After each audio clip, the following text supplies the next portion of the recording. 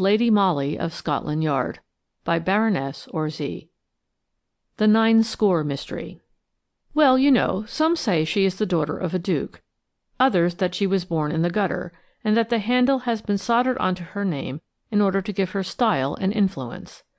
I could say a lot, of course, but my lips are sealed, as the poets say. All through her successful career at the Yard, she honored me with her friendship and confidence. But when she took me in partnership, as it were, she made me promise that I would never breathe a word of her private life, and this I swore on my Bible oath, wish I may die, and all the rest of it. Yes, we always called her my lady, from the moment that she was put at the head of our section, and the chief called her Lady Molly in our presence. We of the female department are dreadfully snubbed by the men, though don't tell me that women have not 10 times as much intuition as the blundering and sterner sex. My firm belief is that we shouldn't have half so much undetected crimes if some of the so-called mysteries were put to the test of feminine investigation. Do you suppose for a moment, for instance, that the truth about that extraordinary case at 9 would ever have come to light if the men alone had had the handling of it? Would any man have taken so bold a risk as Lady Molly did when— but I am anticipating. Let me go back to that memorable morning when she came into my room in a wild state of agitation. "The chief says I may go down to 9 if I like, Mary," she said in a voice all a-quiver with excitement. "You!" I ejaculated. "What for?" "What for? What for?" she repeated eagerly. "Mary, don't you understand? It is the chance I have been waiting for. The chance of a lifetime? They are all desperate about the case up at the Yard. The public is furious, and columns of sarcastic letters appear in the daily press. None of our men know what to do. They are at their wits' end. And so this morning I went to the chief—" "Yes?" I queried eagerly, for she had suddenly ceased speaking. "Well, never mind now how I did it. I will tell you all about it on the way, for we have just got time to catch the 11 a.m. down to Canterbury. The chief says I may go, and that I may take whom I like with me. He suggested one of the men, but somehow I feel that this is woman's work, and I'd rather have you, Mary, than anyone. We will go over the preliminaries of the case together in the train, as I don't suppose that you have gotten them at your fingers' ends yet, and you have only just got time to put a few things together and meet me at Charing Cross booking office in time for that 11 a.m. sharp." She was off before I could ask her any more questions, and anyhow I was too flabbergasted to say much. A murder case in the hands of the female department? Such a thing had been unheard of until now, but I was all excitement too, and you may be sure I was at the station in good time. Fortunately, Lady Molly and I had a carriage to ourselves. It was a non-stop run to Canterbury, so we had plenty of time before us, and I was longing to know all about this case, you bet, since I was to have the honour of helping Lady Molly in it. The murder of Mary Nichols had actually been committed at Ash Court, a fine old mansion which stands in the village of 9. The court is surrounded by magnificently timbered grounds, the most fascinating portion of which is an island in the midst of a small pond, which is spanned by a tiny rustic bridge. The island is called the Wilderness, and it is at the furthermost end of the grounds, out of sight and earshot of the mansion itself. It was in this charming spot, on the edge of the pond, that the body of a girl was found on the 5th of February last. I will spare you the horrible details of this gruesome discovery. Suffice it to say for the present that the unfortunate woman was lying on her face, with the lower portion of her body on the small grass-covered embankment, and her head, arms, and shoulders sunk in the slime of the stagnant water just below.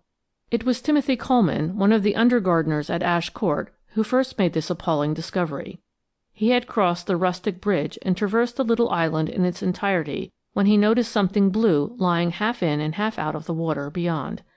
Timothy is a stolid, unemotional kind of yokel, and once having ascertained that the object was a woman's body in a blue dress with white facings, he quietly stooped and tried to lift it out of the mud.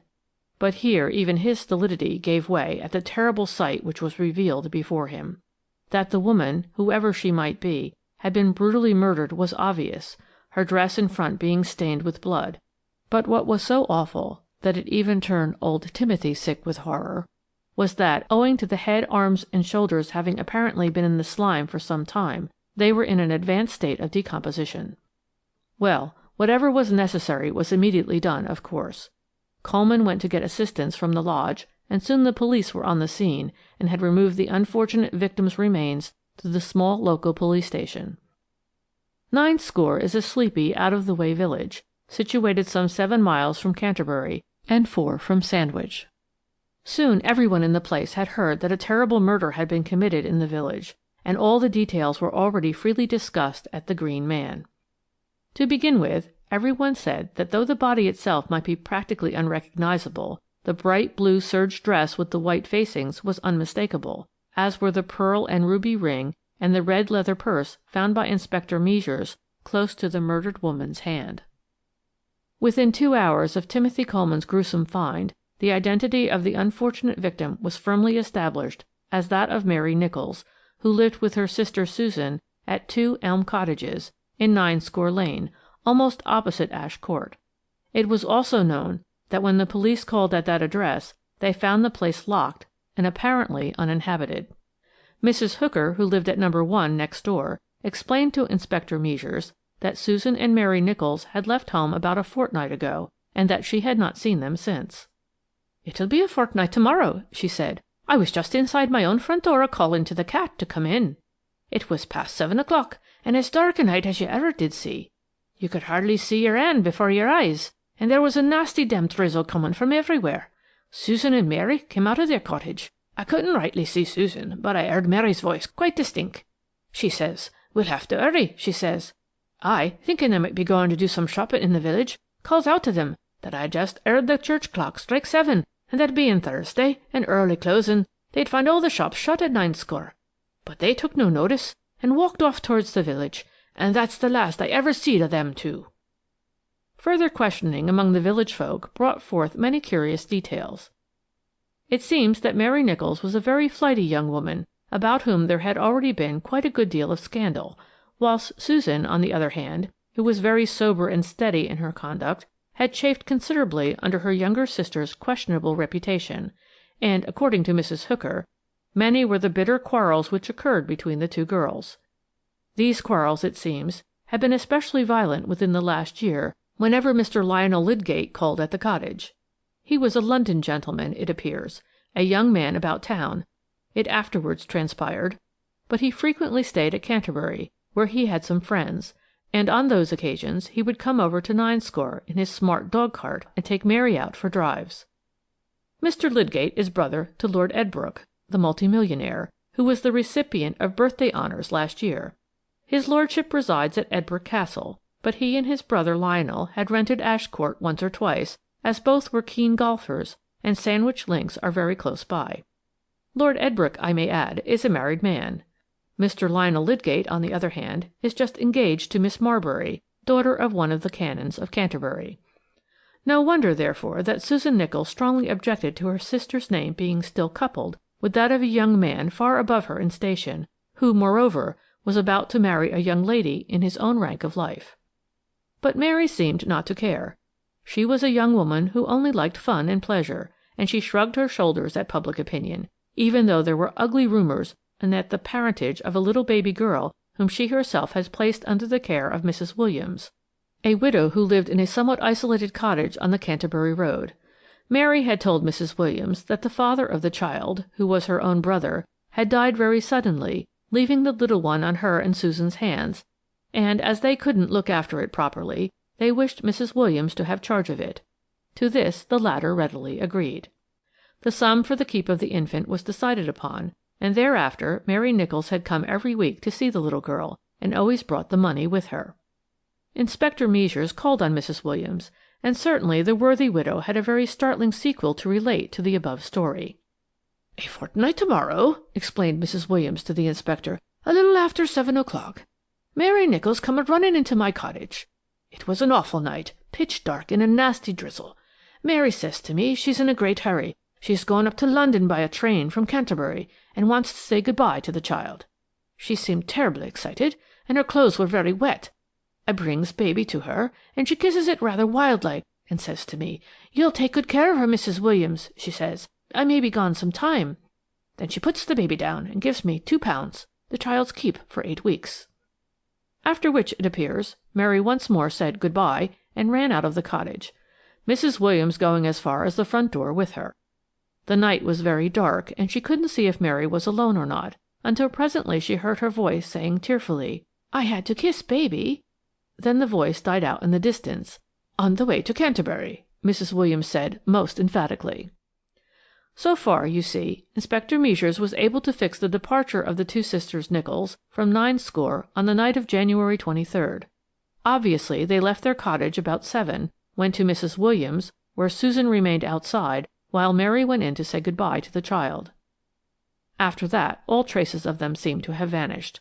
Whether they did go to Canterbury and caught the last-up train, at what station they alighted, or when poor Mary came back, could not at present be discovered.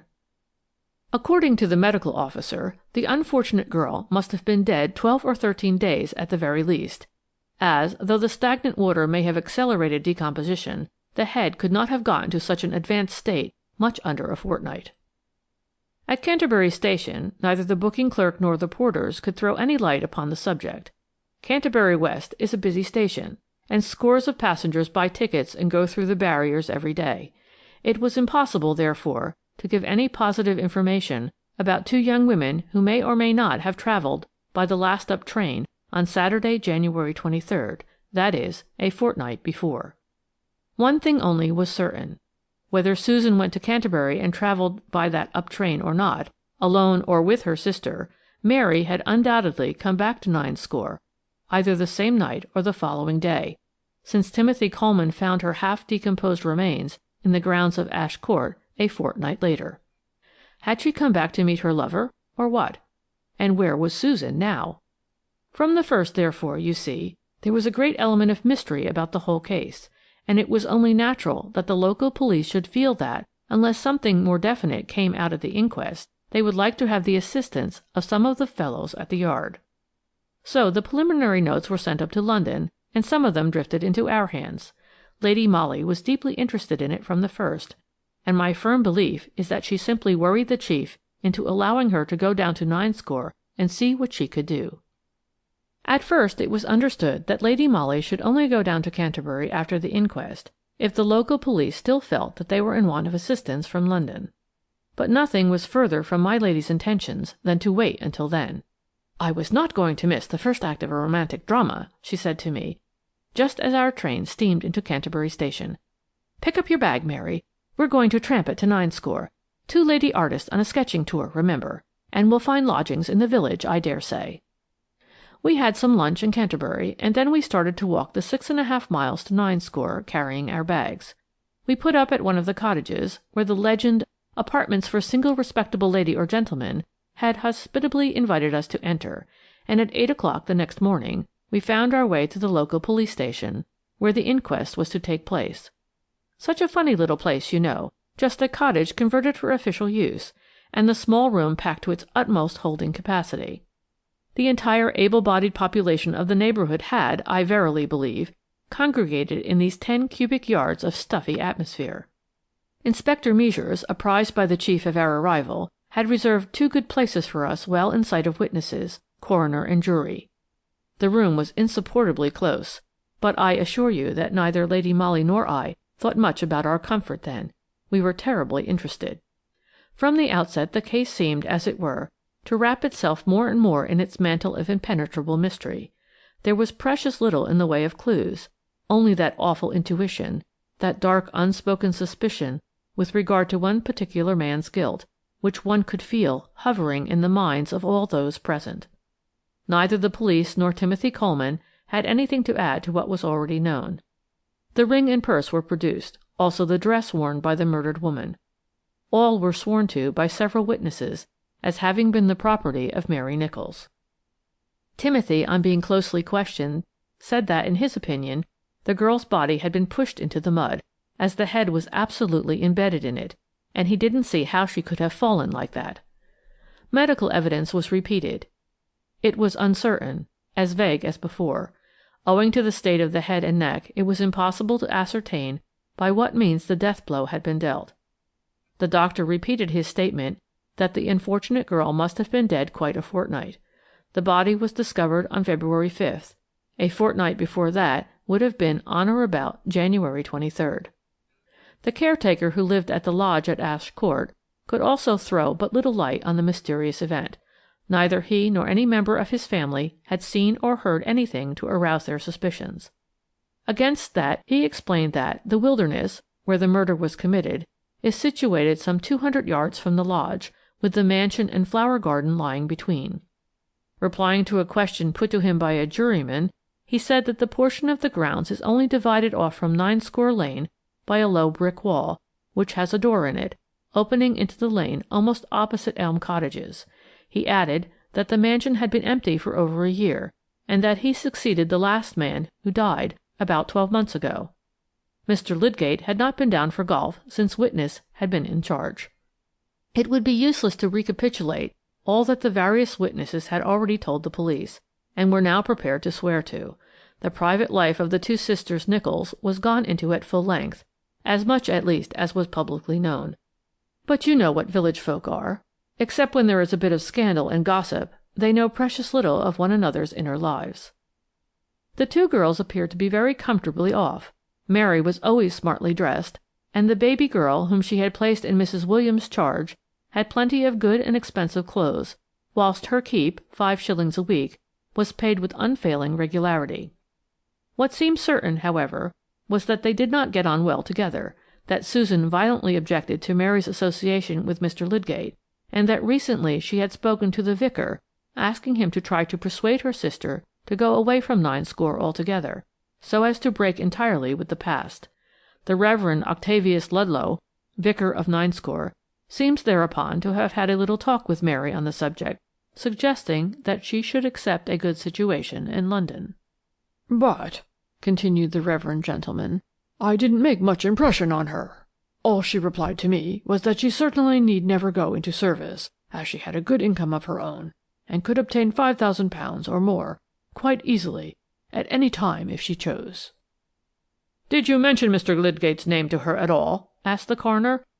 "Yes, I did," said the vicar after a slight hesitation. "Well, what was her attitude then?"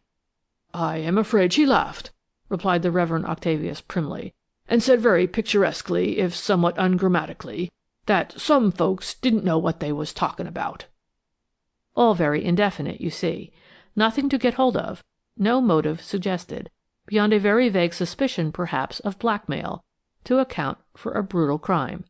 I must not, however, forget to tell you the 2 other facts which came to light in the course of this extraordinary inquest. Though at the time these facts seemed of wonderful moment for the elucidation of the mystery, they only helped ultimately to plunge the whole case into darkness still more impenetrable than before. I am alluding firstly to the deposition of James Franklin, a carter in the employ of one of the local farmers. He stated that about 6:30 on the same Saturday night, January 23rd, he was walking along Ninescore Lane, leading his horse and cart, as the night was indeed pitch dark. Just as he came somewhere near Elm Cottages, he heard a man's voice saying in a kind of hoarse whisper, "Open the door, can't you? It's as dark as blazes." Then a pause, after which the same voice added, "Mary, where the dickens are you?" Whereupon a girl's voice replied, "All right, I'm coming." James Franklin heard nothing more after that, nor did he see anyone in the gloom. With the stolidity peculiar to the Kentish peasantry, he thought no more of this until the day when he heard that Mary Nichols had been murdered. Then he voluntarily came forward and told his story to the police. Now, when he was closely questioned, he was quite unable to say whether these voices proceeded from that side of the lane where stand Elm Cottages, or from the other side, which is edged by the low brick wall. Finally, Inspector Measures, who really showed an extraordinary sense of what was dramatic, here produced a document which he had reserved for the last. This was a piece of paper which he had found in the red leather purse already mentioned, and which at first had not been thought very important, as the writing was identified by several people as that of the deceased, and consisted merely of a series of dates and hours, scribbled in pencil on a scrap of notepaper. But suddenly these dates had assumed a weird and terrible significance. 2 of them at least, December 26th and January 1st, followed by 10 a.m., were days on which Mr. Lydgate came over to Ninescore and took Mary for drives. 1 or 2 witnesses swore to this positively. Both dates had been local meets of the harriers, to which other folk from the village had gone, and Mary had openly said afterwards how much she had enjoyed these. The other dates, there were 6 altogether, were more or less vague. One Mrs. Hooker remembered as being coincident with a day Mary Nicholls had spent away from home, but the last date, scribbled in the same handwriting, was January 23rd, and below it the hour, 6 p.m.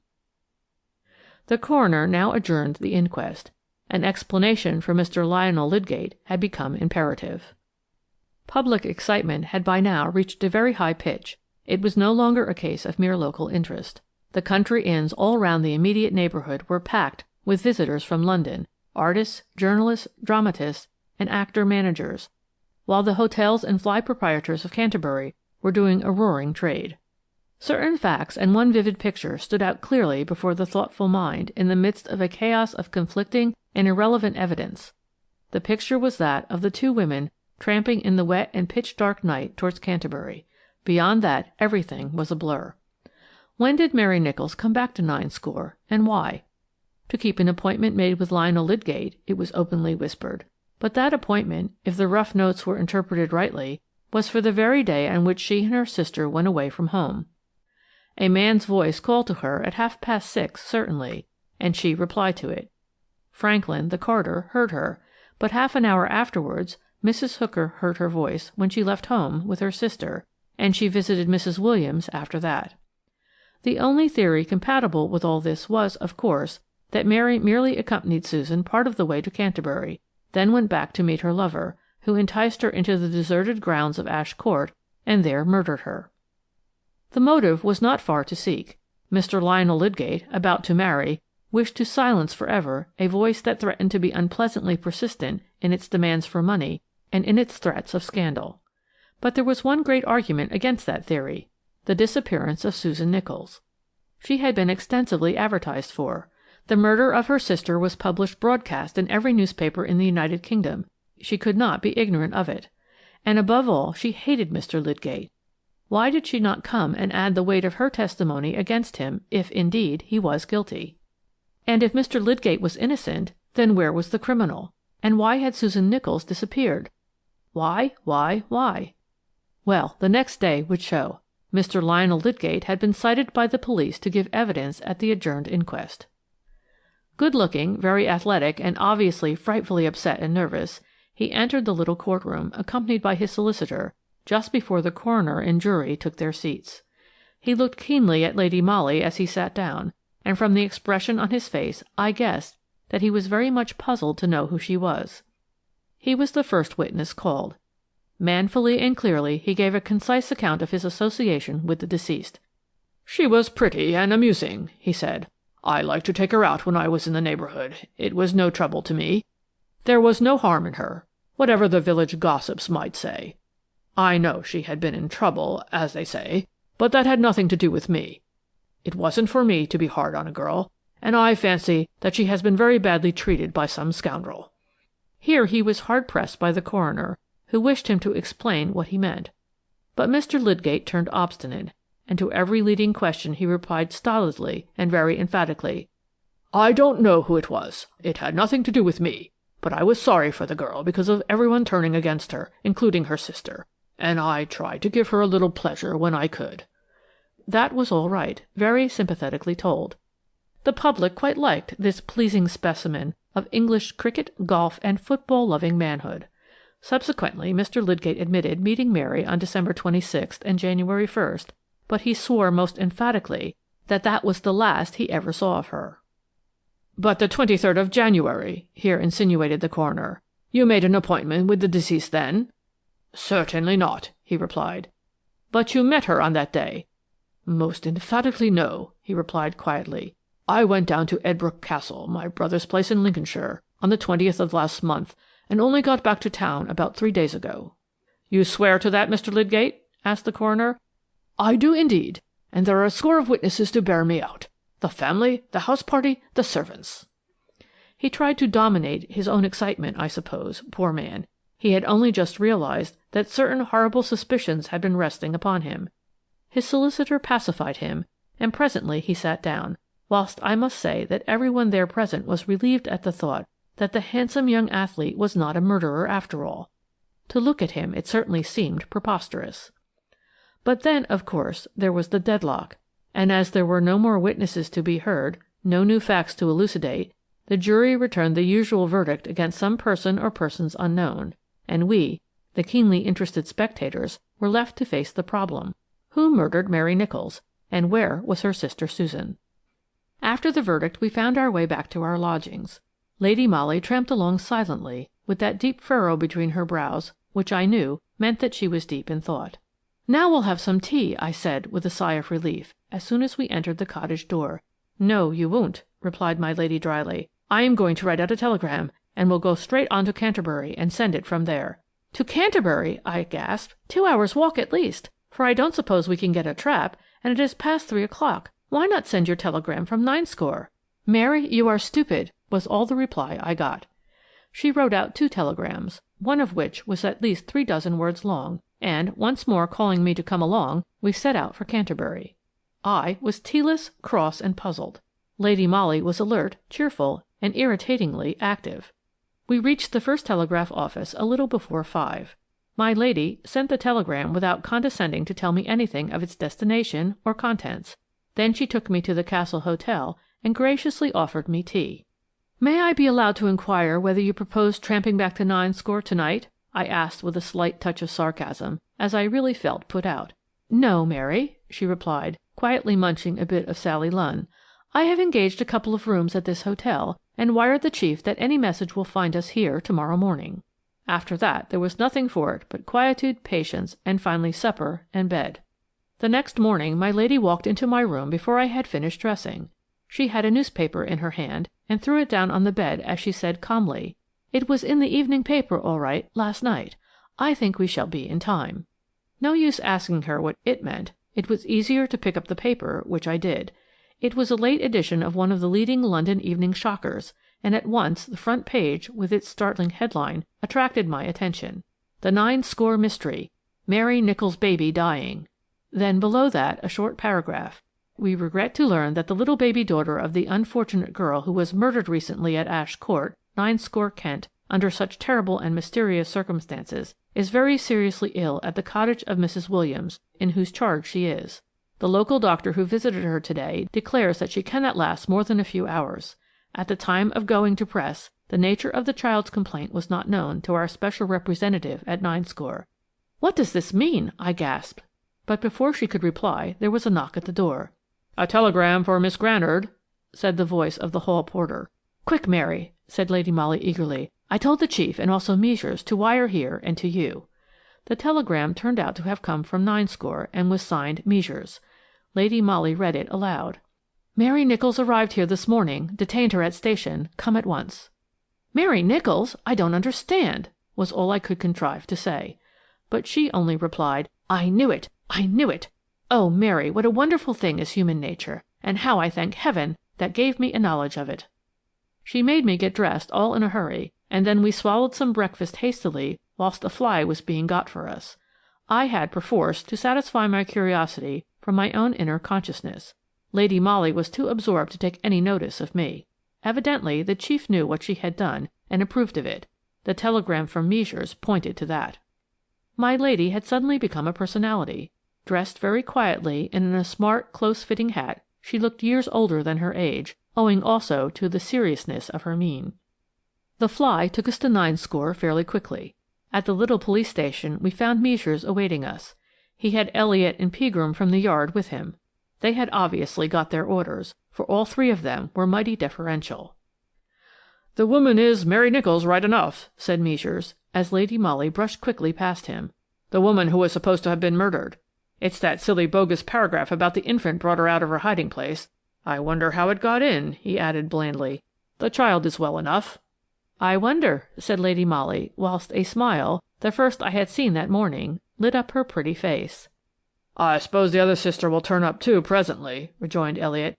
"Pretty lot of trouble we shall have now.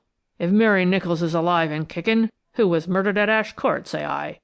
"I wonder," said Lady Molly with the same charming smile. Then she went in to see Mary Nichols. The Reverend Octavius Ludlow was sitting beside the girl, who seemed in great distress, for she was crying bitterly. Lady Molly asked Elliot and the others to remain in the passage while she herself went into the room, I following behind her. When the door was shut, she went up to Mary Nicholls, and assuming a hard and severe manner, she said, "Well, you have at last made up your mind, have you, Nicholls? I suppose you know that we have applied for a warrant for your arrest?" The woman gave a shriek, which unmistakably was one of fear. "My arrest!" she gasped. "What for?" "The murder of your sister Susan." "'Twasn't me," she said quickly. "Then Susan is dead?" retorted Lady Molly quietly. Mary saw that she had betrayed herself. She gave Lady Molly a look of agonized horror, then turned as white as a sheet, and would have fallen had not the Reverend Octavius Ludlow gently led her to a chair. "It wasn't me," she repeated with a heart-broken sob. "That will be for you to prove," said Lady Molly dryly.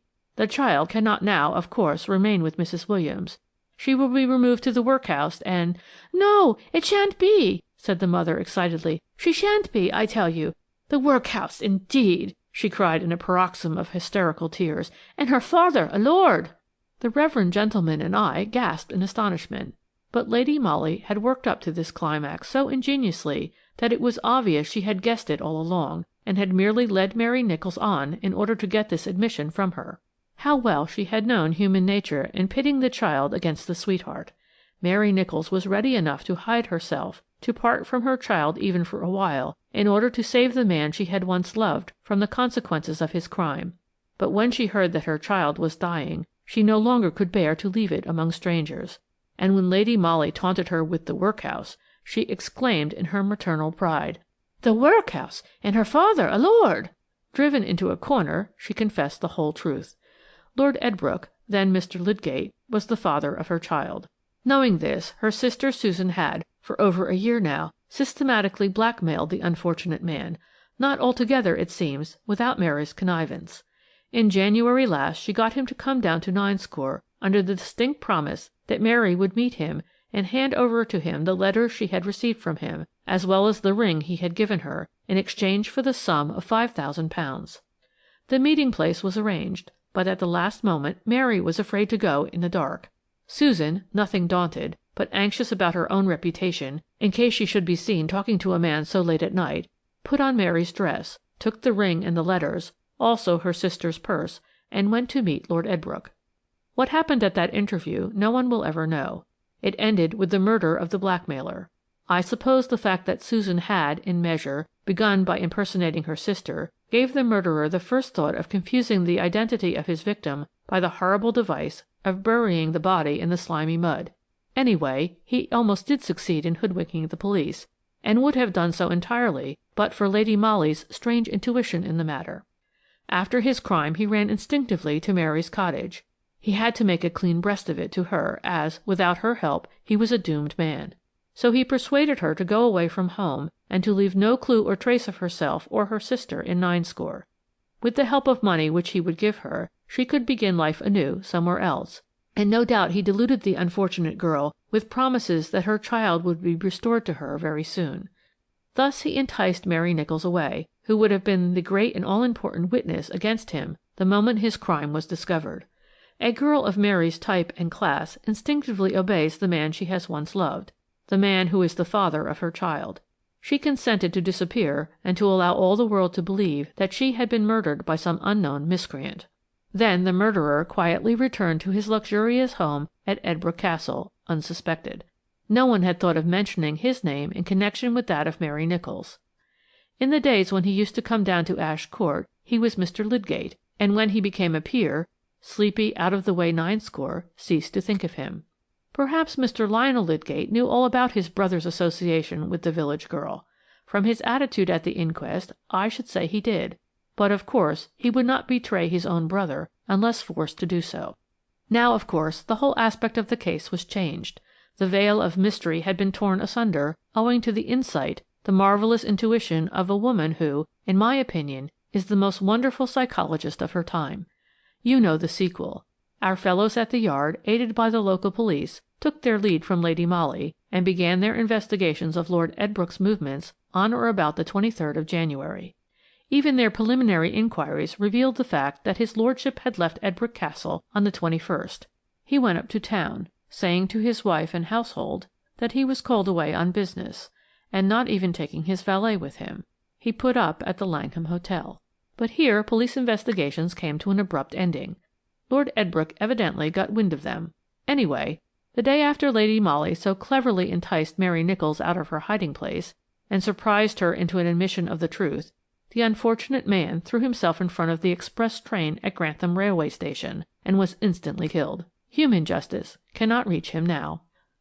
But don't tell me that a man would have thought of that bogus paragraph, or of the taunt which stung the motherly pride of the village girl to the quick, and thus wrung from her an admission which no amount of male ingenuity would ever have obtained. End of the 9 mystery, The Frewin Miniatures. Although, mind you, Lady Molly's methods in connection with the 9 mystery were not altogether approved of at the Yard, nevertheless, her shrewdness and ingenuity in the matter were so undoubted that they earned for her a reputation, then and there, which placed her in the foremost rank of the force, and presently, when everyone, public and police alike, were set by the ears over the Frewin miniatures, and a reward of 1,000 guineas was offered for information that would lead to the apprehension of the thief, the chief, of his own accord and without any hesitation, offered the job to her. I don't know much about so-called works of art myself, but you can't be in the detective force, female or otherwise, without knowing something of the value of most things, and I don't think that Mr. Frewin put an excessive value on his Englehearts when he stated that they were worth £10,000. There were 8 of them, all on ivory, about 3 to 4 inches high, and they were said to be the most perfect specimens of their kind. Mr. Frewin himself had had an offer for them, less than 2 years ago, of 200,000 francs from the trustees of the Louvre, which offer, mind you, he had refused. I dare say you know that he was an immensely wealthy man, a great collector himself, as well as dealer, and that several of the most unique and most highly priced works of art found their way into his private collection. Among them, of course, the Englehart miniatures were the most noteworthy. For some time before his death Mr. Frewin had been a great invalid, and for over 2 years he had not been able to go beyond the boundary of his charming property, Blatchley House, near Brighton. There is a sad story in connection with the serious illness of Mr. Frewin, an illness which, if you remember, has since resulted in the poor old gentleman's death. He had an only son, a young man on whom the old art dealer had lavished all the education and subsequently all the social advantages which money could give. The boy was exceptionally good-looking, and had inherited from his mother a great charm of manner which made him very popular. The Honourable Mrs. Frewin is the daughter of an English peer, more endowed with physical attributes than with worldly goods. Besides that, she is an exceptionally beautiful woman, has a glorious voice, is a fine violinist, and is no mean watercolour artist, having more than once exhibited at the Royal Academy. Unfortunately, at one time, young Frewin had got into very bad company, made many debts, some of which were quite unavowable, and there were rumours current at the time to the effect that had the police got wind of certain transactions in connection with a brother officer's cheque, a very unpleasant prosecution would have followed. Be that as it may, young Lionel Frewin had to quit his regiment, and presently he went off to Canada, where he is supposed to have gone in for farming. According to the story related by some of the servants at Blatchley House, there were violent scenes between father and son before the former consented to pay some of the young spendthrift's most pressing debts, and then find the further sum of money which was to enable young Frewin to commence a new life in the colonies. Mrs. Frewin, of course, took the matter very much to heart. She was a dainty, refined, artistic creature, who idolized her only son, but she had evidently no influence whatever over her husband, who, in common with certain English families of Jewish extraction, had an extraordinary hardness of character where the integrity of his own business fame was concerned. He absolutely never forgave his son what he considered a slur cast upon his name by the young spendthrift. He packed him off to Canada, and openly told him that he was to expect nothing further from him. All the Frewin money and the priceless art collection would be left by will to a nephew, James Hyam, whose honour and general conduct had always been beyond reproach. That Mr. Frewin really took his hereto idolized son's defalcations very much to heart was shown by the fact that the poor old man's health completely broke down after that. he had an apoplectic fit, and although he somewhat recovered, he always remained an invalid. His eyesight and brain power were distinctly enfeebled, and about 9 months ago he had a renewed seizure, which resulted in paralysis first, and subsequently in his death. The greatest, if not the only joy the poor old man had during the 2 years which he spent pinned to an invalid chair was his art collection. Blatchley House was a perfect art museum, and the invalid would have his chair wheeled up and down the great hall and along the rooms where his pictures and china, and above all, where his priceless miniatures were stored. He took an enormous pride in these, and it was, I think, with a view to brightening him up a little, that Mrs. Frewin invited Monsieur de Colinville, who had always been a great friend of her husband, to come and stay at Blatchley. Of course, there is no greater connoisseur of art anywhere than that distinguished Frenchman, and it was through him that the celebrated offer of £8,000 was made by the Louvre for the Englehart miniatures. Though of course the invalid declined the offer, he took a great pleasure and pride in the fact that it had been made, as, in addition to Monsieur de Colinville himself, several members of the Committee of Art Advisors to the Louvre came over from Paris in order to try and persuade Mr. Frewin to sell his unique treasures. However, the invalid was obdurate about that. He was not in want of money, and the celebrated Frewin art collection would go intact to his widow for her life, and then to his heir, Mr. James Hyam, a great connoisseur himself, an art dealer of St. Petersburg and London. It was really a merciful dispensation of Providence that the old man never knew of the disappearance of his valued miniatures. By the time that extraordinary mystery had come to light, he was dead. On the evening of January 14th, at 8:30, Mr. Frewin had a third paralytic seizure, from which he never recovered.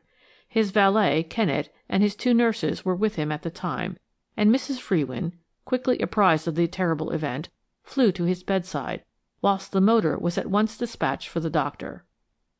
About an hour or 2 later, the dying man seemed to rally somewhat, but he appeared very restless and agitated, and his eyes were roaming anxiously about the room.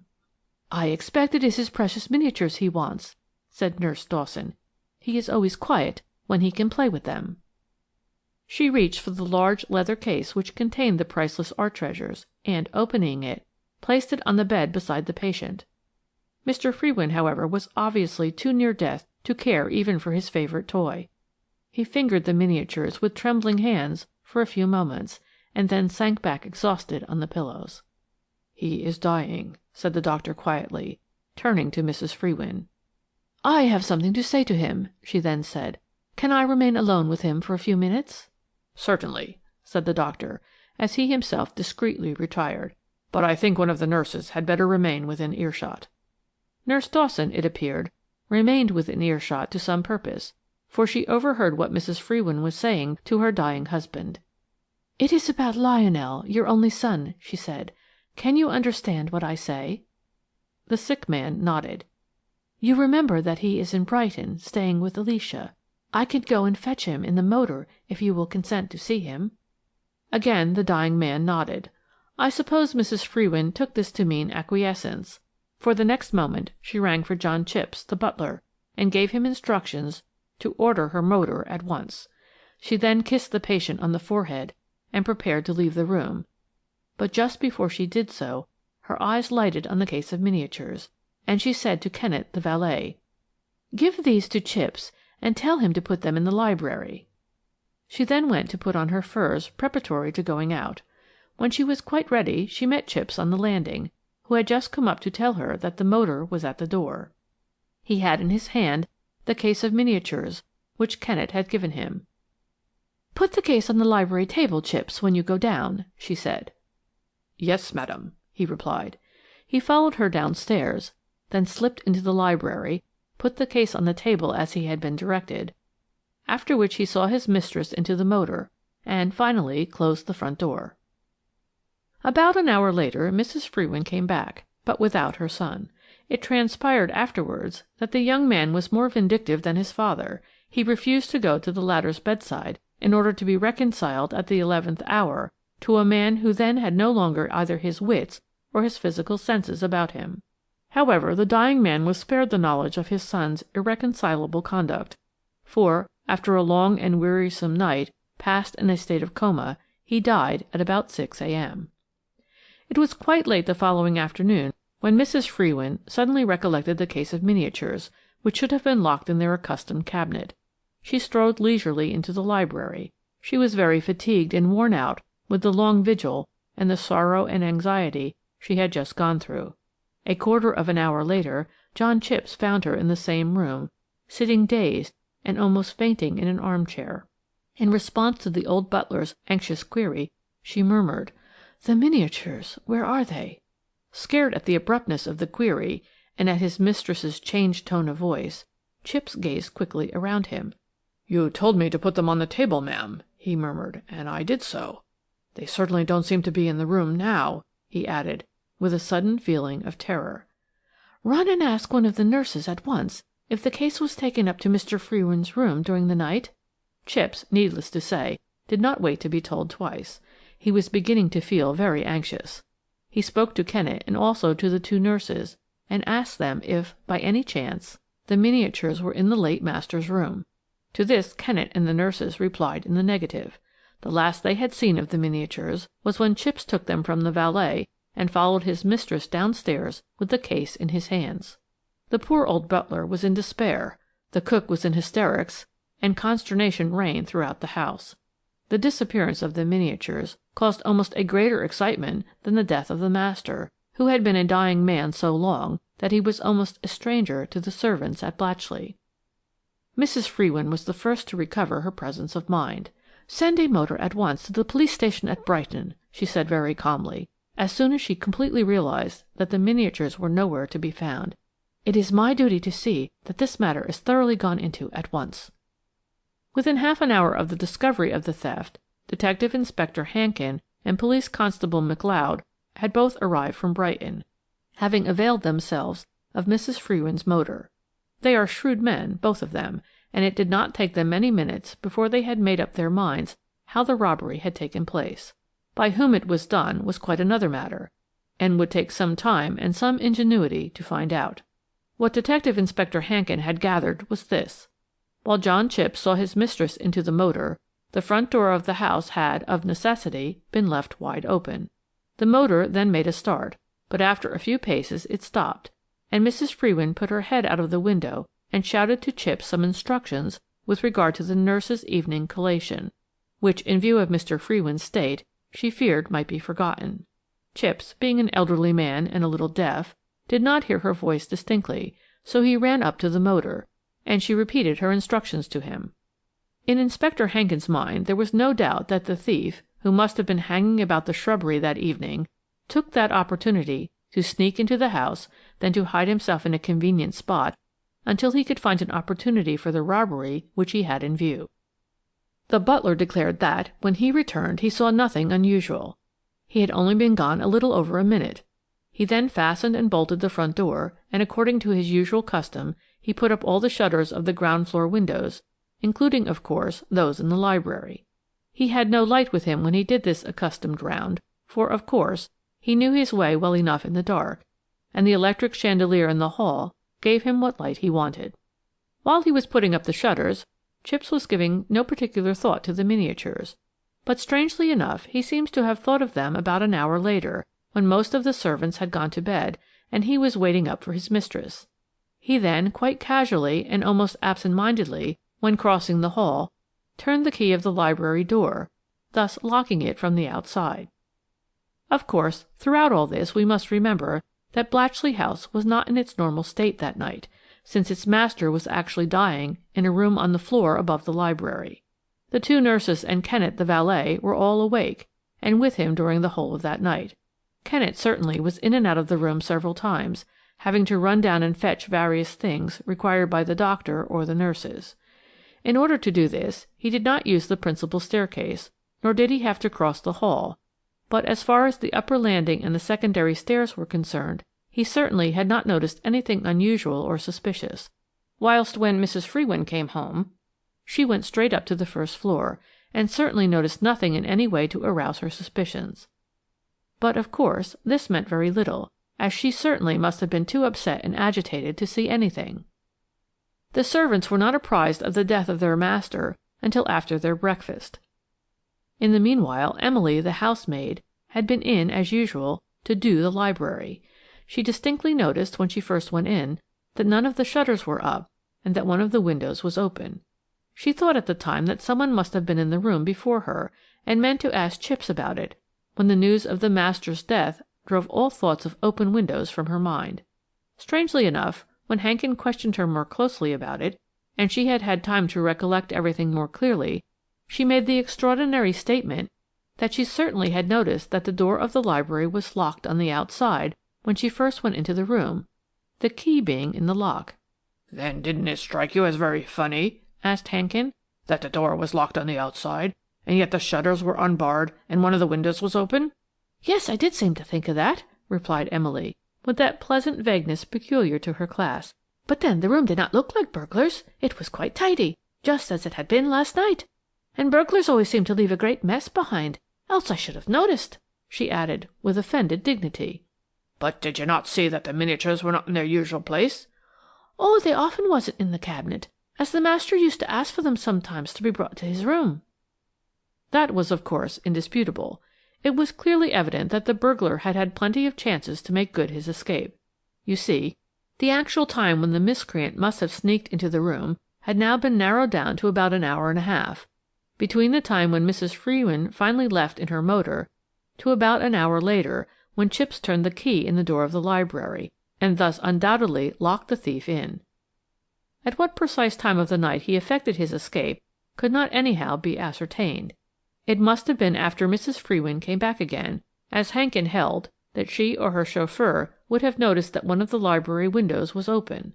This opinion was not shared by Elliot from the yard, who helped in the investigation of this mysterious crime, as Mrs. Frewin was certainly very agitated and upset that evening, and her powers of perception would necessarily be blunted.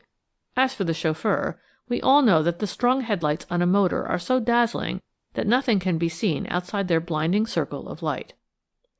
Be that as it may, it remained doubtful when the thief made good his escape.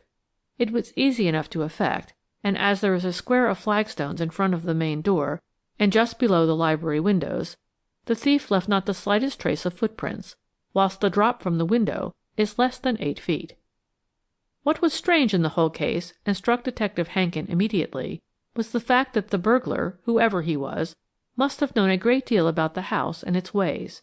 He also must have had a definite purpose in his mind, not usually to be found in the brain of a common housebreaker. He must have meant to steal the miniatures and nothing else, since he made his way straight to the library, and having secured the booty, at once made good his escape without trying to get any other article which could more easily be disposed of than works of art. You may imagine, therefore, how delicate a task now confronted Inspector Hankin. You see, he had questioned everyone in the house, including Mr. Frewin's valet and nurses, and from them he casually heard of Mrs. Frewin's parting words to her dying husband, and of her mention of the scapegrace's son, who was evidently in the immediate neighbourhood, and whom she wished to come and see his father. Mrs. Frewin, closely questioned by the detective, admitted that her son was staying in Brighton, and that she saw him that very evening. "Mr. Lionel Frewin is staying at the Metropole Hotel," she said coldly, "and he was dining with my sister, Lady Steyne, last night. He was in the house at Sussex Square when I arrived in my motor," she added hastily, guessing perhaps the unavowed suspicion which had arisen in Hankin's mind, "and he was still there when I left. I drove home very fast, naturally, as my husband's condition was known to me to be quite hopeless, and that he was not expected to live more than perhaps a few hours. We covered the 7 miles between this house and that of my sister in less than a quarter of an hour." This statement of Mrs. Frewin's was, if you remember, fully confirmed both by her sister and her brother-in-law, Lady Steyne and Sir Michael. There was no doubt that young Lionel Frewin was staying at the Hotel Metropole in Brighton, that he was that evening dining with the Steynes at Sussex Square, when his mother arrived in her motor.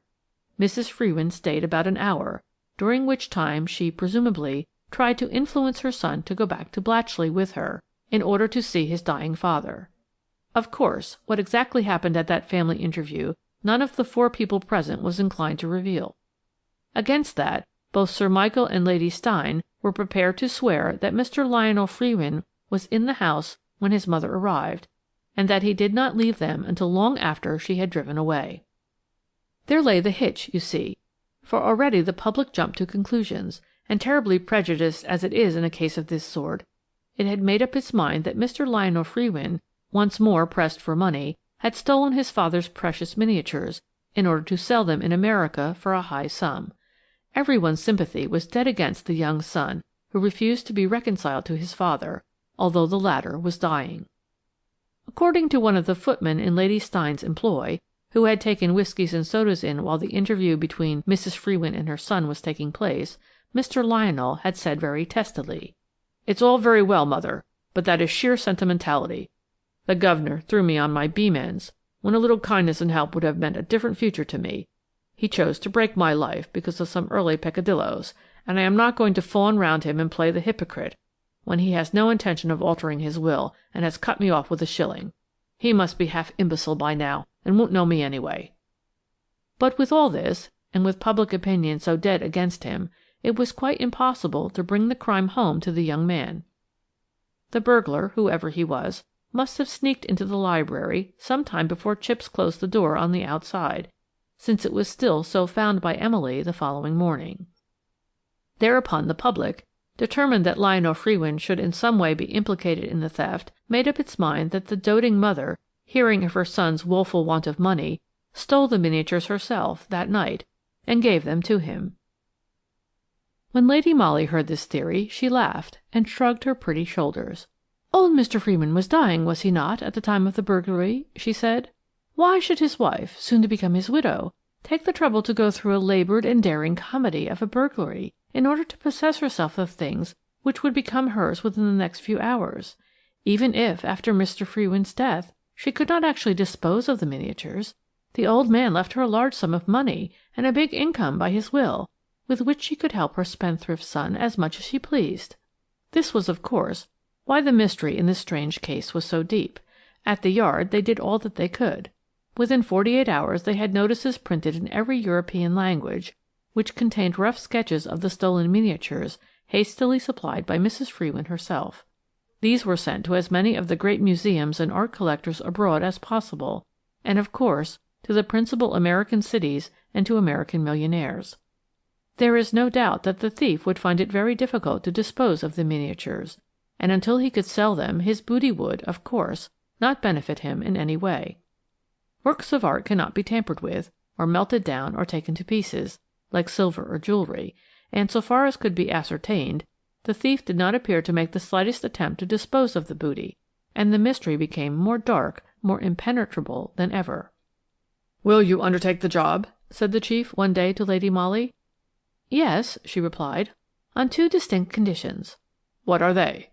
"That you will not bother me with useless questions, and that you will send out fresh notices to all the museums and art collectors you can think of, and request them to let you know of any art purchases they have made within the last 2 years." "The last 2 years!" ejaculated the chief. "Why, the miniatures were only stolen 3 months ago." "Did I not say that you were not to ask me useless questions?" This to the chief, mind you, and he only smiled, whilst I nearly fell backwards at her daring. But he did send out the notices, and it was generally understood that Lady Molly now had charge of the case. It was about 7 weeks later when, one morning, I found her at breakfast, looking wonderfully bright and excited. "The Yard has had sheaves of replies, Mary," she said gaily, "and the chief still thinks I am a complete fool." "Why, what has happened?"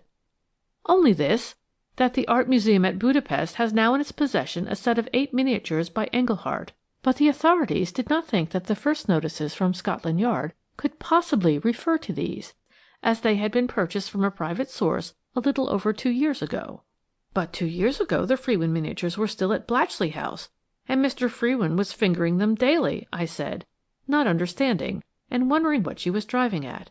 "I know that," she said gaily. "So does the chief. That is why he thinks that I am a first-class idiot." "But what do you wish to do now?"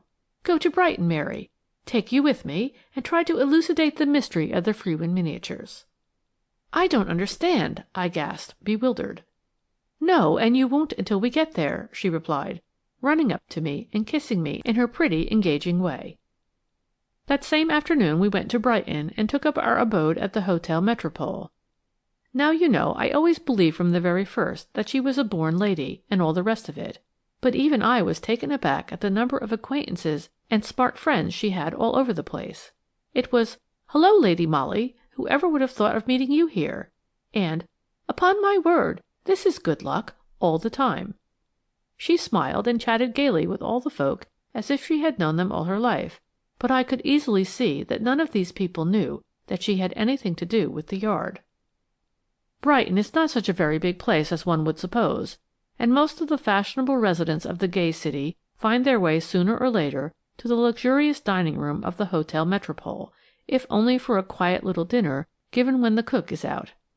Therefore, I was not a little surprised when, one evening, about a week after our arrival, and just as we were sitting down to the table d'hôte dinner, Lady Molly suddenly placed one of her delicate hands on my arm. "Look behind you, a little to your left, Mary, but not just this minute. When you do, you will see 2 ladies and 2 gentlemen sitting at a small table quite close to us. They are Sir Michael and Lady Steyne, the Honourable Mrs. Frewin in deep black, and her son, Mr. Lionel Frewin." I looked round as soon as I could, and gazed with some interest at the hero and heroine of the Blatchley House drama.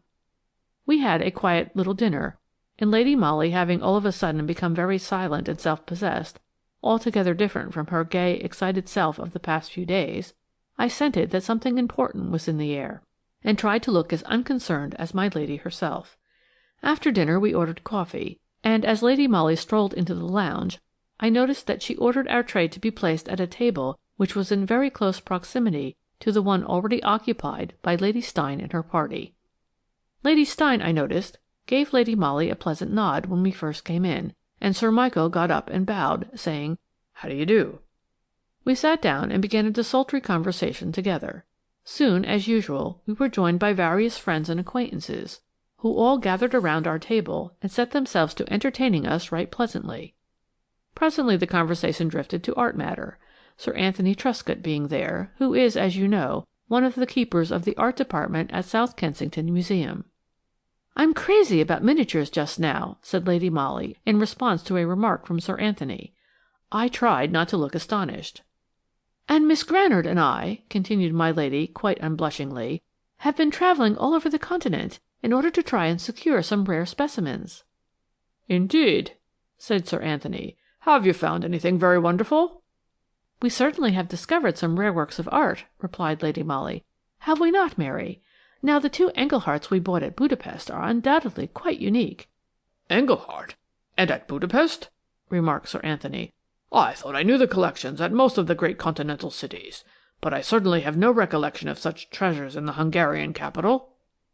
"Oh, but they were only purchased 2 years ago, and have only been shown to the public recently," remarked Lady Molly. "There was originally a set of 8. So the controller, Mr. Polsky, informed me. He bought them from an English collector, whose name I have now forgotten, and he is very proud of them, but they cost the country a great deal more money than it could afford, and in order somewhat to recoup himself, Mr. Polsky sold 2 out of the 8, at, I must say, a very stiff price." While she was talking, I could not help noticing the strange glitter in her eyes. Then a curious smothered sound broke upon my ear. I turned and saw Mrs. Frewin looking with glowing and dilated eyes at the charming picture presented by Lady Molly.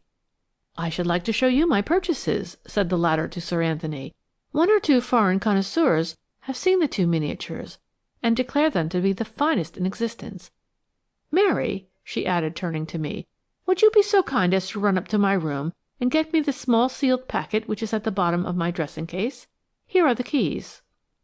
A little bewildered, yet guessing by her manner that I had a part to play, I took the keys from her and went up to her room.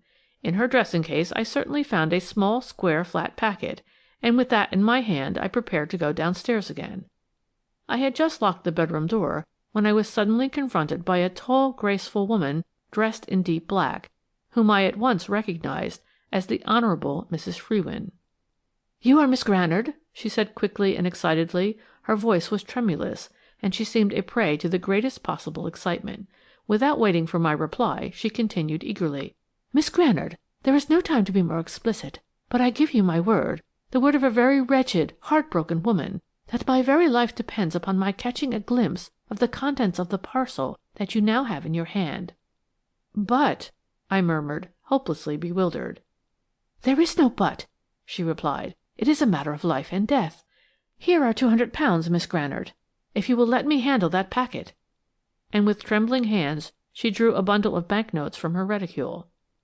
I hesitated, not because I had any notion of acceding to Mrs. Frewin's request, but because I did not quite know how I ought to act at this strange juncture, when a pleasant, mellow voice broke in suddenly.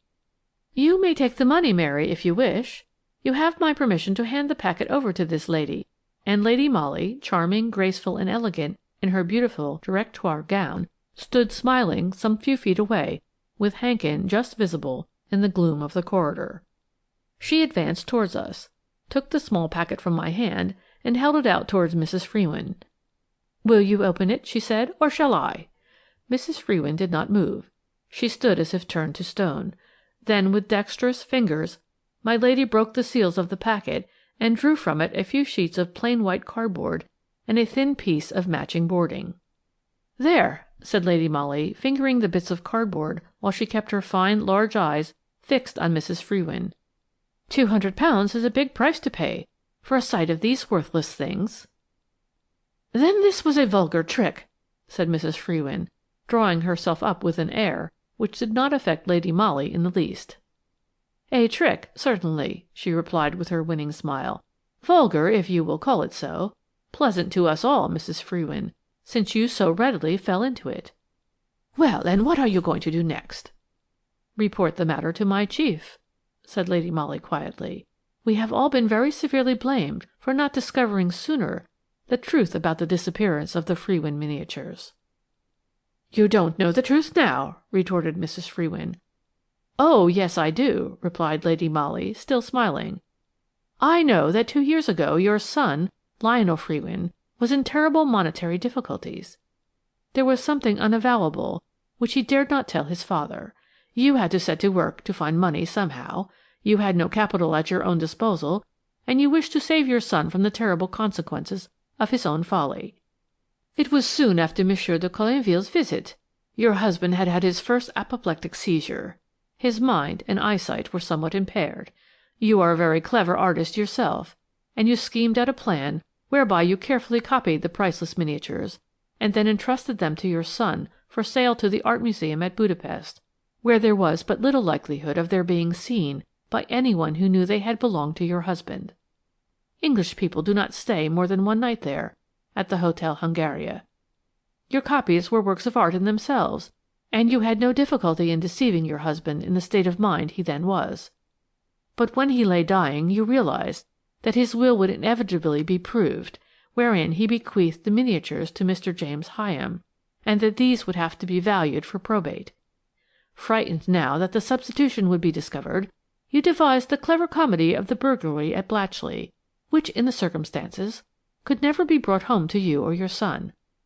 I don't know where you subsequently concealed the spurious Engelhart miniatures which you calmly took out of the library and hid away during the night of your husband's death, but no doubt our men will find that out, she added quietly, now that they are on the track.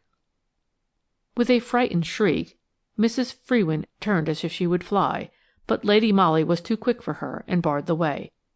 Then, with that wonderful charm of manner and that innate kindliness which always characterized her, she took hold of the unfortunate woman's wrist. "Let me give you a word of advice," she said gently. "We at the Yard will be quite content with a confession from you, which will clear us of negligence and satisfy us that the crime has been brought home to its perpetrator. After that, try and enter into an arrangement with your husband's legatee, Mr. James Hyam. Make a clean breast of the whole thing to him, and offer him full monetary compensation. For the sake of the family, he won't refuse.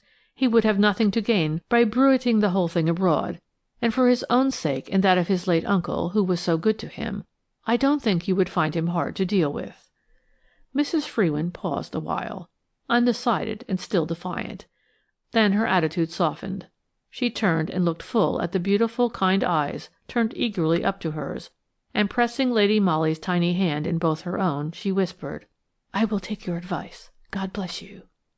She was gone, and Lady Molly called Hankin to her side.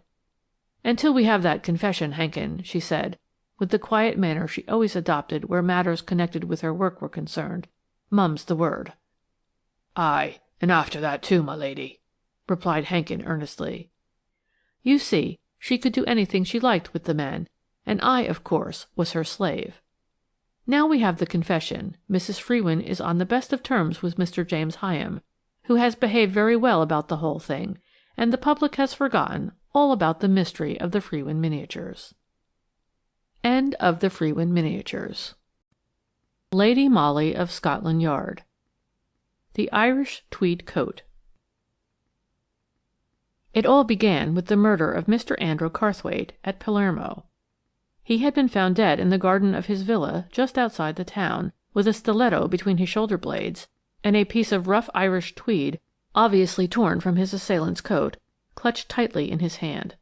All that was known of Mr. Carrthwaite over here was that he was a Yorkshireman, owner of some marble works in Sicily, a man who employed a great many hands, and that, unlike most employers of labour over there, he had a perfect horror of the many secret societies and socialist clubs which abound in that part of the world. He would not become a slave to the ever-growing tyranny of the Mafia and its kindred associations, and therefore he made it a hard and fast rule that no workman employed by him, from the foremost to the meanest hand, should belong to any society, club, or trade union of any sort or kind. At first, robbery was thought to have been the sole object of the crime, for Mr. Carrthwaite's gold watch, marked with his initials, A.C., and his chain were missing. But the Sicilian police were soon inclined to the belief that this was merely a blind, and that personal spite and revenge were at the bottom of that dastardly outrage. One clue, remember, had remained in the possession of the authorities. This was the piece of rough Irish tweed found in the murdered man's hand. Within 24 hours a dozen witnesses were prepared to swear that the fragment of cloth was part of a coat habitually worn by Mr. Carrthwaite's English overseer, Mr. Cecil Shuttleworth. It appears that this young man had lately, in defiance of the rigid rules prescribed by his employer, joined a local society, semi-social, semi-religious, which came under the ban of the old Yorkshireman's prejudices. Apparently there had been several bitter quarrels between Mr. Carrthwaite and young Shuttleworth, culminating in one tempestuous scene, witnessed by the former servants at his villa, and although these people did not understand the actual words that passed between the two Englishmen, it was pretty clear that they amounted to an ultimatum on the one side and defiance on the other. The dismissal of the overseer followed immediately, and that same evening Mr. Carrthwaite was found murdered in his garden. Mind you, according to English ideas, the preliminary investigations in that mysterious crime were hurried through in a manner which we should think unfair to the accused. It seemed from the first as if the Sicilian police had wilfully made up their minds that Shuttleworth was guilty. For instance, although so many people were prepared to swear that the young English overseer had often worn a coat of which the piece found in the murdered man's hand was undoubtedly a torn fragment, yet the coat itself was not found among his effects, and neither were his late master's watch and chain. Nevertheless, the young man was arrested within a few hours of the murder, and, after the formalities of the preliminary instruction, was duly committed to stand his trial on the capital charge. It was about this time that I severed my official connection with the Yard. Lady Molly now employed me as her private secretary, and I was working with her one day in the study of our snug little flat in Maida Vale when our trim servant came in to us with a card and a letter on a salver. Lady Molly glanced at the card, then handed it across to me. It bore the name Mr. Jeremiah Shuttleworth. The letter was from the chief. "Not much in it," she commented, glancing rapidly at its contents. "The chief only says, 'This is the father of the man who is charged with the Palermo murder. As obstinate as a mule. But you have my permission to do what he wants. Emily, show the gentleman in," she added. The next moment a short, thick-set man entered our little study. He had sandy hair and a freckled skin. There was a great look of determination in the square face, and a fund of dogged obstinacy in the broad, somewhat heavy jaw. In response to Lady Molly's invitation, he sat down, and began with extraordinary abruptness. "I suppose you know what I've come about, miss?" he suggested. "Well," she replied, holding up his own card, "I can guess." "My son, ma'am," he said in a husky voice. "He is innocent. I swear by the living—" He checked himself, obviously ashamed of this outburst. Then he resumed more calmly. Of course, there's the business about the coat, and that coat did belong to my son, but— Well, yes? Asked Lady Molly, for he had paused again, as if waiting to be encouraged in his narrative. What about that coat? It has been found in London, miss, he replied quietly. The fiendish brutes who committed the crime thought out this monstrous way of diverting attention from themselves by getting hold of my son's coat and making the actual assassin wear it, in case he was espied in the gloom. There was silence in the little study for a while. I was amazed, aghast at the suggestion put forward by that rough north countryman, that sorely stricken father, who spoke with curious intensity of language and of feeling. Lady Molly was the first to break the solemn silence. "What makes you think, Mr. Shuttleworth, that the assassination of Mr. Carrthwaite was the work of a gang of murderers?" she asked. "I know, Cicely," he replied simply. "My boy's mother was a native of Messina. The place is riddled with secret societies, murdering, anarcho clubs, organizations against which Mr. Carrthwaite waged deadly warfare. It was one of these, the Mafia probably, that decreed that Mr. Carrthwaite should be done away with. They could not do with such a powerful and hard-headed enemy." "You may be right, Mr. Shuttleworth, but tell me more about the coat." "Well, that'll be damning proof against the blackguards anyway. I am on the eve of a second marriage, ma'am," continued the man with seeming irrelevance. "The lady is a widow. Mrs. Tadworth is her name, but her father was an Italian named Badini, a connection of my first wife's, and that's how I came to know him and his daughter. You know Leather Lane, don't you? It might be in Italy, for Italian's the only language one hears about there. Badini owned a house in Bread Street, Leather Lane, and let lodgings to his fellow countrymen there. This business my future wife still carries on. About a week ago, 2 men arrived at the house, father and son, so they said, who wanted a cheap bedroom.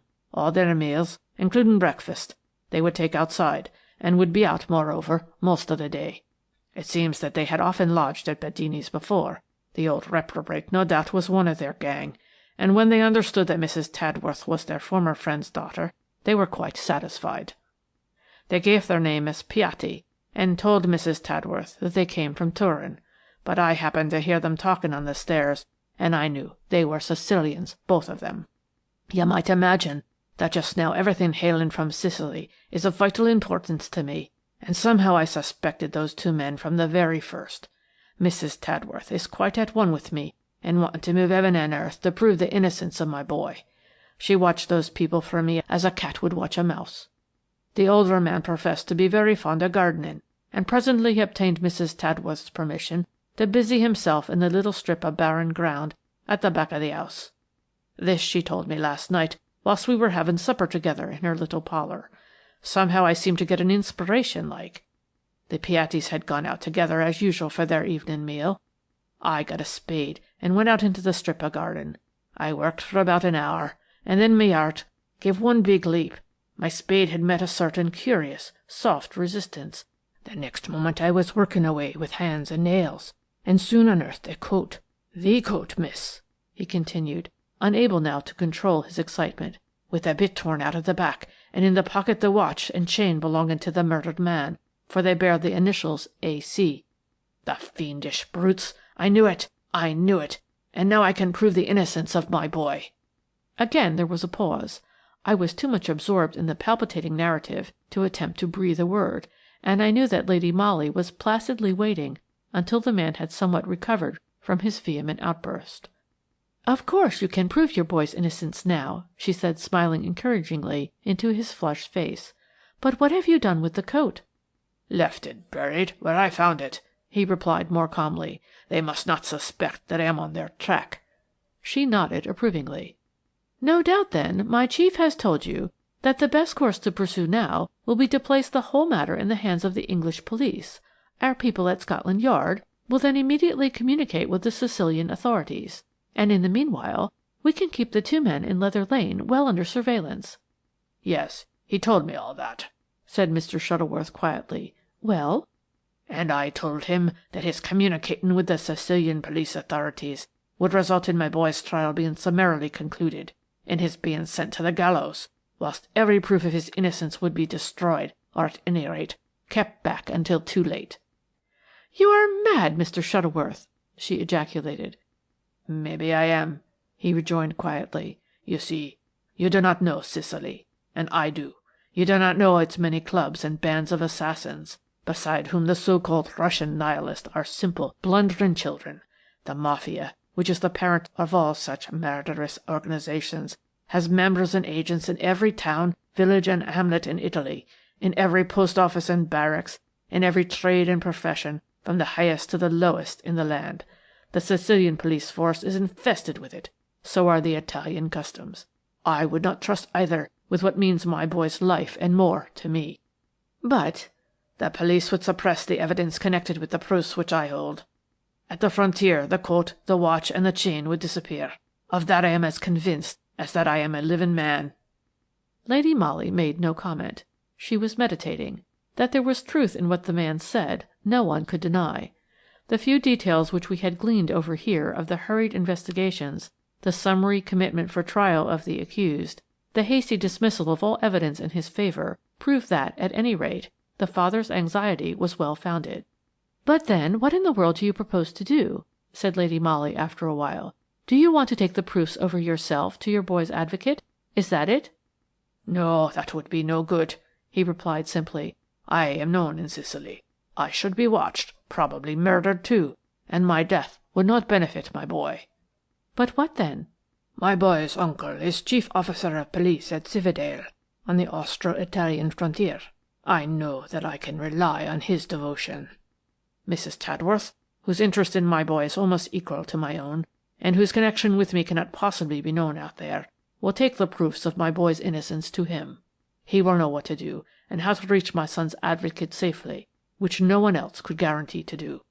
"Well," said Lady Molly, "that being so, what is it you want us to do in the matter?"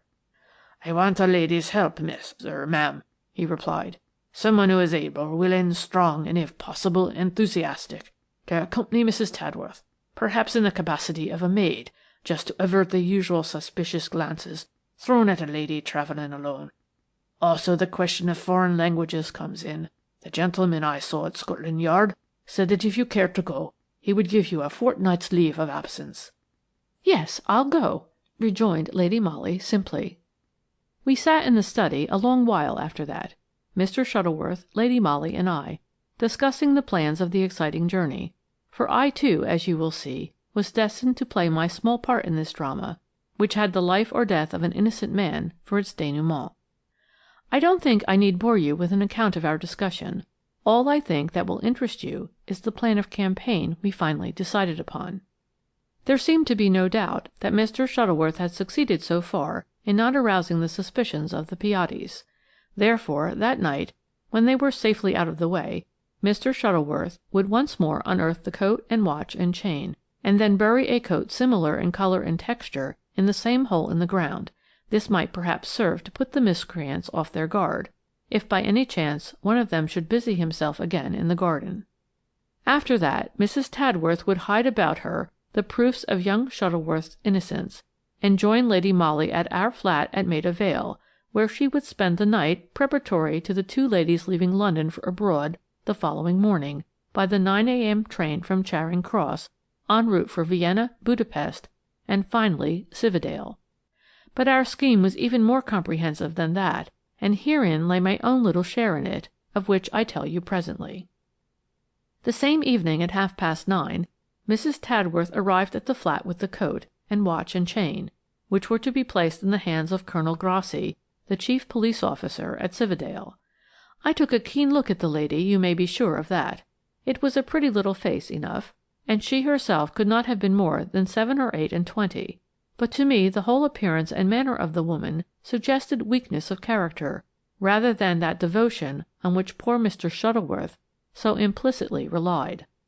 I suppose that it was on that account that I felt unaccountably downhearted and anxious when I bade farewell to my own dear lady, a feeling in which she obviously did not share. Then I began to enact the rôle which had been assigned to me. I dressed up in Mrs. Tadworth's clothes. We were about the same height, and putting on her hat and closely fitting veil, I set out for Leather Lane. For as many hours as I could possibly contrive to keep up the deception, I was to impersonate Mrs. Tadworth in her own house. As I dare say you have guessed by now, That lady was not in affluent circumstances, and the house in a small by-street off Leather Lane did not boast of a staff of servants. In fact, Mrs. Tadworth did all the domestic work herself, with the help of a charwoman for a couple of hours in the mornings. That charwoman had, in accordance with Lady Molly's plan, been given a week's wages in lieu of notice.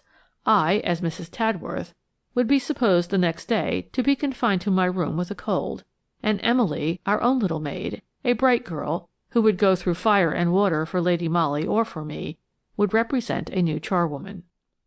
As soon as anything occurred to arouse my suspicions that our secret had been discovered, I was to wire Lady Molly at the various points which she gave me. Thus provided with an important and comprehensive part, I duly installed myself at Bread Street, Leather Lane. Emily, who had been told just enough of the story and no more to make her eager, excited, and satisfied, entered into the spirit of her role as eagerly as I did myself. That first night was quite uneventful. The Piattis came home some time after 11 and went straight up to their room. Emily, looking as like a bedraggled charwoman as her trim figure would allow, was in the hall the next morning when the two men started off for breakfast. She told me afterwards that the younger one looked at her very keenly and asked her why the other servant had gone. Emily replied with due and proper vagueness, whereupon the Sicilians said no more and went out together. That was a long and wearisome day, which I spent cooped up in the tiny, stuffy parlour, ceaselessly watching the tiny patch of ground at the back, devoured with anxiety, following the travellers in my mind on their way across Europe. Towards midday one of the Piattis came home and presently strolled out into the garden. Evidently the change of servants had aroused his suspicions, for I could see him feeling about the earth with his spade and looking up now and again towards the window of the parlour, whereat I contrived to show him the form of a pseudo-Mrs. Tadworth moving about the room. Mr. Shuttleworth and I were having supper in that same back parlour at about 9 o'clock on that memorable evening, when we suddenly heard the front door being opened with a latchkey, and then very cautiously shut again. One of the two men had returned at an hour most unusual for their otherwise very regular habits. The way, too, in which the door had been opened and shut suggested a desire for secrecy and silence. Instinctively I turned off the gas in the parlour, and with a quick gesture pointed to the front room, the door of which stood open, and I whispered hurriedly to Mr. Shuttleworth, "Speak to him." Fortunately, the great aim which he had in view had rendered his perceptions very keen. He went into the front room, in which the gas, fortunately, was alight at the time, and opening the door which gave thence onto the passage, he said pleasantly, "Oh, Mr. Piatti, is that you? Can I do anything for you?" "Ah, yes, thank you," replied the Sicilian, whose voice I could hear was husky and unsteady. "If you would be so kind. I feel so fainting and queer tonight. The warm weather, I think. Would you be so kind to fetch me a little ammoniac or sal volatile you call it, I think, from the apothecary? I would go to lie on my bed if you would be so kind." "Why, of course I will, Mr. Piatti," said Mr. Shuttleworth, who somehow got an intuition of what I wanted to do, and literally played into my hands. "I'll go at once." He went to get his hat from the rack in the hall, whilst the Sicilian murmured profuse "thank yous," and I heard the front door bang to. From where I was I could not see Piatti, but I imagined him standing in the dimly lighted passage, listening to Mr. Shuttleworth's retreating footsteps. Presently I heard him walking along towards the back door, and soon I perceived something moving about in the little bit of ground beyond. He had gone to get his spade. He meant to unearth the coat and watch and chain which, for some reason or another, he must have thought were no longer safe in their original hiding-place. Had the gang of murderers heard that the man who frequently visited their landlady was the father of Cecil Shuttleworth over at Palermo? At that moment I paused neither to speculate nor yet to plan. I ran down to the kitchen, for I no longer wanted to watch Piatti. I knew what he was doing. I didn't want to frighten Emily, and she had been made to understand all along that she might have to leave the house with me again at any time, at a moment's notice. She and I had kept our small handbag ready packed in the kitchen, whence we could reach the area steps quickly and easily. Now I quietly beckoned to her that the time had come. She took the bag and followed me. Just as we shut the area gate behind us, we heard the garden door violently slammed. Piatti had got the coat, and by now was examining the pockets in order to find the watch and chain. Within the next 10 seconds he would realize that the coat which he held was not the one which he had buried in the garden, and that the real proofs of his guilt, or his complicity in the guilt of another, had disappeared. We did not wait for those 10 seconds, but flew down Bread Street in the direction of Leather Lane, where I knew Mr. Shuttleworth would be on the lookout for me. "Yes," I said hurriedly, directly I spied him at the angle of the street. "It's all up. I am off to Budapest by the early Continental tomorrow morning. I shall catch them at the Hungaria. See Emily safely to the flat." Obviously there was no time to lose, and before either Mr. Shuttleworth or Emily could make a remark, I had left them standing, and had quickly mixed my insignificant personality with the passers-by. I strolled down Leather Lane quite leisurely, you see. My face was unknown to the Piattis. They had only seen dim outlines of me behind very dirty window-panes. I did not go to the flat. I knew Mr. Shuttleworth would take care of Emily, so that night I slept at the Grand Hotel, Charing Cross, leaving the next morning by the 9 a.m., having booked my berth on the Orient Express as far as Budapest. Well, you know the saying, it is easy to be wise after the event. Of course, when I saw the older Piatti standing in the hall of the Hotel Hungaria at Budapest, I realized that I had been followed from the moment that Emily and I ran out of the house at Bread Street. The son had obviously kept me in view whilst I was still in London, and the father had travelled across Europe, unperceived by me, in the same train as myself, had seen me step into the fiacre at Budapest, and heard me tell the smart coachman to drive to the Hungaria. I made hasty arrangements for my room, and then asked if Mrs. Carey from London was still at the hotel with her maid, for that was the name under which Mrs. Tadworth was to travel, and was answered in the affirmative. Mrs. Carey was even then supping in the dining-room, whence the strains of beautiful Hungarian melodies played by Berk's inimitable band seemed to mock my anxiety. Mrs. Carey's maid, they told me, was having her meal in the steward's room. I tried to prosecute my hasty inquiries as quietly as I could, but Piatti's eyes and sarcastic smile seemed to follow me everywhere, whilst he went about calmly ordering his room and seeing to the disposal of his luggage. Almost every official at the Hungaria speaks English, and I had no difficulty in finding my way to the steward's room. To my chagrin, Lady Molly was not there. Someone told me that no doubt Mrs. Carey's maid had gone back to her mistress's room, which they told me was number 118 on the first floor. A few precious moments were thus wasted whilst I ran back towards the hall. You know the long, seemingly interminable corridors and passages of the Hungaria. Fortunately, in one of these I presently beheld my dear lady walking towards me.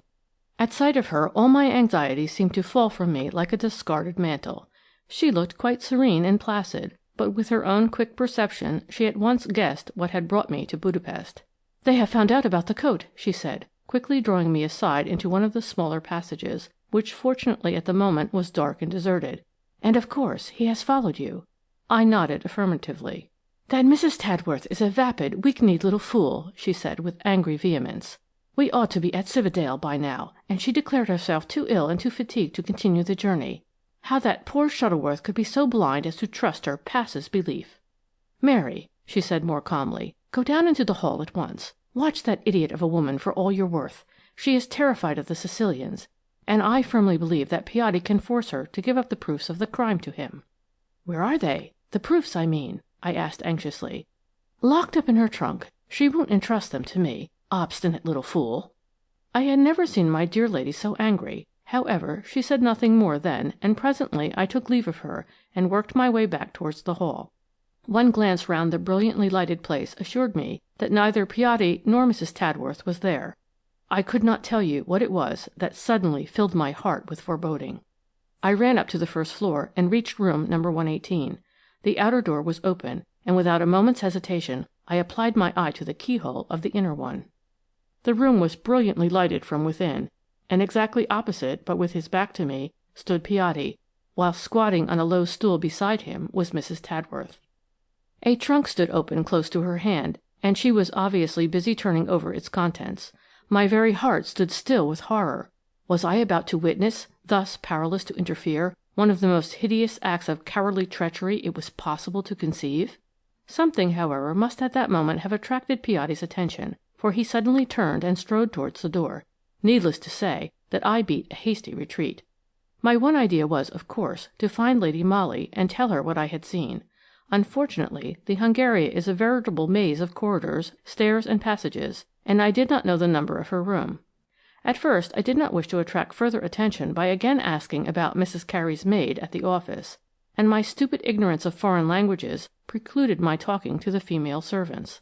I had been up and down the stairs half a dozen times, tired, miserable, and anxious, when at last, in the far distance, I espied my dear lady's graceful silhouette. Eagerly I ran to her, and was promptly admonished for my careless impetuosity.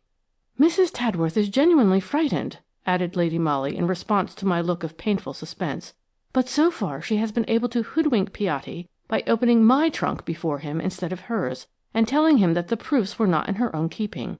But she is too stupid to keep that deception up, and of course he won't allow himself to be put off a second time. We must start for Cividale as soon as possible. Unfortunately, the earliest train is not till 9:15 tomorrow morning. The danger to that unfortunate young man over at Palermo, brought about by this woman's cowardly idiocy and the father's misguided trust, is already incalculable." It was, of course, useless for me to express fear now for my dear lady's safety. I smothered my anxiety as best I could, and full of deadly forebodings, I bade her anon a fond good night. Needless to say that I scarcely slept, and at 8 o'clock the next morning I was fully dressed and out of my room. The first glance down the corridor on which gave number 118 at once confirmed my worst fears. Unusual bustle reigned there at this early hour. Officials came and went. Maids stood about gossiping, and the next moment, to my literally agonized horror, I beheld 2 gendarmes, with an officer, being escorted by the hotel manager to the rooms occupied by Mrs. Tadworth and Lady Molly. Oh, how I cursed then our British ignorance of foreign tongues! The officials were too busy to bother about me, and the maids only knew that portion of the English language which refers to baths and to hot water. Finally, to my intense relief, I discovered a willing porter, ready and able to give me information in my own tongue, of the events which had disturbed the serene quietude of the Hotel Hungaria. Great heavens! Shall I ever forget what I endured when I grasped the full meaning of what he told me with a placid smile and a shrug of the shoulders? "The affair is most mysterious," he explained. "Not robbery. Oh, no, no, for it is Mrs. Carey who has gone, disappeared, and it is Mrs. Carey's maid who was found, stunned, gagged, and unconscious, tied to one of the bedposts in room number 118. Well, why should I bore you by recounting the agonized suspense, the mortal anxiety, which I endured for all those subsequent weary days, which at the time seemed like so many centuries? My own dear lady, the woman for whom I would have gone through fire and water with a cheerful smile, had been brutally assaulted, almost murdered, so the smiling porter assured me, and my very existence was ignored by the stolid officials, who looked down upon me with a frown of impassive disapproval, whilst I entreated, raged, and stormed alternately, begging to be allowed to go and nurse the sick lady, who was my own dearest friend, dearer than any child could be to its mother. Oh, that awful red tapeism that besets one at every turn, paralyzes and disheartens one! What I suffered I really could not describe. But if I was not allowed to see Lady Molly, at least I was able to wreak vengeance upon her cowardly assailants. Mrs. Tadworth, by her disappearance, had tacitly confessed her participation in the outrage. Of that I had no doubt, but I was equally certain that she was both too stupid and too weak to commit such a crime unaided. Piatti was at the bottom of it all. Without a moment's hesitation I laid information against him through the medium of an interpreter. I accused him boldly of being an accessory to the assault for purposes of robbery. Unswervingly I repeated my story of how I had seen him in close conversation the day before with Mrs. Carey, whose real name I declared to be Mrs. Tadworth.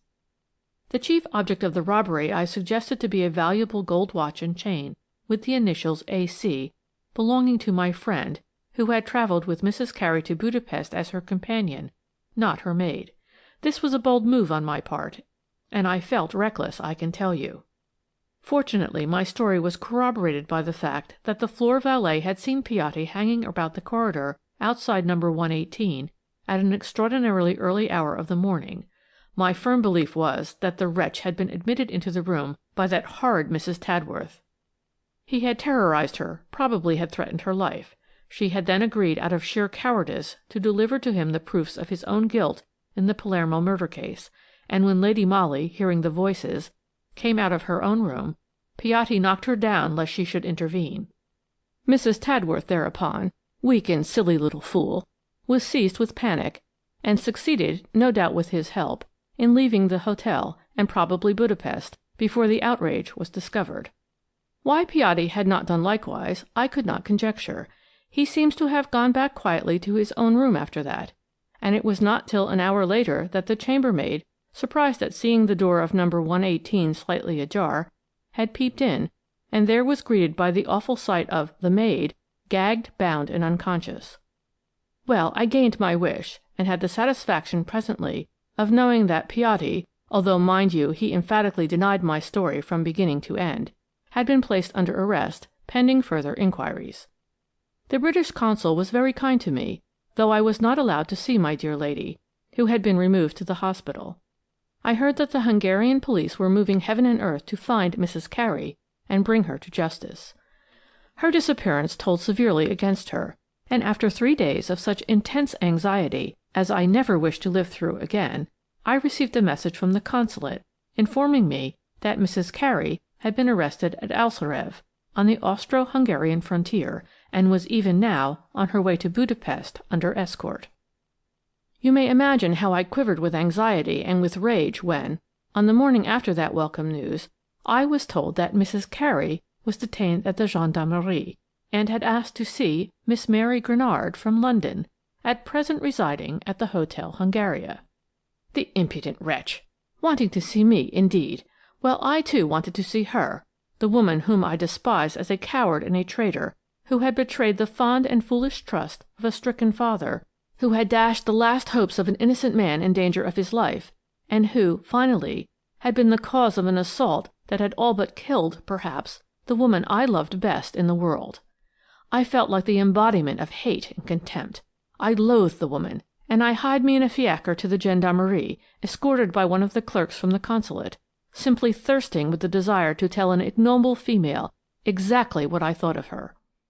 I had to wait some 2 or 3 minutes in the bare, barrack-like room of the gendarmerie. Then the door opened, there was a rustle of silk, followed by the sound of measured footsteps of soldiery, and the next moment Lady Molly, serene and placid and, as usual, exquisitely dressed, stood smiling before me.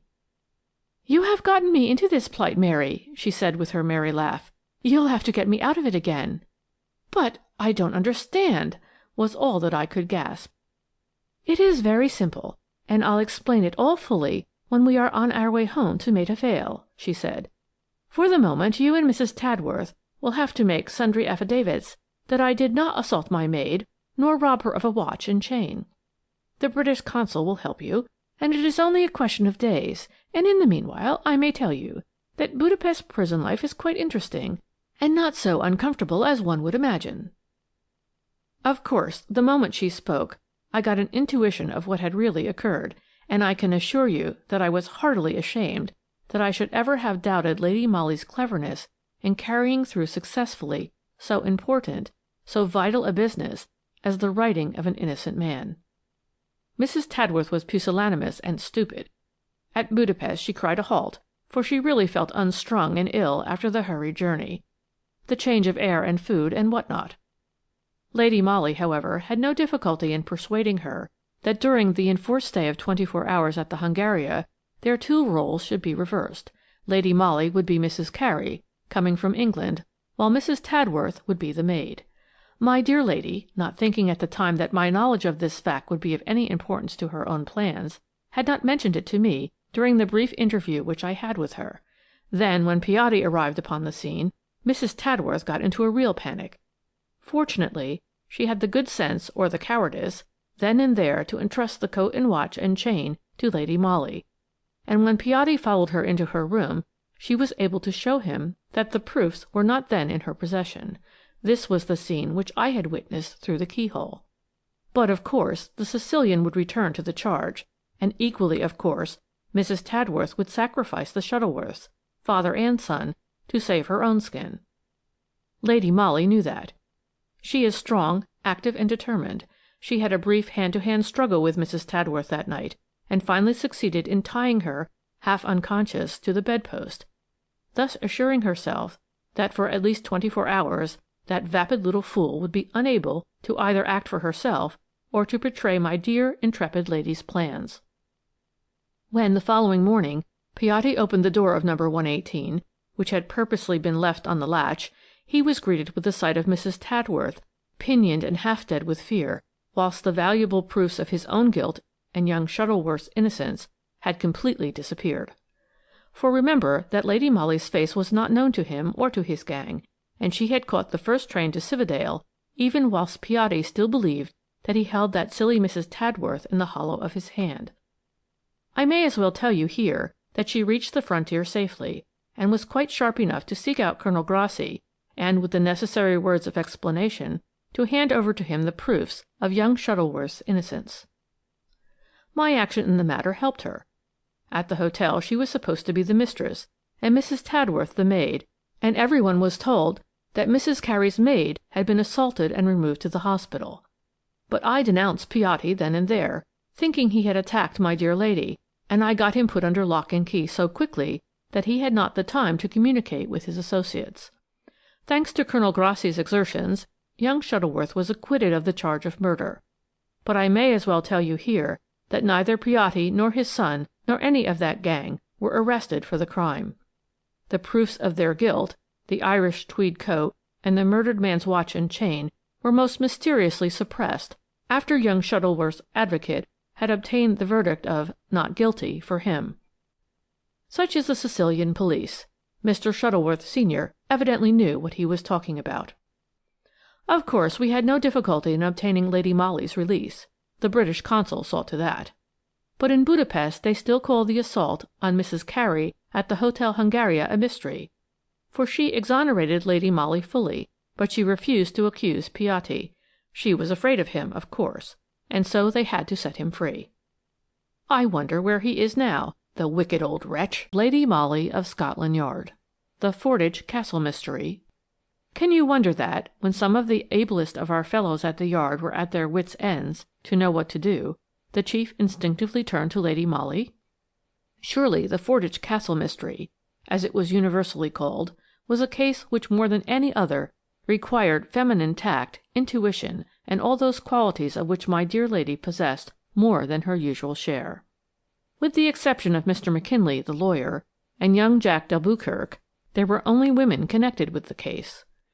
If you have studied Debrett at all, you know as well as I do that the peerage is one of those old English ones which date back some 600 years, and that the present Lady d'Albuquerque is a baroness in her own right, the title and estates descending to heirs general.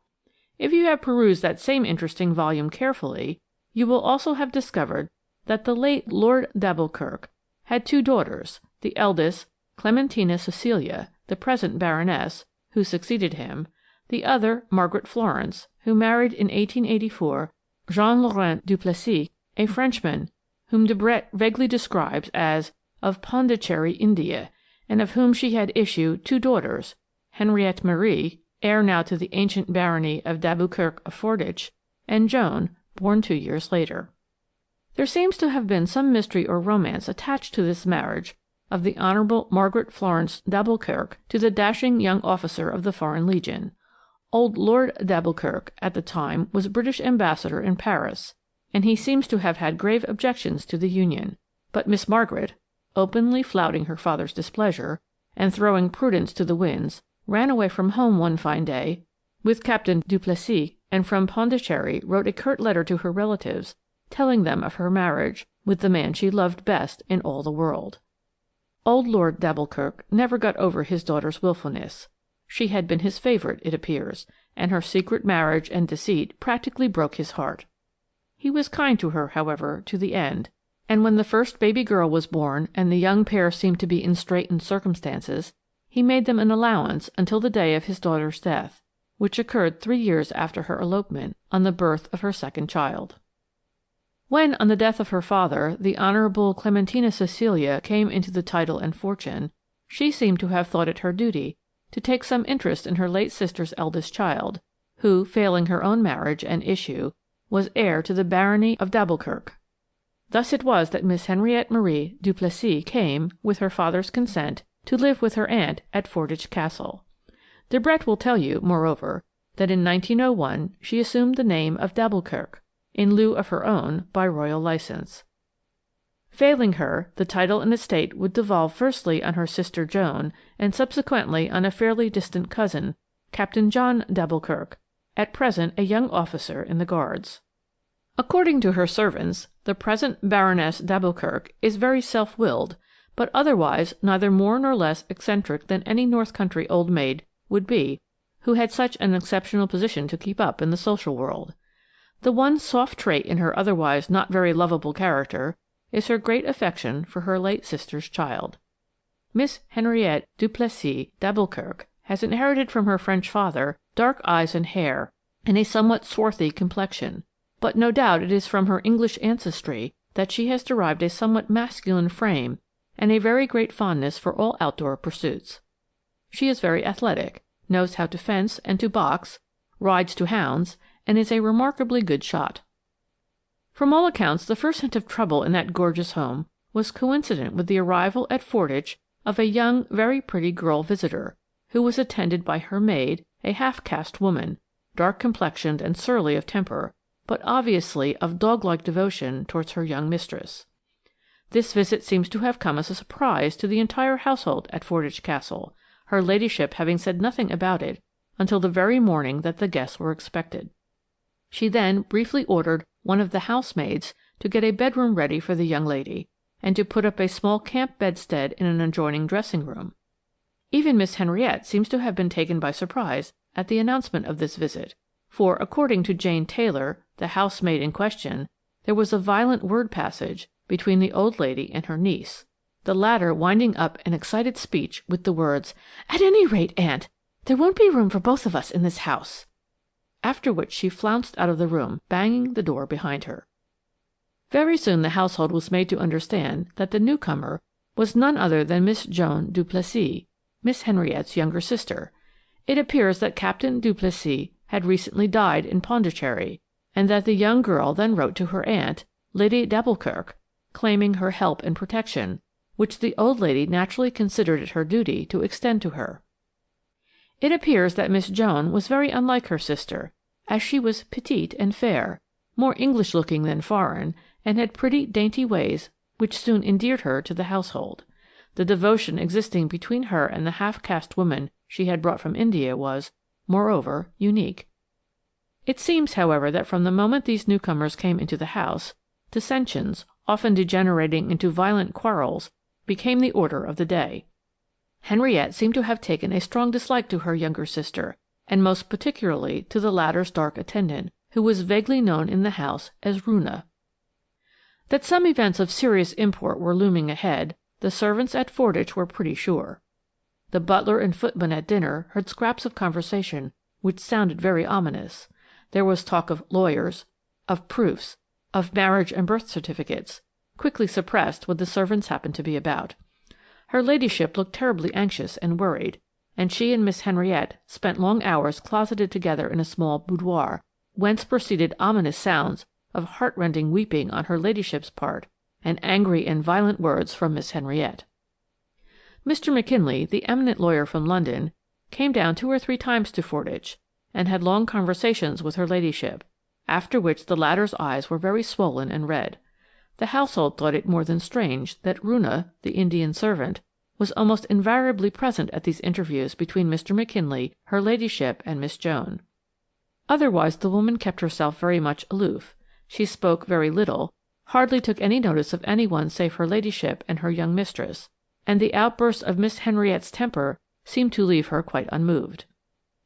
A strange fact was that she had taken a sudden and great fancy for frequenting a small Roman Catholic convent chapel, which was distant about half a mile from the castle, and presently it was understood that Runa, who had been a Parsee, had been converted by the attendant priest to the Roman Catholic faith.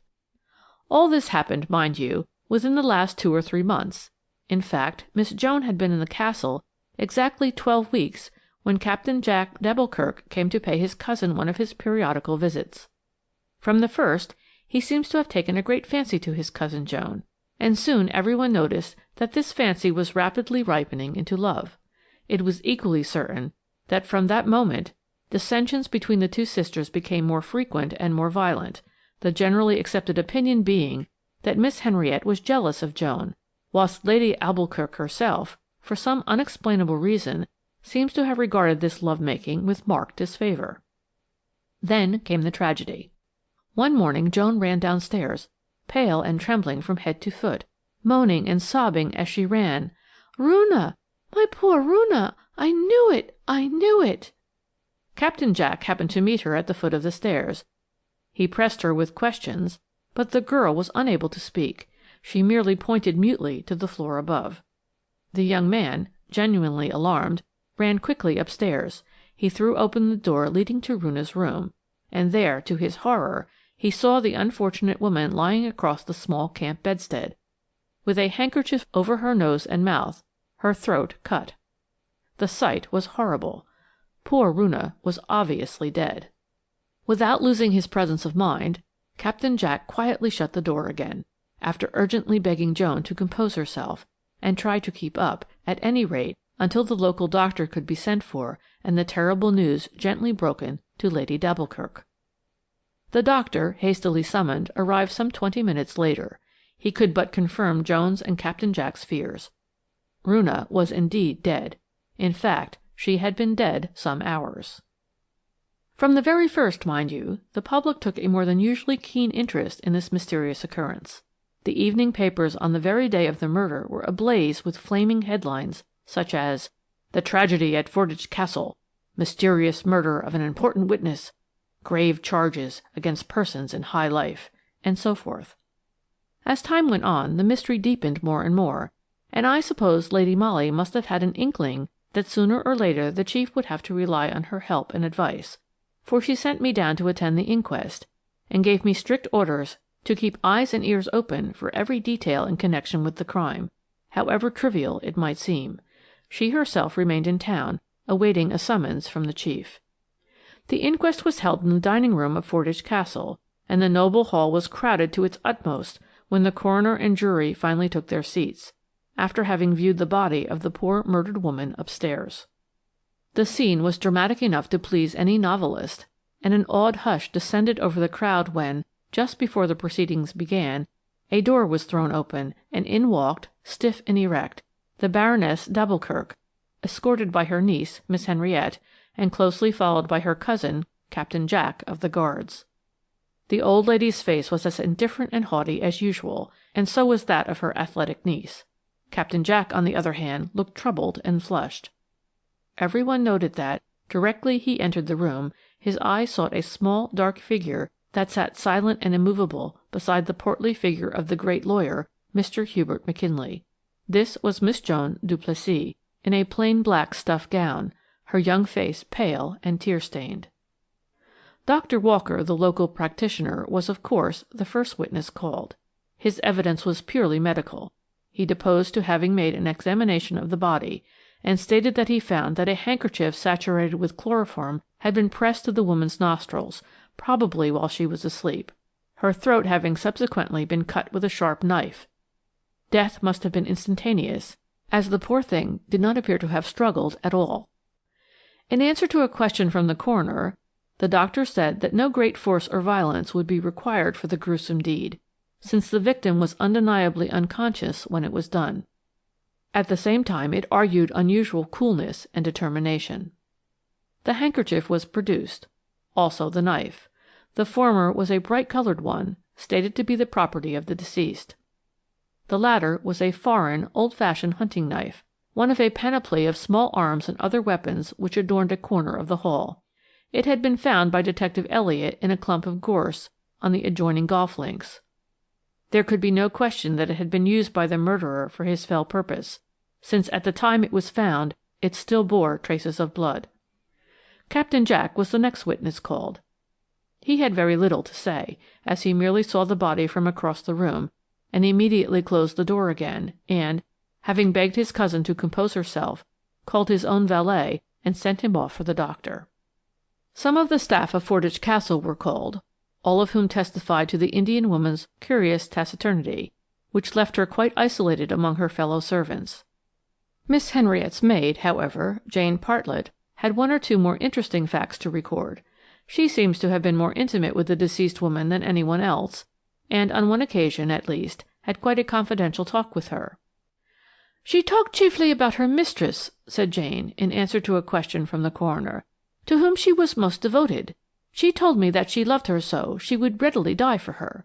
Of course, I thought that silly-like, and just mad foreign talk, but Runa was very angry when I laughed at her, and then she undid her dress in front and showed me some papers which were sewn in the lining of her dress. 'All these papers my little missy's fortune,' she said to me. 'Runa guard these with her life. Someone must kill Runa before taking them from her.'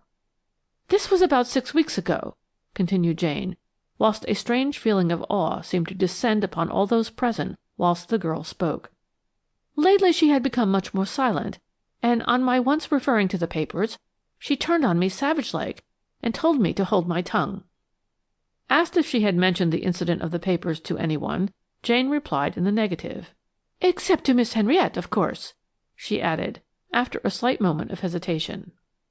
Throughout all these preliminary examinations, Lady d'Alboukirk, sitting between her cousin Captain Jack and her niece Henriette, had remained quite silent, in an erect attitude expressive of haughty indifference. Henriette, on the other hand, looked distinctly bored. Once or twice she had yawned audibly, which caused quite a feeling of anger against her among the spectators. Such callousness in the midst of so mysterious a tragedy, and when her own sister was obviously in such deep sorrow, impressed everyone very unfavourably. It was well known that the young lady had had a fencing lesson just before the inquest, in the room immediately below that where Runa lay dead, and that within an hour of the discovery of the tragedy she was calmly playing golf. Then Miss Joan Duplessis was called. When the young girl stepped forward, there was that awed hush in the room which usually falls upon an attentive audience when the curtain is about to rise on the crucial act of a dramatic play. But she was calm and self-possessed, and wonderfully pathetic-looking in her deep black, and with the obvious lines of sorrow which the sad death of a faithful friend had traced on her young face. In answer to the coroner, she gave her name as Joan Clarissa Duplessis, and briefly stated that until the day of her servant's death she had been a resident at Fordwych Castle, but that since then she had left that temporary home and had taken up her abode at the d'Alboukirk Arms, a quiet little hostelry on the outskirts of the town. There was a distinct feeling of astonishment on the part of those who were not aware of this fact, and then the coroner said kindly, "You were born, I think, in Pondicherry in India, and are the younger daughter of Captain and Mrs. Duplessis, who was own sister to her ladyship?" "I was born in Pondicherry," replied the young girl quietly, "and I am the only legitimate child of the late Captain and Mrs. Duplessis, own sister to her ladyship." A wave of sensation, quickly suppressed by the coroner, went through the crowd at these words. The emphasis which the witness had put on the word legitimate could not be mistaken, and everyone felt that here must lie the clue to the so far impenetrable mystery of the Indian woman's death. All eyes were now turned on old Lady d'Alboukirk and on her niece Henriette, but the two ladies were carrying on a whispered conversation together, and had apparently ceased to take any further interest in the proceedings. "The deceased was your confidential maid, was she not?" asked the coroner after a slight pause. "Yes." "She came over to England with you recently?" "Yes, she had to accompany me in order to help me make good my claim to being my late mother's only legitimate child, and therefore the heir to the barony of d'Alboukirk." Her voice had trembled a little as she said this, but now, as breathless silence reigned in the room, she seemed to make a visible effort to control herself, and replying to the coroner's question, she gave a clear and satisfactory account of her terrible discovery of her faithful servant's death. Her evidence had lasted about a quarter of an hour or so, when suddenly the coroner put the momentous question to her. "Do you know anything about the papers which the deceased woman carried about her person, and reference to which has already been made?" "Yes," she replied quietly. "They were the proofs relating to my claim. My father, Captain Duplessis, had in early youth, and before he met my mother, contracted a secret union with a half-caste woman who was Runa's own sister. Being tired of her, he chose to repudiate her. She had no children, but the legality of the marriage was never for a moment in question.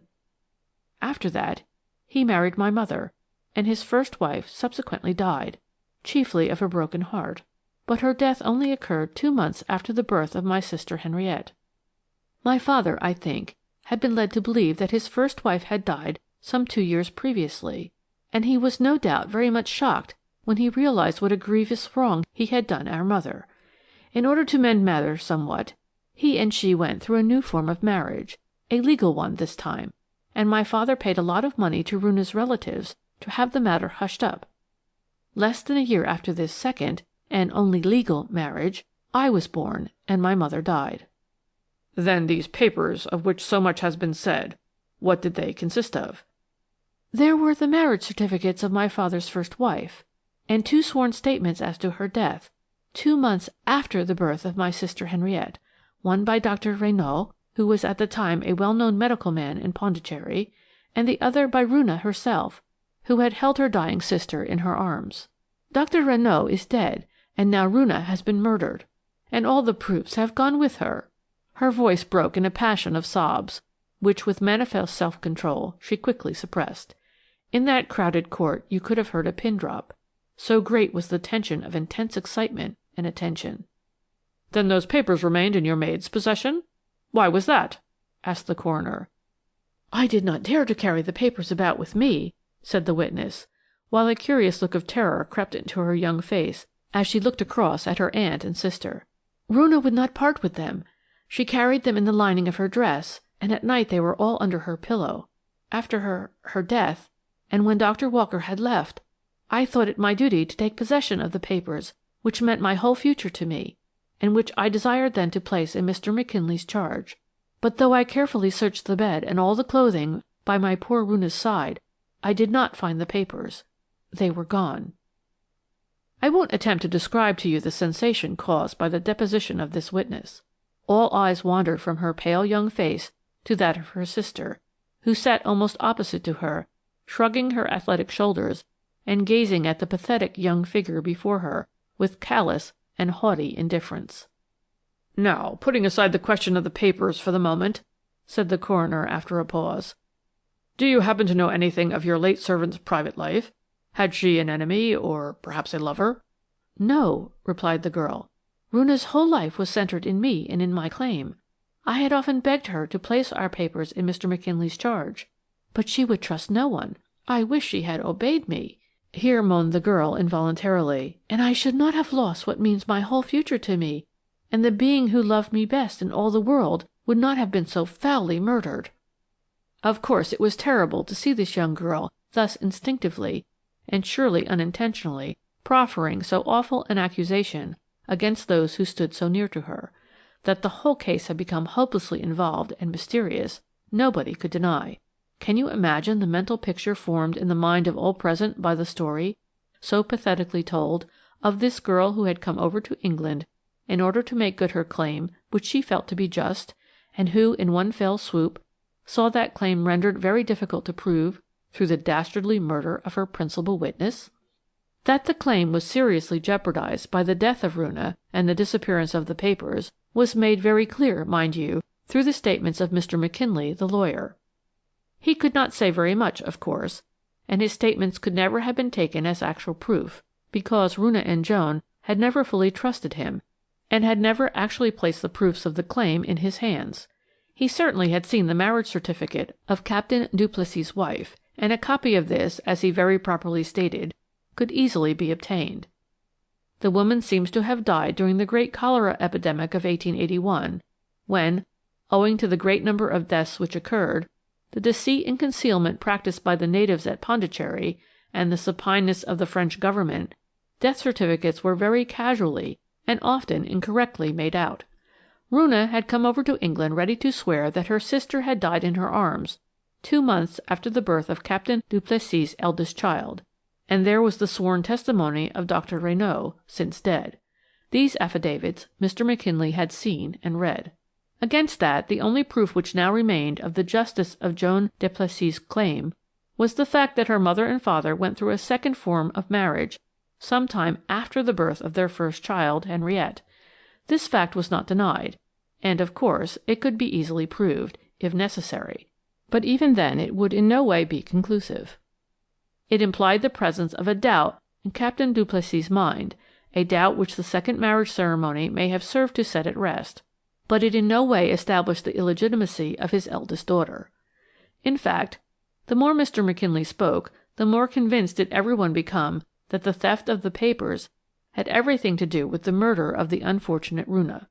She would not part with the proofs which meant her mistress's fortune, and she paid for her devotion with her life. Several more witnesses were called after that. The servants were closely questioned, the doctor was recalled, but in spite of long and arduous efforts, the coroner and jury could not bring a single real fact to light beyond those already stated. The Indian woman had been murdered. The papers which she always carried about her body had disappeared. Beyond that, nothing. An impenetrable wall of silence and mystery. The butler at Fordwych Castle had certainly missed the knife with which Roonah had been killed from its accustomed place on the morning after the murder had been committed, but not before, and the mystery further gained in intensity from the fact that the only purchase of chloroform in the district had been traced to the murdered woman herself. She had gone down to the local chemist one day some 2 or 3 weeks previously and shown him a prescription for cleansing the hair which required some chloroform in it. He gave her a very small quantity in a tiny bottle, which was subsequently found empty on her own dressing table. No one at Fordwych Castle could swear to having heard any unaccustomed noise during that memorable night. Even Joan, who slept in the room adjoining that where the unfortunate Roonah lay, said she had heard nothing unusual. But then the door of communication between the 2 rooms was shut, and the murderer had been quick and silent. Thus this extraordinary inquest drew to a close, leaving in its train an air of dark suspicion and of unexplainable horror. The jury returned a verdict of wilful murder against some person or persons unknown, and the next moment Lady d'Alboukirk rose, and leaning on her niece's arm, quietly walked out of the room. 2 of our best men from the yard, Pegram and Elliot, were left in charge of the case. They remained at Fordwych, the little town close by, as did Miss Joan, who had taken up her permanent abode at the d'Alboukirk Arms, whilst I returned to town immediately after the inquest. Captain Jack had rejoined his regiment, and apparently the ladies of the castle had resumed their quiet, luxurious life, just the same as heretofore. The old lady led her own somewhat isolated, semi-regal life. Miss Henriette fenced and boxed, played hockey and golf, and over the fine castle and its haughty inmates there hovered like an ugly bird of prey the threatening presence of a nameless suspicion. The 2 ladies might choose to flout public opinion, but public opinion was dead against them. No one dared formulate a charge, but everyone remembered that Miss Henriette had, on the very morning of the murder, been playing golf in the field where the knife was discovered, and that if Miss Joan Duplessis ever failed to make good on her claim to the barony of d'Alboukirk, Miss Henriette would remain in undisputed possession. So now, when the ladies drove past in the village street, no one doffed a cap to salute them, and when at church the parson read out the 6th commandment, "Thou shalt do no murder," all eyes gazed with fearsome awe at the old Baroness and her niece. Splendid isolation reigned at Fordwych Castle. The daily papers grew more and more sarcastic, at the expense of the Scotland Yard authorities, and the public more and more impatient. Then it was that the chief grew desperate, and sent for Lady Molly, the result of the interview being that I once more made the journey down to Fordwych, but this time in the company of my dear lady, who had received carte blanche from headquarters to do whatever she thought right in the investigation of the mysterious crime. She and I arrived at Fordwych at 8 p.m., after the usual long wait at Newcastle. We put up at the d'Alboukirk Arms, and over a hasty and very bad supper, Lady Molly allowed me a brief insight into her plans. "I can see every detail of that murder, Mary," she said earnestly, "just as if I had lived at the castle all the time. I know exactly where our fellows are wrong, and why they cannot get on. But although the chief has given me a free hand, what I am going to do is so irregular that if I fail I shall probably get my immediate congé, while some of the disgrace is bound to stick to you. It is not too late. You may yet draw back, and leave me to act alone." I looked her straight in the face. Her dark eyes were gleaming. There was the power of second sight in them, or of marvellous intuition of men and things. "I'll follow your lead, my Lady Molly," I said quietly. "Then go to bed now," she replied, with that strange transition of manner which to me was so attractive and to everyone else so unaccountable. In spite of my protests, she refused to listen to any more talk or to answer any more questions, and perforce I had to go to my room. The next morning I saw her graceful figure, immaculately dressed in a perfect tailor-made gown, standing beside my bed at a very early hour. "Why, what is the time?" I ejaculated, suddenly wide awake. "Too early for you to get up," she replied quietly. "I am going to early mass at the Roman Catholic convent close by." "To mass at the Roman Catholic convent?" "Yes, don't repeat all my words, Mary. It is silly and wastes time. I have introduced myself in the neighborhood as the American, Mrs. Silas A. Ogan, whose motor has broken down and is being repaired at Newcastle, while I, its owner, amuse myself by viewing the beauties of the neighborhood. Being a Roman Catholic, I go to mass first, and having met Lady Kirk once in London, I go to pay her a respectful visit afterwards. When I come back we will have breakfast together. You might try, in the meantime, to scrape up an acquaintance with Miss Joan Duplessis, who is staying here, and ask her to join us at breakfast." She was gone before I could make another remark, and I could but obey her instantly to the letter. An hour later I saw Miss Joan Duplessis strolling in the hotel garden. It was not difficult to pass the time of day with the young girl, who seemed quite to brighten up at having someone to talk to. We spoke of the weather and so forth, and I steadily avoided the topic of the Fordwych Castle tragedy until the return of Lady Molly at about 10 o'clock. She came back looking just as smart, just as self-possessed, as when she had started 3 hours earlier. Only I, who knew her so well, noted the glitter of triumph in her eyes, and knew that she had not failed. She was accompanied by Pegram, who, however, immediately left her side and went straight into the hotel, whilst she joined us in the garden, and after a few graceful words, introduced herself to Miss Joan Duplessis, and asked her to join us in the coffee-room upstairs. The room was empty, and we sat down to table, I quivering with excitement and awaiting events. Through the open window I saw Elliot walking rapidly down the village street. Presently the waitress went off, and I being too excited to eat or speak, Lady Molly carried on a running conversation with Miss Joan, asking her about her life in India and her father, Captain Duplessis. Joan admitted that she had always been her father's favourite. "He never liked Henriette, somehow," she explained. Lady Molly asked her when she had first known Roonah. "She came to the house when my mother died," replied Joan, "and she had charge of me as a baby." At Pondicherry no one had thought it strange that she came as a servant into an officer's house, where her own sister had reigned as mistress. Pondicherry is a French settlement, and manners and customs there are often very peculiar. I ventured to ask her what were her future plans. "Well," she said with a great touch of sadness, "I can, of course, do nothing whilst my aunt is alive. I cannot force her to let me live at Fordwych, or to acknowledge me as her heir. After her death, if my sister does assume the title and fortune of d'Alboukirk," she added, whilst suddenly a strange look of vengefulness, almost of hatred and cruelty, marred the childlike expression of her face, "then I shall revive the story of the tragedy of Roonah's death, and I hope that public opinion—" She paused here in her speech, and I, who had been gazing out of the window, turned my eyes on her. She was ashy pale, staring straight before her. Her hands dropped the knife and fork which she held. Then I saw that Pegram had come into the room, that he had come up to the table and placed a packet of papers in Lady Molly's hand. I saw it all as in a flash. There was a loud cry of despair like an animal at bay, a shrill cry, followed by a deep one from Pegram of "No, you don't!" And before anyone could prevent her, Joan's graceful young figure stood outlined for a moment at the open window. The next moment she had disappeared into the depths below, and we heard a dull thud which nearly froze the blood in my veins. Pegram ran out of the room, but Lady Molly sat quite still. "I have succeeded in clearing the innocent," she said quietly, "but the guilty has meted out to herself her own punishment." "Then it was she?" I murmured, horror-struck. "Yes, I suspected it from the first," replied Lady Molly calmly. "It was this conversion of Roonah to Roman Catholicism, and her consequent change of manner, which gave me the first clue." "But why? Why?" I muttered. "A simple reason, Mary. she rejoined, tapping the packet of papers with her delicate hand, and breaking open the string that held the letters, she laid them out upon the table. "The whole thing was a fraud from beginning to end.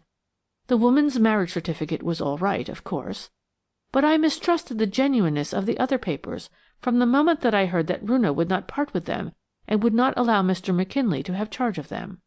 I am sure that the idea at first was merely one of blackmail. The papers were only to be the means of extorting money from the old lady, and there was no thought of taking them into court.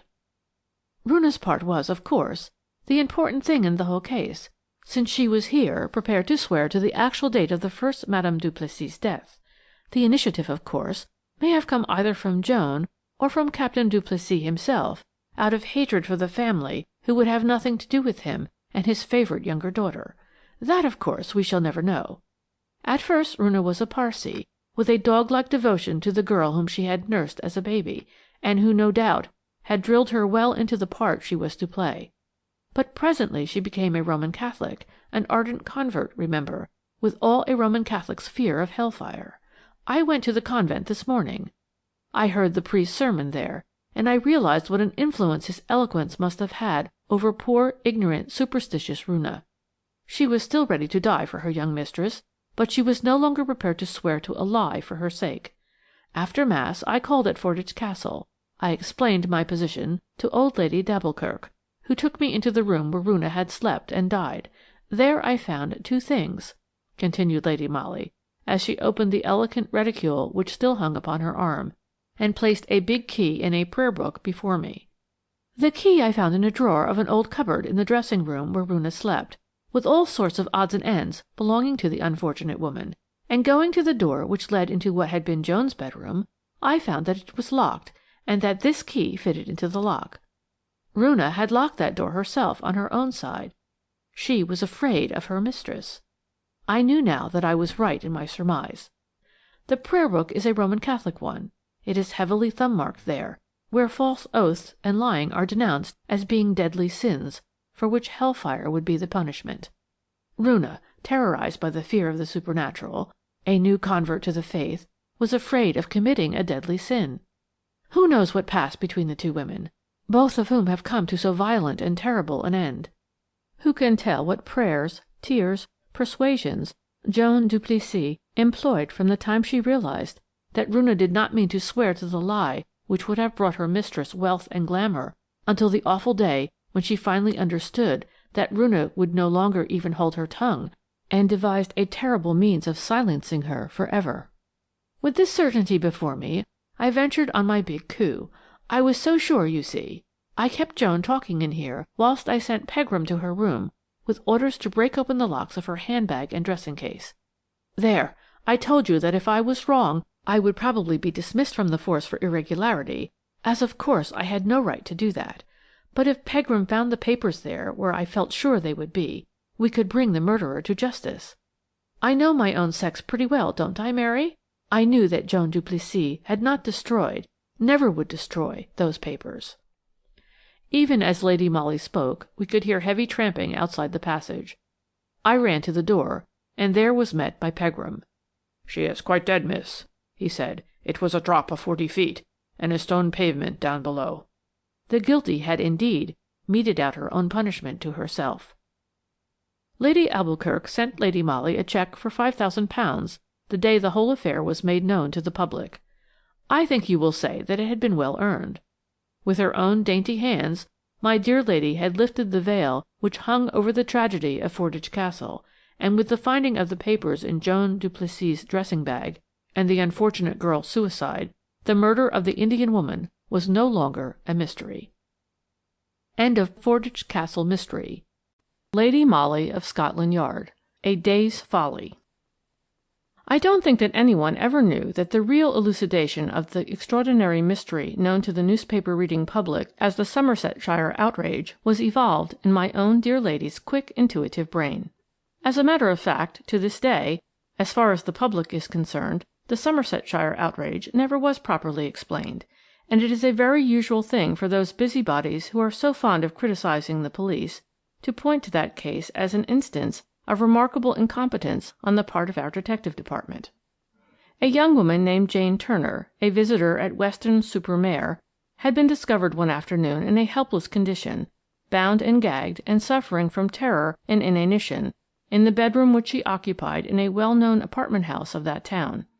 The police had been immediately sent for, and as soon as Miss Turner had recovered, she gave what explanation she could of the mysterious occurrence. She was employed in one of the large drapery shops in Bristol, and was spending her annual holiday at Weston-super-Mare. Her father was the local butcher at Banwell, a village distant about 4 miles from Weston, and it appears that somewhere near 1 o'clock in the afternoon of Friday, the 3rd of September, she was busy in her bedroom putting a few things together in a handbag, preparatory to driving out to Banwell, meaning to pay her parents a week-end visit. There was a knock at her door, and a voice said, "It's me, Jane. May I come in?" She did not recognize the voice, but somehow thought that it must be that of a friend, so she shouted, "Come in."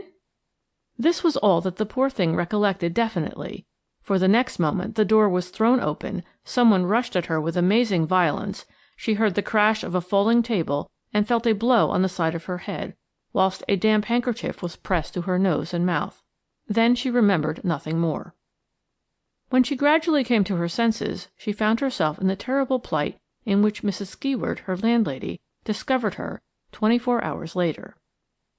When pressed to try and describe her assailant, she said that when the door was thrown open, she thought that she saw an elderly woman in a wide mantle and wearing bonnet and veil, but that, at the same time, she was quite sure, from the strength and brutality of the onslaught, that she was attacked by a man. She had no enemies, and no possessions worth stealing, but her handbag, which however only contained a few worthless trifles, had certainly disappeared. The people of the house, on the other hand, could throw but little light on the mystery which surrounded this very extraordinary and seemingly purposeless assault. Mrs. Skeward only remembered that on Friday Miss Turner told her that she was just off to Banwell and would be away for the week-end, but that she wished to keep her room on against her return on the Monday following. That was something about 12:30 o'clock, at the hour when luncheons were being got ready for the various lodgers. Small wonder, therefore, that no one in the busy apartment house took much count of the fact that Miss Turner was not seen to leave the house after that, and no doubt the wretched girl would have been left for several days in the pitiable condition in which she was ultimately found, but for the fact that Mrs. Skeward happened to be of the usual grasping type common to those of her kind. Weston-super-Mare was overfull that week-end, and Mrs. Skeward, beset by applicants for accommodation, did not see why she should not let her absent lodger's room for the night or two that the latter happened to be away, and thus get money twice over for it. She conducted a visitor up to Miss Turner's room on the Saturday afternoon, and throwing open the door, which, by the way, was not locked, was horrified to see the poor girl half sitting, half slipping off the chair to which she had been tied with a rope, whilst a woolen shawl was wound round the lower part of her face. As soon as she had released the unfortunate victim, Mrs. Skeward sent for the police, and it was through the intelligent efforts of Detective Parsons, a local man, that a few scraps of very hazy evidence were then and there collected. First there was the question of the elderly female in the wide mantle, spoken of by Jane Turner as her assailant. It seems that someone answering to that description had called on the Friday at about 1 o'clock and asked to see Miss Turner. The maid who answered the door replied that she thought Miss Turner had gone to Banwell. "Oh," said the old dame, "she won't have started yet. I am Miss Turner's mother, and I was to call for her so that we might drive out together." "Then p'raps Miss Turner is still in her room," suggested the maid. "Shall I go and see?"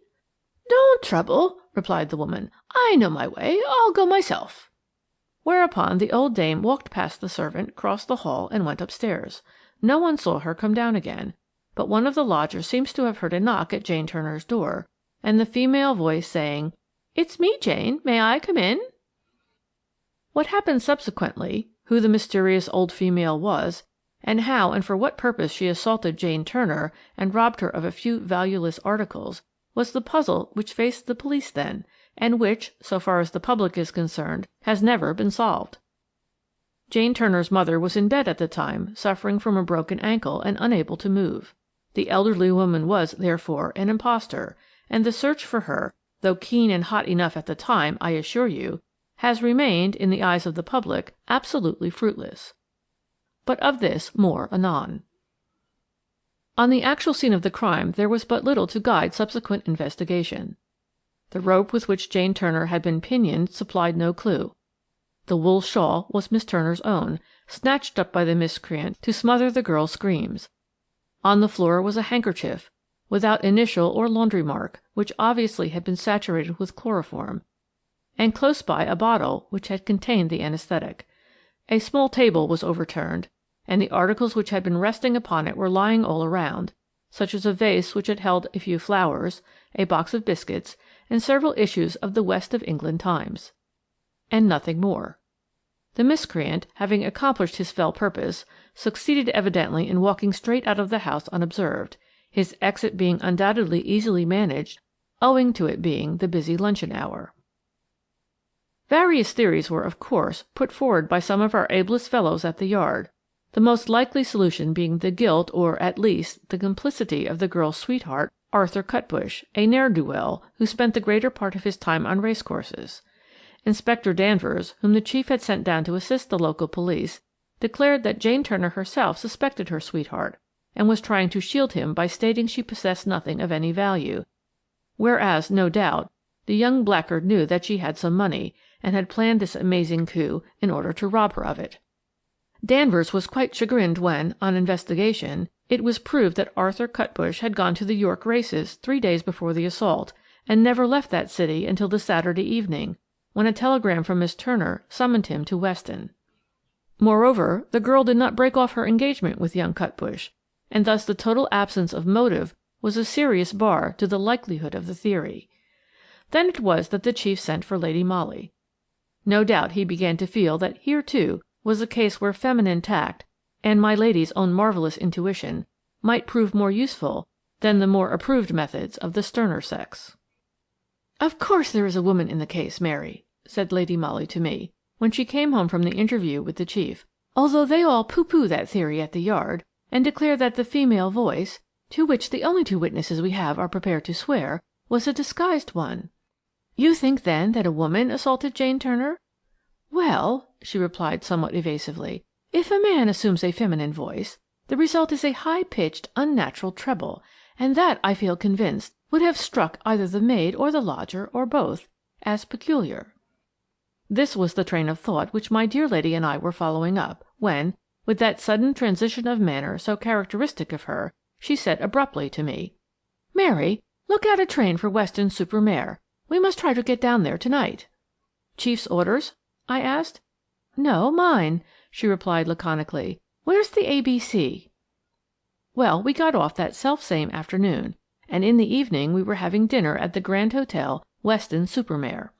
My dear lady had been pondering all through the journey, and even now she was singularly silent and absorbed.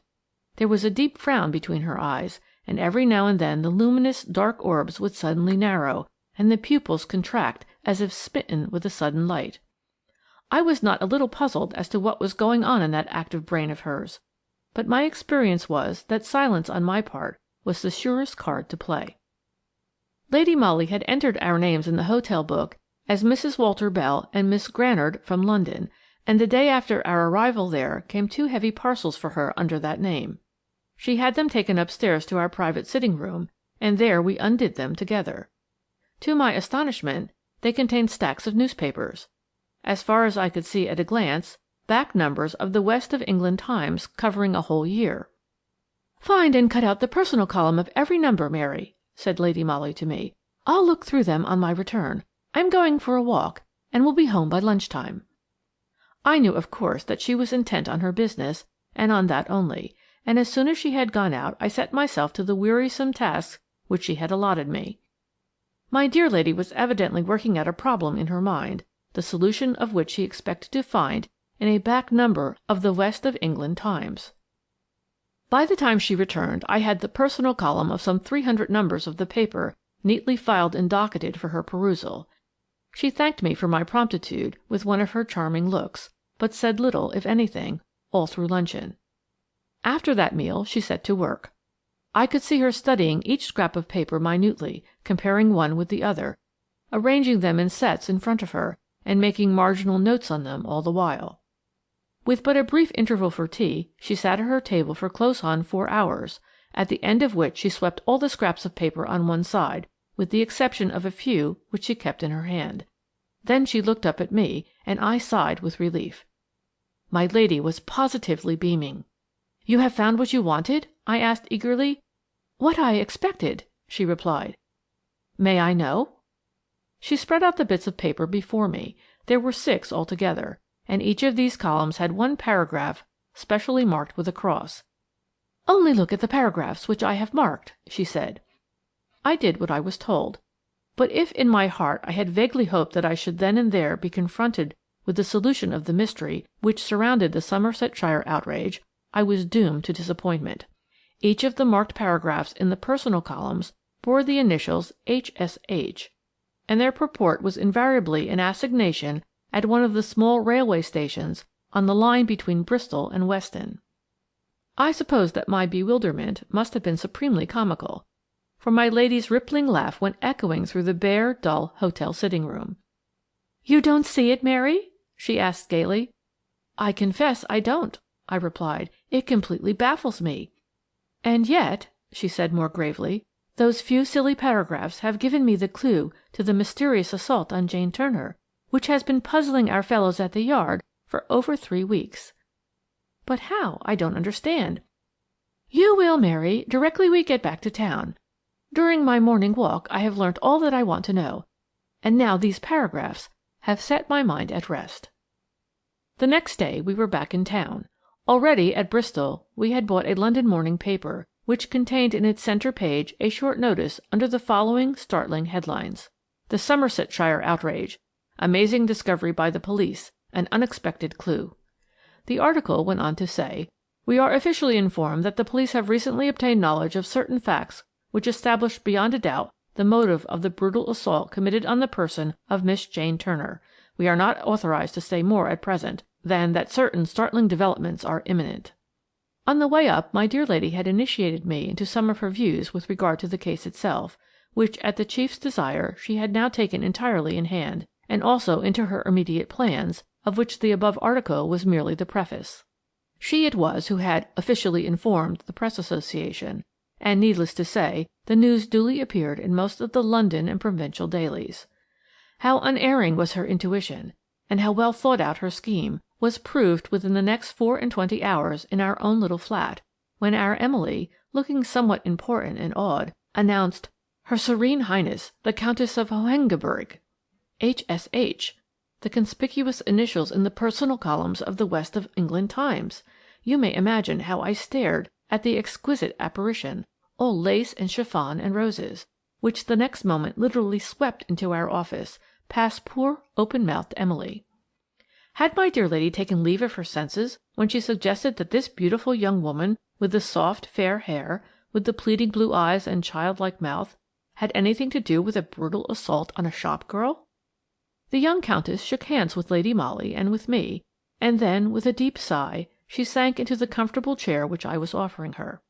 Speaking throughout with great diffidence, but always in the gentle tones of a child that knows it has been naughty, she began by explaining that she had been to Scotland Yard, where a very charming man, the chief, I presume, had been most kind and sent her hither, where he promised her she would find help and consolation in her dreadful, dreadful trouble.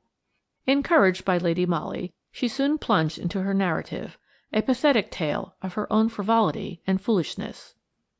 She was originally Lady Muriel Wolfe-Strongham, daughter of the Duke of Weston, and when scarce out of the schoolroom, had met the Grand Duke of Starkburg-Nauheim, who fell in love with her and married her.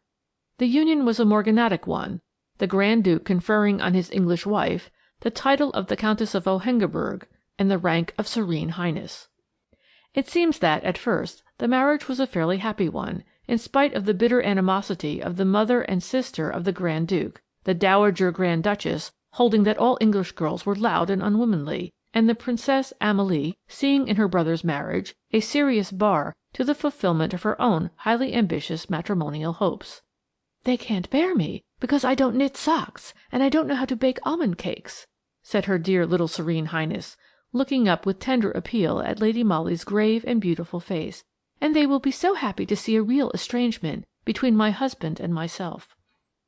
It appears that last year, while the Grand Duke was doing his annual cure at Marienbad, the Countess of Hohengebirg went to Folkestone for the benefit of her little boy's health. She stayed at one of the hotels there merely as any English lady of wealth might do, with nurses and her own maid, of course, but without the paraphernalia and nuisance of her usual German retinue. Whilst there she met an old acquaintance of her father's, a Mr. Rumbold, who is a rich financier, it seems, and who at one time moved in the best society, but whose reputation had greatly suffered recently, owing to a much-talked-of divorce case which brought his name into unenviable notoriety. Her Serene Highness, with more mopping of her blue eyes, assured Lady Molly that over at Schloss Starkburg she did not read the English papers, and was therefore quite unaware that Mr. Rumbold, who used to be a persona grata in her father's house, was no longer a fit and proper acquaintance for her. "It was a very fine morning," she continued with genuine pathos, "and I was deadly dull at Folkestone. Mr. Rumbold persuaded me to go with him on a short trip on his yacht. We were to cross over to Boulogne, have lunch there, and come home in the cool of the evening. And, of course, something occurred to disable the yacht," concluded Lady Molly gravely, as the lady herself had paused in her narrative. "Of course," whispered the little Countess through her tears. "And of course it was too late to get back by the ordinary afternoon mail boat?" "That boat had gone an hour before, and the next did not leave until the middle of the night." "So you perforce had to wait then, and in the meanwhile you were seen by a girl named Jane Turner, who knew you by sight, and who has been blackmailing you ever since." "How did you guess that?" ejaculated Her Highness, with a look of such comical bewilderment in her large blue eyes that Lady Molly and I had perforce to laugh. "Well," replied my dear lady after a while, resuming her gravity, "we have a way in our profession of putting two and two together, haven't we? And in this case it was not very difficult. The assignations for secret meetings at out-of-the-way railway stations, which were addressed to H.S.H. in the columns of the West of England Times recently, gave me one clue, shall we say? The mysterious assault on a young woman whose home was close to those very railway stations, as well as to Bristol Castle, your parents' residence, where you have frequently been staying of late, was another piece that fitted in the puzzle, whilst the number of copies of the West of England Times that were found in that same young woman's room helped to draw my thoughts to her. Then your visit to me to-day. It is very simple, you see." "I suppose so," said H.S.H. with a sigh. "Only it is worse even than you suggest, for that horrid Jane Turner, to whom I had been ever so kind when I was a girl, took a snapshot of me and Mr. Rumbold standing on the steps of Hôtel des Bains at Boulogne. I saw her doing it, and rushed down the steps to stop her. She talked quite nicely then, hypocritical wretch, and said that perhaps the plate would be no good when it was developed, and if it were she would destroy it. I was not to worry. She would contrive to let me know through the agony column of the West of England Times, which, as I was going home to Bristol Castle to stay with my parents, I could see every day. But she had no idea I should have minded, and all that sort of rigmarole. Oh, she's a wicked girl, isn't she, to worry me so?" And once again the lace handkerchief found its way to the most beautiful pair of blue eyes I think I have ever seen. I could not help smiling, though I was really very sorry for the silly, emotional, dear little thing. "And instead of reassurance in the West of England Times, you found a demand for a secret meeting at a country railway station?" "Yes, and when I went there, terrified lest I should be seen, Jane Turner did not meet me herself. Her mother came, and at once talked of selling the photograph to my husband or to my mother-in-law. She said it was worth £4,000 to Jane, and that she had advised her daughter not to sell it to me for less." "What did you reply?" "That I hadn't got £4,000, said the Countess ruefully. "So after a lot of argument it was agreed that I was to pay Jane £250 a year out of my dress allowance. She would keep the negative as security, but promised never to let anyone see it so long as she got her money regularly. It was also arranged that whenever I stayed with my parents at Bristol Castle, Jane would make appointments to meet me through the columns of the West of England Times, and I was to pay up the instalments then just as she directed."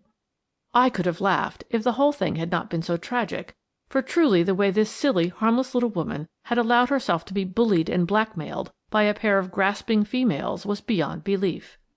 "And this has been going on for over a year?" commented Lady Molly gravely. "Yes, but I never met Jane Turner again. It was always her mother who came." You knew her mother before that, I presume?" "Oh, no. I only knew Jane because she had been sewing maid at the castle some few years ago." "I see," said Lady Molly slowly. "What was the woman like whom you used to meet at the railway stations, and to whom you paid over Miss Turner's money?" "Oh, I couldn't tell you what she was like. I never saw her properly." "Never saw her properly?" ejaculated Lady Molly, and it seemed to my well-trained ears as if there was a ring of exultation in my dear lady's voice. "No," replied the little Countess ruefully. "She always appointed a late hour of the evening, and those little stations on that line are very badly lighted. I had difficulties getting away from home without exciting comment, and used to beg her to let me meet her at a more convenient hour, but she always refused." Lady Molly remained thoughtful for a while, then she asked abruptly, "Why don't you prosecute Jane Turner for blackmail?" "Oh, I dare not! I dare not!" ejaculated the little Countess, in genuine terror. "My husband would never forgive me, and his female relations would do their best afterwards to widen the breach between us. It was because of the article in the London newspaper about the assault on Jane Turner, the talk of a clue and of startling developments, that I got terrified and went to Scotland Yard. Oh, no, no, no! Promise me that my name won't be dragged into this case. It would ruin me for ever." She was sobbing now. Her grief and fear were very pathetic to witness, and she moaned through her sobs. "Those wicked people know that I daren't risk an exposure, and simply prey on me like vampires because of that. The last time I saw the old woman, I told her that I would confess everything to my husband. I couldn't bear to go on like this. But she only laughed. She knew I should never dare." "When was this?" asked Lady Molly.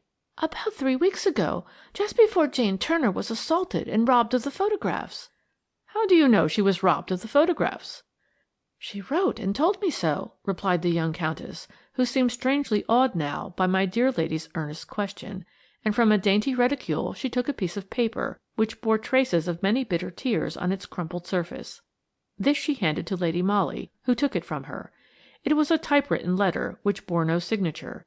Lady Molly perused it in silence first, then read its contents out aloud to me. "To H.S.H., the Countess of Hohengenberg. You think I have been worrying you the past 12 months about your adventure with Mr. Rumbold in Bologna. But it was not me. It was one who has power over me, and who knew about the photograph. He made me act as I did. But whilst I kept the photo you were safe. Now he has assaulted me and nearly killed me, and taken the negative away. I can and will get it out of him again, but it will mean a large sum down. Can you manage £1,000? "When did you get this?" asked Lady Molly. "Only a few days ago," replied the Countess. "And oh, I have been enduring agonies of doubt and fear for the past 3 weeks, for I had heard nothing from Jane since the assault, and I wondered what had happened." "You have not sent a reply, I hope?" "No, I was going to, when I saw the article in the London paper, and the fear that all had been discovered threw me into such a state of agony that I came straight up to town and saw the gentleman at Scotland Yard, who sent me to you. Oh," she entreated again and again, "you won't do anything that will cause a scandal. Promise me, promise me. I believe I should commit suicide rather than face it, and I could find £1,000. "I don't think you will need to do either," said Lady Molly. "Now, may I think over the whole matter quietly to myself?" she added, "and talk it over with my friend here. I may be able to let you have some good news shortly." She rose, intimating kindly that the interview was over. But it was by no means that yet, for there was still a good deal of entreaty and a great many tears on the one part, and reiterated kind assurances on the other. However, when, some 10 minutes later, the dainty clouds of lace and chiffon were finally wafted out of our office, we both felt that the poor, harmless, unutterably foolish little lady looked distinctly consoled and more happy than she had been for the past 12 months. "Yes, she has been an utter little goose," Lady Molly was saying to me an hour later when we were having luncheon. "But that Jane Turner is a remarkably clever girl. I suppose you think, as I do, that the mysterious elderly female who seems to have impersonated the mother all through was an accomplice of Jane Turner's, and that the assault was a put-up job between them," I said. "Inspector Danvers will be delighted, for this theory is a near approach to his own." Was all the comment vouchsafed on my remark. "I am sure it was Arthur Cutbush, the girl's sweetheart, after all," I retorted hotly. "And you'll see that, put to the test of sworn evidence, his alibi at the time of the assault itself won't hold good. Moreover, now," I added triumphantly, We have knowledge which has been lacking all along, the motive." "Ah," said my lady, smiling at my enthusiasm, "that's how you argue Mary, is it?" "Yes, and in my opinion the only question in doubt is whether Arthur Cutbush acted in collusion with Jane Turner or against her." "Well, suppose we go and elucidate that point, and some others, at once," concluded Lady Molly, as she rose from the table. She decided to return to Bristol that same evening. We were going by the 8:50 p.m., and I was just getting ready, the cab being already at the door, when I was somewhat startled by the sudden appearance into my room of an old lady, very beautifully dressed, with snow-white hair dressed high above a severe, interesting face. A merry, rippling laugh issuing from the wrinkled mouth, and a closer scrutiny on my part, soon revealed the identity of my dear lady, dressed up to look like an extremely dignified grande dame of the old school, whilst a pair of long, old-fashioned earrings gave a curious, foreign look to her whole appearance. I didn't quite see why she chose to arrive at the Grand Hotel Bristol in that particular disguise, nor why she entered our names in the hotel book as Grand Duchess and Princess Amalie von Starkburg from Germany, nor did she tell me anything that evening.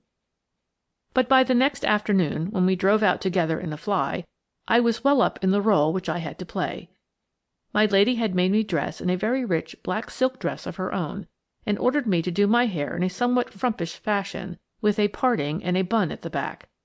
She herself looked more like royalty travelling incognito than ever, and no wonder small children and tradesmen's boys stared open-mouthed when we alighted from our fly outside one of the mean-looking little houses in Bread Street. In answer to our ring, a smutty little servant opened the door, and my lady asked her if Miss Jane Turner lived here, and if she were in. "Yes, Miss Turner lives here, and it being Thursday and early closing, she's home from business."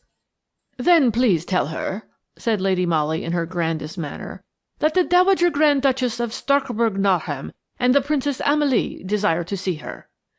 The poor little maid nearly fell backwards with astonishment. She gasped an agitated "Lor!" and then flew down the narrow passage and up the steep staircase, closely followed by my dear lady and myself. On the first-floor landing, the girl, with nervous haste, knocked at a door, opened it, and muttered half-audibly, "Ladies, to see you, miss." Then she fled incontinently upstairs. I have never been able to decide whether that little girl thought that we were lunatics, ghosts, or criminals. But already Lady Molly had sailed into the room, where Miss Jane Turner apparently had been sitting reading a novel. She jumped up when we entered and stared open-eyed at the gorgeous apparitions. She was not a bad-looking girl, but for the provoking, bold look in her black eyes, and the general slatternly appearance of her person. "Pray do not disturb yourself, Miss Turner," said Lady Molly in broken English, as she sank into a chair and beckoned me to do likewise. "Pray sit down. I will be brief. You have a compromising photograph, is it not, of my daughter-in-law, the Countess of Hohengebirg? I am the Grand Duchess of Starkburg-Nauheim. This is my daughter, the Princess Amalie. We are here incognito. You understand? Not?" And with inimitable elegance of gesture, my dear lady raised a pair of starers to her eyes and fixed them on Jane Turner's quaking figure. Never had I seen suspicion, nay terror, depicted so plainly on a young face, but I will do the girl the justice to state that she pulled herself together with marvellous strength of will. She fought down her awed respect of this great lady, or rather shall I say that the British middle-class want of respect for social superiority, especially if it be foreign, now stood her in good stead? "I don't know what you're talking about," she said with an arrogant toss of the head. "That is a lie, is it not?" rejoined Lady Molly calmly, as she drew from her reticule the typewritten letter which Jane Turner had sent to the Countess of Hohengebirg. "This you wrote to my daughter-in-law. The letter reached me instead of her. It interests me much. I will give you £2,000 for the photograph of her and Mr. Rumbold.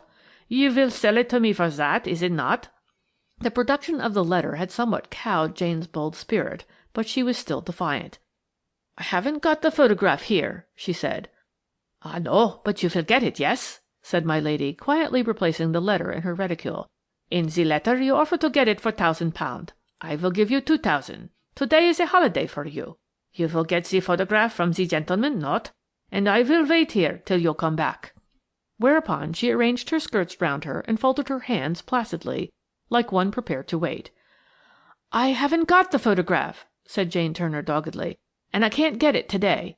The person who has it doesn't live in Bristol." "No? Ah, but quite close, isn't it?" rejoined my lady placidly. "I can wait all the day." "No, you shan't," returned Jane Turner, whose voice now shook with obvious rage or fear, I knew not which. "I can't get the photograph today, so there. And I won't sell it to you. I won't. I don't want your £2,000. How do I know you're not an impostor?" "From this, my good girl," said Lady Molly quietly, "that if I leave this room without the photograph, I go straight to the police with this letter, and you shall be prosecuted by the Grand Duke, my son, for blackmailing his wife. You see, I am not like my daughter-in-law. I am not afraid of a scandal, so you will fetch the photograph, isn't it? I and the Princess Emily will wait for it here. That is your bedroom, not?" she added, pointing to a door which obviously gave on an inner room. "Will you put on your hat and go at once, please? £2,000 or 2 years in prison. You have the choice, isn't it?" Jane Turner tried to keep up her air of defiance, looking Lady Molly full in the face, but I who watched her could see the boldness in her eyes gradually giving place to fear, and then to terror, and even despair. The girl's face seemed literally to grow old as I looked at it, pale, haggard, and drawn, whilst Lady Molly kept her stern, luminous eyes fixed steadily upon her. Then, with a curious, wild gesture, which somehow filled me with a nameless fear, Jane Turner turned on her heel and ran into the inner room. There followed a moment of silence. To me it was tense and agonizing. I was straining my ears to hear what was going on in that inner room. That my dear lady was not as callous as she wished to appear was shown by the strange look of expectancy in her beautiful eyes. The minutes sped on. How many I could not afterwards have said. I was conscious of a clock ticking monotonously over the shabby mantelpiece, of an errand boy outside shouting at the top of his voice, of the measured step of the cab horse, which had brought us hither, being walked up and down the street. Then suddenly there was a violent crash, as of heavy furniture being thrown down. I could not suppress a scream, for my nerves by now were terribly on the jar. "Quick, Mary, the inner room," said Lady Molly. "I thought the girl might do that." I dared not pause in order to ask what that meant, but flew to the door. It was locked. "Downstairs, quick," commanded my lady. "I ordered Danvers to be on the watch outside." You may imagine how I flew, and how I blessed my dear lady's forethought in the midst of her daring plan, when, having literally torn open the front door, I saw Inspector Danvers in plain clothes, calmly patrolling the street. I beckoned to him. He was keeping a sharp lookout, and together we ran back into the house. Fortunately, the landlady and the servant were busy in the basement, and had neither heard the crash nor seen me run in search of Danvers. My dear lady was still alone in the dingy parlour, stooping against the door of the inner room, her ear glued to the keyhole. "Not too late, I think," she whispered hurriedly. "Break it open, Danvers." Danvers, who is a great, strong man, soon put his shoulder to the rickety door, which yielded to the first blow. The sight which greeted us filled me with horror, for I had never seen such a tragedy before.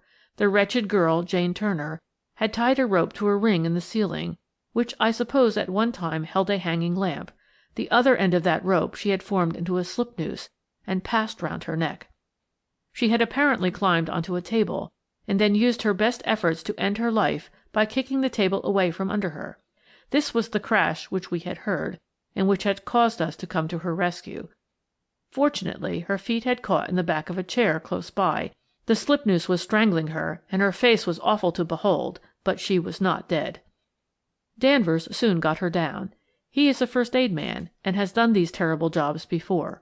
As soon as the girl had partially recovered, Lady Molly sent him and me out of the room. In the dark and dusty parlour, where but a few moments ago I had played my small part in a grim comedy, I now waited to hear what the sequel to it would be. Danvers had been gone some time, and the shades of evening were drawing in. Outside, the mean-looking street looked particularly dreary. It was close on 6 o'clock when at last I heard the welcome rustle of silks, the opening of a door, and at last my dear lady, looking grave but serene, came out of the inner room, and beckoning to me, without a word, led the way out of the house and into the fly, which was still waiting at the door. "We'll send the doctor to her," were her first words as soon as we were clear of Bread Street. "But she is quite all right now, save that she wants a sleeping draught." "Well, she has been punished enough, I think. She won't try her hand at blackmailing again." "Then the photograph never existed?" I asked, amazed. "No, the plate was a failure, but Jane Turner would not thus readily give up the idea of getting money out of the poor, pusillanimous Countess. We know how she succeeded in terrorizing that silly little woman. It is wonderful how cleverly a girl like that worked out such a complicated scheme all alone." "All alone?" "Yes, there was no one else. She was the elderly woman who used to meet the Countess, and who rang at the front door of the Weston apartment house. She arranged the whole of the mise en scène of the assault on herself all alone, and took everybody in with it. It was so perfectly done. She planned and executed it because she was afraid that the little Countess would be goaded into confessing her folly to her husband, or to her parents, when a prosecution for blackmail would inevitably follow. So she risked everything on a big coup, and almost succeeded in getting £1,000 from Her Serene Highness, meaning to reassure her, as soon as she had the money, by the statement that the negative and prints had been destroyed. But the appearance of the Grand Duchess of Starkburg-Nauheim this afternoon frightened her into an act of despair. Confronted with the prosecution she dreaded, and with the prison she dared not face, she, in a mad moment, attempted to take her life. I suppose now the whole matter will be hushed up." "Yes," replied Lady Molly with a wistful sigh, "the public will never know who assaulted Jane Turner." She was naturally a little regretful at that, but it was a joy to see her, the day when she was able to assure Her Serene Highness, the Countess of Hohengebirg, that she need never again fear the consequences of that fatal day's folly. End of A Day's Folly, Lady Molly of Scotland Yard. A Castle in Brittany. Yes, we are just back from our holiday, my dear lady and I, a well-earned holiday, I can tell you that. We went to Porhoët, you know, a dear little village in the hinterland of Brittany, not very far from the coast, an enchanting spot, hidden away in a valley, bordered by a mountain stream, wild, romantic, picturesque Brittany, in fact. We had discovered the little place quite accidentally last year, in the course of our wanderings, and stayed there then about 3 weeks, laying the foundations of that strange adventure which reached its culminating point just a month ago. I don't know if the story will interest you, for Lady Molly's share in the adventure was purely a private one, and had nothing whatever to do with her professional work. At the same time, it illustrates in a very marked manner that extraordinary faculty which she possesses of divining her fellow creatures' motives and intentions. We had rooms and pension in the dear little convent on the outskirts of the village, close to the quaint church and the picturesque presbytery, and soon we made the acquaintance of the curé, a simple-minded, kindly old man, whose sorrow at the thought that 2 such charming English ladies as Lady Molly and myself should be heretics was more than counterbalanced by his delight in having someone of the great outside world, as he called it, to talk to, whilst he told us quite ingeniously something of his own simple life, of this village which he loved, and also of his parishioners. One personality among the latter occupied his thoughts and conversation a great deal, and I must say interested us keenly. It was that of Miss Angela de Genneville, who owned the magnificent château of Porhoët, one of the 7 wonders of architectural France. She was an Englishwoman by birth, being of a Jersey family, and was immensely wealthy, her uncle, who was also her godfather, having bequeathed to her the largest cigar factory in St. Heliers, besides £750,000 sterling. To say that Miss de Genneville was eccentric was but to put it mildly. In the village she was generally thought to be quite mad. The curé vaguely hinted that a tragic love story was at the bottom of all her eccentricities. Certain it is that, for no apparent reason, and when she was still a youngish woman, she had sold the Jersey business and realized the whole of her fortune. After 2 years of continuous travelling, she came to Brittany on a visit to her sister, the widowed Marquise de Terhoven, who owned a small property close to Porhoët, and lived there in retirement and poverty with their only son, Amédée. Miss Angela de Genneville was agreeably taken with the beauty and quietude of this remote little village. The beautiful château of Porhoët being for sale at the time, she bought it, took out letters of naturalization, became a French subject, and from that moment never went outside the precincts of her newly acquired domain. She never returned to England, and, with the exception of the curé and her own sister and nephew, saw no one beyond her small retinue of servants. But the dear old Curé thought all the world of her, for she was supremely charitable to him and to the poor, and scarcely a day passed but he told us something either of her kindness or of her eccentric ways. One day he arrived at the convent at an unaccustomed hour. We had just finished our simple déjeuner of steaming coffee and rolls when we saw him coming towards us across the garden. That he was excited and perturbed was at once apparent by his hurried gait and by the flush on his kindly face. He bade us a very hasty "Good morning, my daughters," and plunged abruptly into his subject. He explained with great volubility, which was intended to mask his agitation, that he was the bearer of an invitation to the charming English lady, a curious invitation, ah yes, perhaps, Mademoiselle de Genneville, very eccentric, but she is in great trouble, in very serious trouble, and very ill too. Now, poor lady, half paralyzed and feeble, yes, feeble in the brain, and then her nephew, the Marquis Amédée de Terhoven, such a misguided young man, who has got into bad company in that den of wickedness called Paris.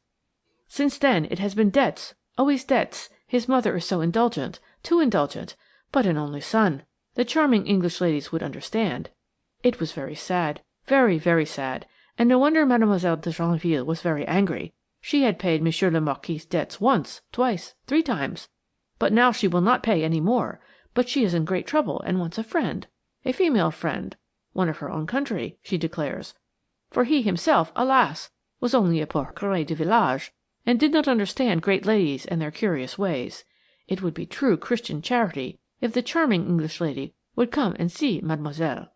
But her own sister, the Marquise, suggested Lady Molly, breaking in on the old man's volubility. Ah, her sister, of course, he replied with a sigh. Madame la Marquise. But then she is Monsieur le Marquis' mother, and the charming English lady would understand. A mother's heart, of course. But I am a complete stranger to Miss de Genneville, protested Lady Molly.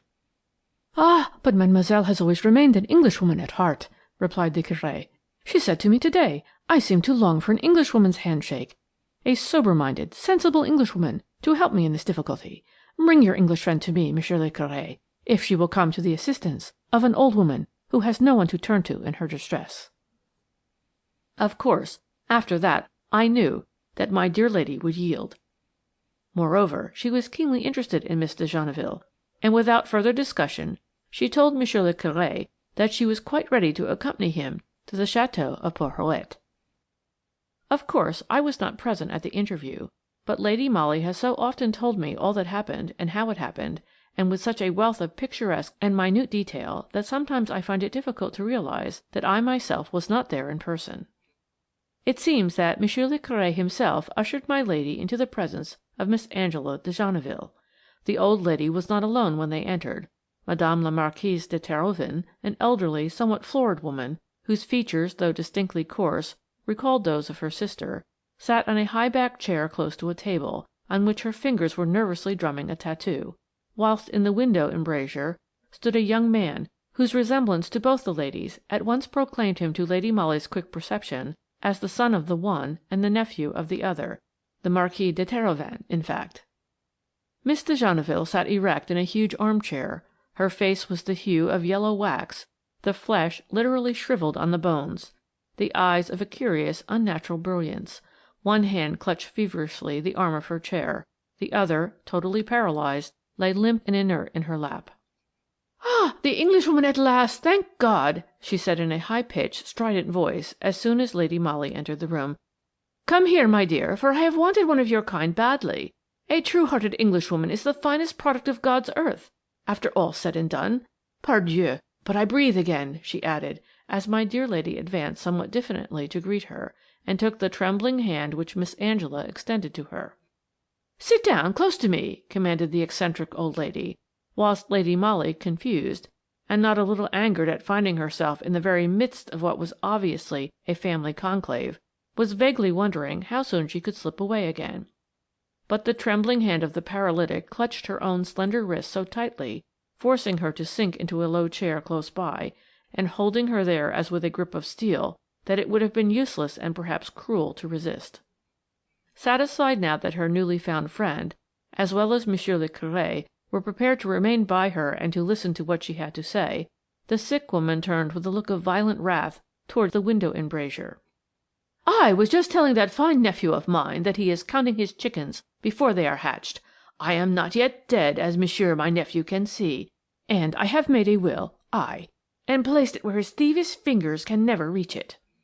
The young man, who up to now had been gazing stolidly out of the window, now suddenly turned on his heel, confronting the old woman, with a look of hate gleaming in his eyes. "We can fight the will," here interposed Madame la Marquise icily. "On what grounds?" queried the other. "That you were paralyzed and imbecile when you made it," replied the Marquise dryly. Monsieur le Curé, who up to now had been fidgeting nervously with his hat, now raised his hands and eyes to the ceiling to emphasize the horror which he felt at this callous suggestion. Lady Molly no longer desired to go. The half-paralyzed grip on her wrist had relaxed, but she sat there quietly, interested with every fibre of her quick intelligence in the moving drama which was being unfolded before her. There was a pause now, a silence broken only by the monotonous ticking of a monumental, curious-looking clock which stood in the angle of the room. Miss de Genneville made no reply to her sister's cruel taunt, but a look, furtive, maniacal, almost dangerous, now crept into her eyes. Then she addressed the Curé. "I pray you, pen, ink, and paper, here on this table," she requested. Then, as he complied with alacrity, she once more turned to her nephew, and pointing to the writing materials, "Sit down and write, Amédée," she commanded. "Write what?" he queried. "A confession, my nephew," said the old woman with a shrill laugh. "A confession of those little peccadilloes of yours, which, unless I come to your rescue now, will land you for 7 years in a penal settlement, if I mistake not. Eh, my fine nephew?" "A confession?" retorted Amédée de Terhoven savagely. "Do you take me for a fool?" "No, my nephew, I take you for a wise man, who understands that his dear aunt will not buy those interesting forgeries perpetrated by Monsieur le Marquis Amédée de Terhoven, and offered to her by Rubinstein the moneylender, unless that confession is written and signed by you. Write, Amédée, write that confession, my dear nephew, if you do not wish to see yourself in the dock on a charge of forging your aunt's name to a bill of 100,000 francs." Amédée muttered a curse between his teeth. Obviously the old woman's shaft had struck home. He knew himself to be in a hopeless plight. It appears that a money-lender had threatened to send the forged bills to Monsieur le Procureur de la République unless they were paid within 24 hours, and no one could pay them but Miss de Genneville, who had refused to do it except at the price of this humiliating confession. A look of intelligence passed between mother and son. Intercepted by Lady Molly, and interpreted by her, it seemed to suggest the idea of humouring the old aunt, for the moment, until the forgeries were safely out of the money-lender's hands, then of mollifying her later on, when perhaps she would have forgotten, or sunk deeper into helplessness and imbecility. As if in answer to his mother's look, the young man now said curtly, "I must know what use you mean to make of the confession if I do write it." "That will depend on yourself," replied mademoiselle dryly. "You may be sure that I will not willingly send my own nephew to penal servitude." For another moment the young man hesitated. Then he sat down, sullen and wrathful, and said, "I'll write, you may dictate." The old woman laughed a short, dry, sarcastic laugh. Then, at her dictation, Amédée wrote, "I, Amédée, Marquis de Terhoven, hereby make confession to having forged Mademoiselle Angela de Genneville's name to the annexed bills, thereby obtaining the sum of 100,000 francs from Abraham Rubinstein of Brest." "Now, Monsieur le Curé, would you kindly witness le Marquis's signature?" said the irascible old lady, when Amédée had finished writing. "And you too, my dear?" she added, turning to Lady Molly. My lady hesitated for a moment. Naturally, she did not desire to be thus mixed up in this family feud, but a strange impulse had drawn her sympathy to this eccentric old lady, who, in the midst of her semi-regal splendour, seemed so forlorn, between her nephew, who was a criminal and a blackguard, and her sister, who was but little less contemptible. Obeying this impulse, and also a look of entreaty from the Curé, she affixed her own signature as witness to the document, and this despite the fact that both the Marquise and her son threw her a look of hate which might have made a weaker spirit tremble with foreboding. Not so Lady Molly. Those very same threatening looks served but to decide her. Then, at mademoiselle's command, she folded up the document, slipped it into an envelope, sealed it, and finally addressed it to Monsieur le Procureur de la République, resident at Caen. Amédé watched all these proceedings with eyes that were burning with impotent wrath. "This letter," now resumed the old lady more calmly, "will be sent under cover to my lawyer, Maître Vendôme of Paris, who drew up my will, with orders only to post it in case of certain eventualities, which I will explain later on. In the meanwhile, my dear nephew, you may apprise your friend Abraham Rubinstein that I will buy back those interesting forgeries of yours on the day on which I hear from Maître Vendôme that he has safely received my letter with this enclosure." "This is infamous!" here broke in the Marquise, rising in full wrath, unable to control herself any longer. "I'll have you put under restraint as a dangerous lunatic. Then, of course, I could not buy back the bills from Rubinstein," rejoined Mademoiselle calmly. Then, as the Marquise subsided, cowed, terrified, realizing the hopelessness of her son's position, the old lady turned placidly to my dear lady, whilst her trembling fingers once more clutched the slender hand of her newly found English friend. "I have asked you, my dear, and Monsieur le Curé, to come to me to-day," she said, "because I wish you both to be of assistance to me in carrying out my dying wishes. You must promise me most solemnly, both of you, that when I am dead you will carry out these wishes to the letter. Promise!"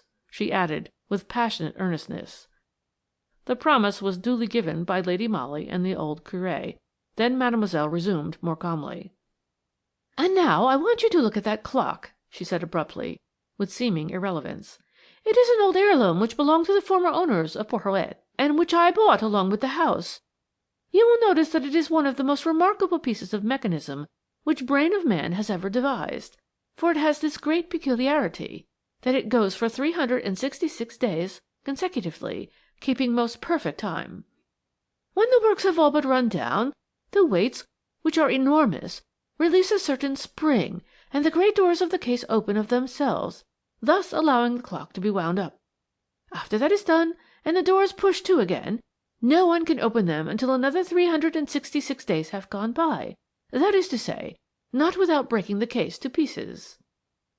Lady Molly examined the curious old clock with great attention. Vaguely she guessed already what the drift of the old lady's curious explanations would be. "2 days ago," continued Mademoiselle, "the clock was opened, and Monsieur le Curé wound it up. But before I pushed the doors to again, I slipped certain papers into the case. You remember, monsieur?" "Yes, mademoiselle, I remember," responded the old man. "Those papers were my last will and testament, bequeathing all I possessed to the parish of Porhoët," said Miss de Genneville dryly. "And now the doors of the massive case are closed. No one can get at my will for another 364 days. No one," she added with a shrill laugh, "not even my nephew, Amédé de Terhoven." A silence ensued, only broken by the rustle of Madame la Marquise's silk dress as she shrugged her shoulders and gave a short, sarcastic chuckle. "My dear," resumed Mademoiselle, looking straight into Lady Molly's eager, glowing face, "you must promise me that, 364 days hence, that is to say, on the 20th September next year, you and Monsieur le Curé, or one of you if the other be incapacitated, will be present in this room at this hour when the door of the clock will open. You will then wind up the family heirloom, take out the papers which you will find buried beneath the weights, and hand them over to Maître Vendôme for probate at the earliest opportunity.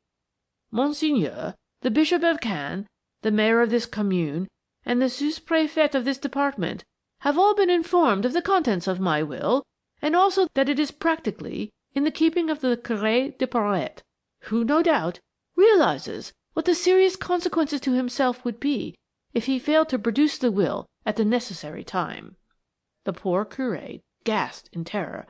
But, he stammered meekly, I may be forcibly prevented from entering the house.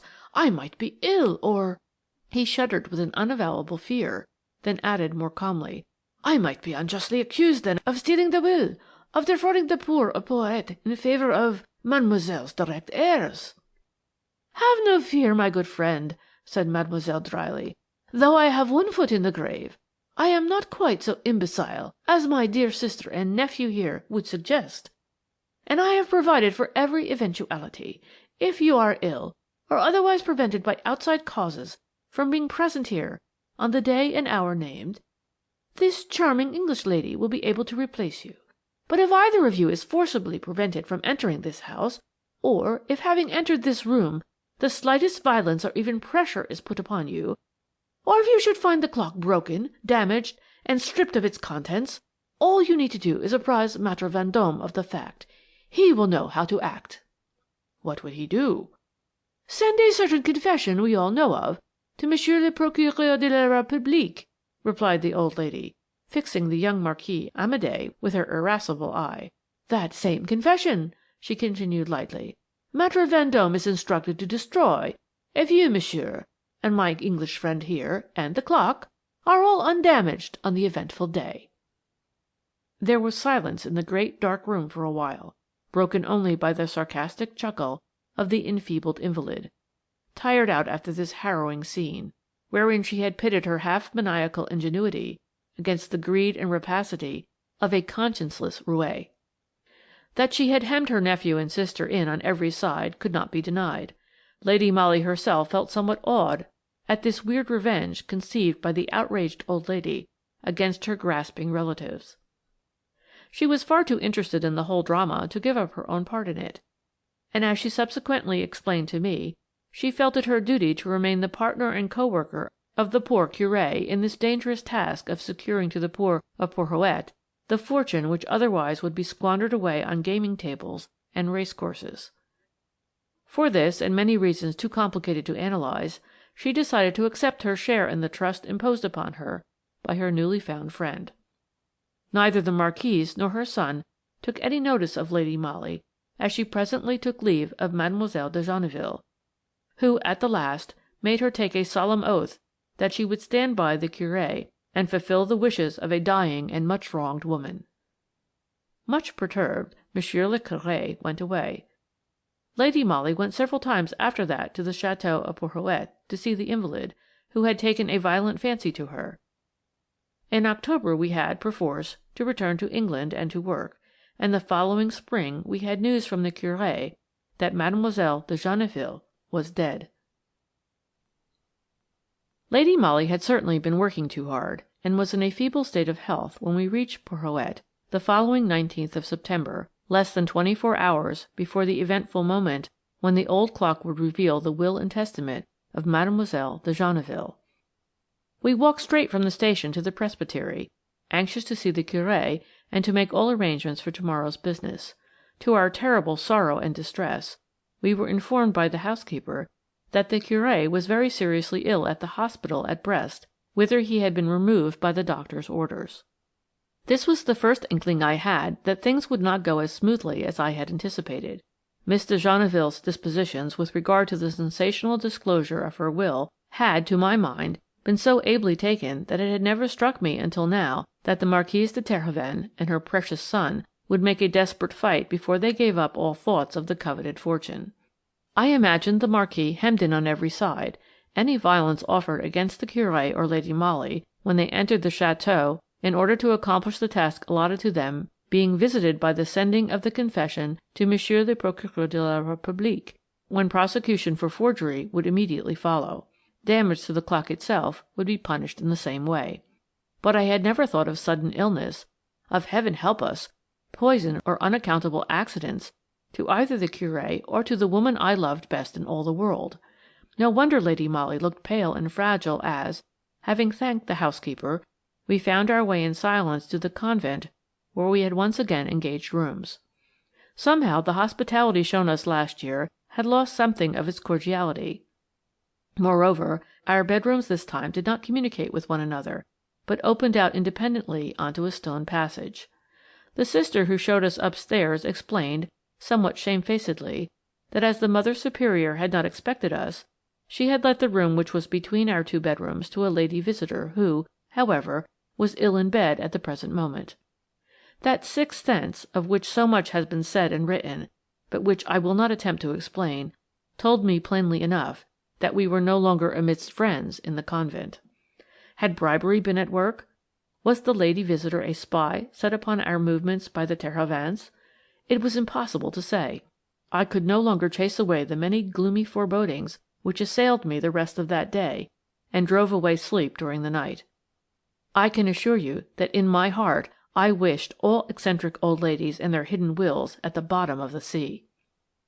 My dear lady was apparently also very deeply perturbed. Any attempt on my part to broach the subject of Miss de Genneville's will was promptly and authoritatively checked by her. At the same time I knew her well enough to guess that all these nameless dangers which seemed to have crept up round her only served to enhance her determination to carry out her old friend's dying wishes to the letter. We went to bed quite early, for the first time without that delightful final gossip, when events, plans, surmises, and work were freely discussed between us.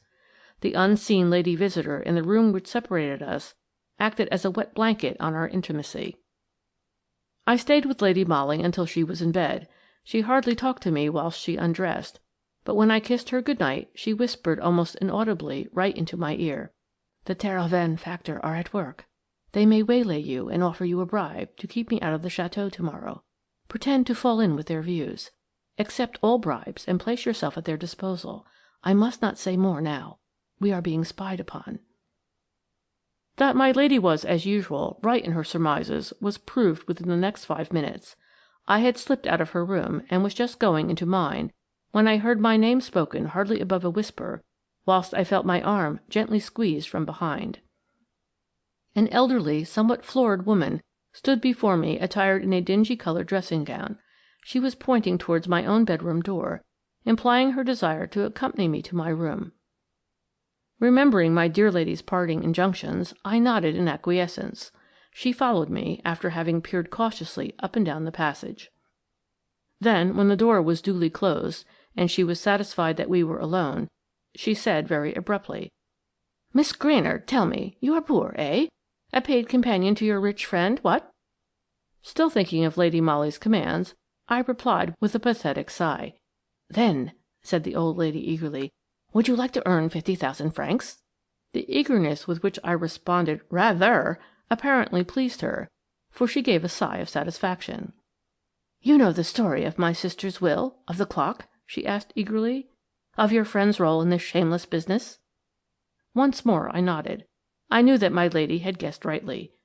This was the Marquise de Terhoven, planted here in the convent to gain my confidence, to spy on Lady Molly, and to offer me a bribe. Now for some clever tactics on my part. "Can you prevent your friend from being at the chateau tomorrow before 1 o'clock?" asked the Marquise. "Easily," I replied calmly. "How?" "She is ill, as you know. The doctor has ordered her a sleeping draught. I administer it. I can arrange that she has a strong dose in the morning instead of her other medicine. She will sleep till the late afternoon." I rattled this off glibly in my best French. Madame la Marquise heaved a deep sigh of relief. "Ah, that is good," she said. "Then listen to me. Do as I tell you, and tomorrow you will be richer by 50,000 francs. Come to the chateau in the morning, dressed in your friend's clothes. My son will be there. Together you will assist in the opening of the secret doors, and when my son has wound up the old clock himself, he will place 50,000 francs in your hands." "But Monsieur le Curé?" I suggested tentatively. "He is ill," she replied curtly. But as she spoke these 3 words, there was such an evil sneer in her face, such a look of cruel triumph in her eyes, that all my worst suspicions were at once confirmed. Had these people's unscrupulous rapacity indeed bribed some needy country practitioner to put the Curé temporarily out of the way? It was too awful to think of. And I can tell you that I needed all my presence of mind, all my desire to act my part bravely and intelligently to the end, not to fly from this woman in horror. She gave me a few more instructions with regard to the services which she and her precious son would expect of me on the morrow. It seems that, some time before her death, Miss de Genneville had laid strict injunctions on 2 of her most trusted men-servants to remain in the chateau and to be on the watch on the eventful 20th day of September of this year, lest any serious violence be done to the English lady or to the Curé. It was with a view to allay any suspicion which might arise in the minds of these two men, that the Marquis desired me to impersonate Lady Molly tomorrow, and to enter with him, on seemingly friendly terms, the room where stood the monumental clock. For these services, together with those whereby Lady Molly was to be sent into a drugged sleep whilst the theft of the will was being carried through, I, Mary Granard, was to receive from Monsieur le Marquis de Terhoven the sum of 50,000 francs. All these matters being settled to this wicked woman's apparent satisfaction, she presently took hold of both my hands, shook them warmly, and called me her dearest friend, assured me of everlasting gratitude, and finally, to my intense relief, slipped noiselessly out of my room. I surmised, I think correctly, that Madame la Marquise would spend most of the night with her ear glued to the thin partition which separated her room from that of Lady Molly. So I did not dare to go and report myself and the monumentous conversation which I had just had, and vaguely wondered when I should have an opportunity of talking matters over with my dear lady without feeling that a spy was at my heels. The next morning when I went into her room, to my boundless amazement, and before I had time to utter a word, she moaned audibly, as if in great pain, and said feebly but very distinctly, "Oh, Mary, I'm so glad you've come. I feel terribly ill. I haven't had a wink of sleep all night, and I am too weak to attempt to get up." Fortunately, my perceptions had not been dulled by the excitement of the past few hours, and I could see that she was not so ill as she made out. Her eyes sought mine, and as I approached her bed, and her lips alone framed the words which I believe I interpreted correctly, "Do as they want. I stay in bed. We'll explain later." Evidently she had reason to think that we were being closely watched, but what I could not understand was, what did she expect would happen if she herself were not present when the opening of the clock door would disclose the will? Did she want me to snatch the document, to bear the brunt of the Terhovens' wrath and disappointment? It was not like her to be afraid of fulfilling a duty, however dangerous that fulfilment might prove, and it certainly was not like her to break a promise given to a dying person. But of course my business was to obey. Assuming that our movements were being watched, I poured out a dose of medicine for my dear lady, which she took and then fell back on her pillows as if exhausted. "I think I could sleep now, Mary," she said, "but wake me later on. I must be at the château by 12 o'clock, you know." As one of Lady Molly's boxes was in my room, I had no difficulty in arraying myself in some of her clothes. Thus equipped and closely veiled, still ignorant of my lady's plans, anxious but determined to obey like a soldier, blindly and unquestioningly, I made my way to the château a little before noon. An old butler opened the door in answer to my ring, and in the inner hall sat the Marquise de Terhoven, whilst her son was walking agitatedly up and down. "Ah, here comes my lady," said the Marquise with easy unconcern. "You have come, my lady," she added, rising and taking my hand, "to perform a duty which will rob my son of a fortune which by right should have been his. We can put no hindrance in your way, under penalty of an appalling disgrace which would then fall on my son. Moreover, my late sister has filled this house with guards and spies, so believe me, you need have no fear. You can perform your duty undisturbed. Perhaps you will not object to my son keeping you company? My precious sister had the door of her room removed before her death, and a curtain put in its stead." She concluded with what was intended to be a sneer of a disappointed fortune hunter. "So the least call from you will bring her spies to your assistance." Without a word, the Marquis and I bowed to one another. Then, preceded by the old family butler, we went up the monumental staircase to what I suppose had been the eccentric old lady's room. The butler drew the portière curtain aside, and he remained in the corridor whilst we went within. There stood the massive clock exactly as my lady had often described it to me. It was ticking with slow and deep-toned majesty. Monsieur le Marquis pointed to an armchair for me. He was obviously in a state of terrible nerve tension. He could not sit still, and his fingers were incessantly clasped and unclasped with a curious febrile movement, which betrayed his intense agitation. I was about to make a remark when he abruptly seized my wrist, placed one finger to his lips, and pointed in the direction of the portière. Apparently he thought that someone was on the watch outside, but the clock itself was so placed that it could not be seen by anyone who was not actually in the room. After that we were both silent, whilst the old piece of mechanism ticked on relentlessly, still hiding the secret which it contained. I would have given 2 years' salary to know what Lady Molly would have wished me to do. Frankly, I fully expected to see her walk in at any moment. I could not bring myself to believe that she meant to shirk her duty. But she had said to me, "Fall in with their views," so that when, presently, the Marquis beckoned to me across the room to come and examine the clock, I obeyed readily enough.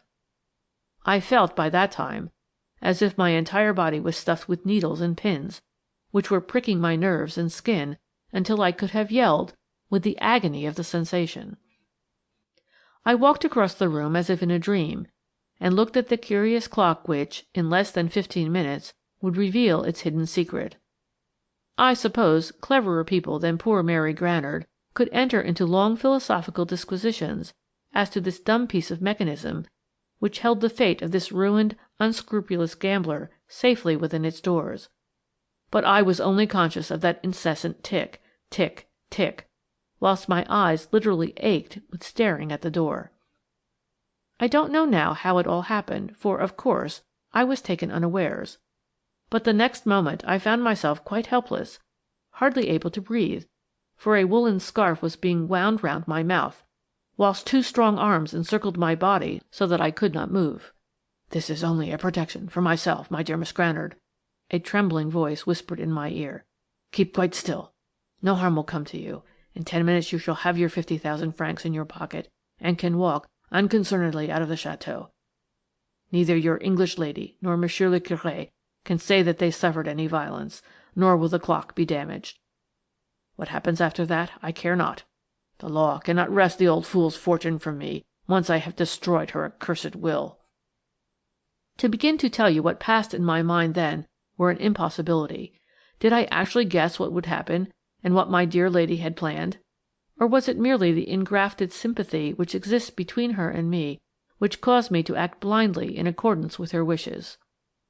"Fall in with their views, take their bribes," she had said, and I, like a soldier, obeyed this command to the letter. I remained absolutely still, scarcely moving an eyelid as I watched the face of the clock, the minutes speeding on, now 3, now 5, now 10. I could hear the Marquis's stertorous breathing close beside me. Was I dreaming, or did I really see now a dark line, the width of a hair, between the massive double doors of the clock case? Oh, how my pulses throbbed! The dark line was widening perceptibly. The doors were slowly opening. For the moment I almost felt in sympathy with the blackguard who was on the watch with me. His agitation must have been the most exquisite torture. Now we could distinctly see the glimmer of white paper, not pressed down by the ponderous weights, but lying loosely just inside the doors, and anon, as the aperture widened, the papers fell out just at my feet. With a smothered, gurgling exclamation which I will not attempt to describe, the Marquis literally fell on that paper, like a hungry beast upon its prey. He was on his knees before me, and I could see that the paper was a square envelope which, with a trembling hand, he tore open. It contained a short document whereon the signature Amédée de Terhoven was clearly visible. It was the confession of forgery made by the young Marquis just a year ago. There were also a few banknotes, some 100,000 francs, perhaps. The young man threw them furiously aside, and once more turned to the clock. The doors were wide open, but they revealed nothing save the huge and complicated mechanism of the clock. Mademoiselle de Genneville, eccentric and far-seeing to the last, had played this gigantic hoax on her scheming relatives. Whilst they directed all their unscrupulous energies towards trying to obtain possession of her will in one place, she had calmly put it securely somewhere else. Meanwhile, Monsieur le Marquis had sufficient presence of mind, and, I must own, sufficient dignity, not only to release me from my bonds, but also to offer me the 50,000 francs which he had promised me. "I can wind up the clock now," he said dully, "and you can walk straight out of this place. No one need know that you impersonated your friend. She, no doubt, knew of this hoax. Therefore we found the scheme to keep her out of the way so easy of accomplishment. It was a grisly joke, wasn't it? How the old witch must be chortling in her grave." Needless to say, I did not take his money. He escorted me downstairs silently, subdued, no doubt, by the spirit of hatred which had followed him up from the land of shadows. He even showed no surprise when, on reaching the hall, he was met by his late aunt's lawyer, Maître Vendôme, and also by Lady Molly, who had just arrived. Madame la Marquise de Terhoven was nowhere to be seen. My dear lady smiled at me approvingly, and when I came near she contrived to draw me aside and to whisper hurriedly, "You have done admirably, Mary. I came to fetch you. But now that this young blackguard is thoroughly outwitted, we may as well go, for our work here is done." The Marquise did not even glance at her as she slightly bowed her head to him, took leave of Maître Vendôme, and finally walked out of the château with me. As soon as we were out in the open air, I begged for an explanation. "Maître Vendôme has mademoiselle's will," she replied. "She had enjoined him to read it in the château, to-day in the presence of 3 trustees appointed for the poor of Porhoët, who inherit all her wealth." "And the Terhovens?" I asked. "They've got his confession back," she said dryly, "and they will receive an annuity from the trustees." "And you knew this all along," I rejoined somewhat reproachfully. "Yes, so did the Curé, but mademoiselle made me swear a most solemn oath not to reveal her secret, even to you. She was so afraid of the machinations of the Terhovens. You see," continued Lady Molly, smiling at my eagerness, "Miss de Genneville possessed the ancient key wherewith she could open the clock case at any time. Obviously, even so perfect a piece of mechanism might go wrong, when examination and readjustment of the works would be necessary. After the family conclave wherein she had announced that her will was hidden in the clock, I, at my next interview with her, begged her to modify this idea, to send her will to her solicitor, but to leave the Terhovens under the impression that it was still lying in its strange hiding-place. At first she refused to listen to me or to discuss the subject, but I am happy to say that I finally succeeded in persuading her, with what result you already know." "But poor Monsieur the Curé!" I ejaculated. Her bright eyes gleamed with merriment. "Oh, that was the final little hoax. He himself, poor dear, was afraid lest he might blurt out the whole thing. His illness was partly a sham, and he is quite all right again now, but the doctor at the Brest Hospital is a great friend of his, and is keeping him there until all this business has blown over." "I was the only one who was kept in the dark," I concluded ruefully. "Yes, Mary dear," said my dear lady gently. "It was a promise, remember. But I never thought that we should get so much excitement outside our own professional work." It certainly had been a non-professional experience, but here too, as in the detection of crime, her keen intuition had proved more than a match for an unscrupulous blackguard. And certainly on the 20th day of September last, I lived through the most exciting 10 minutes of my life.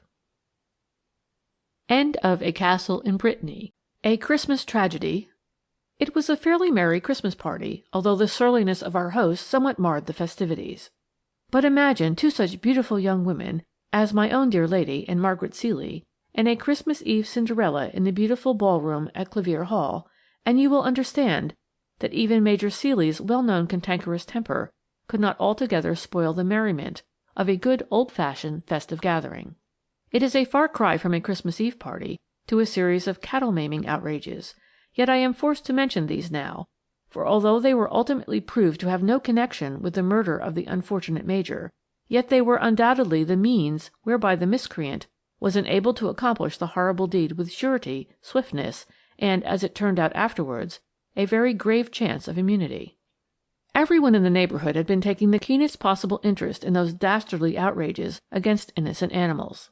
They were either the work of desperate ruffians who stick at nothing in order to obtain a few shillings, or else of madmen with weird propensities for purposeless crimes. Once or twice suspicious characters had been seen lurking about in the fields, and on more than one occasion a cart was heard in the middle of the night driving away at furious speed.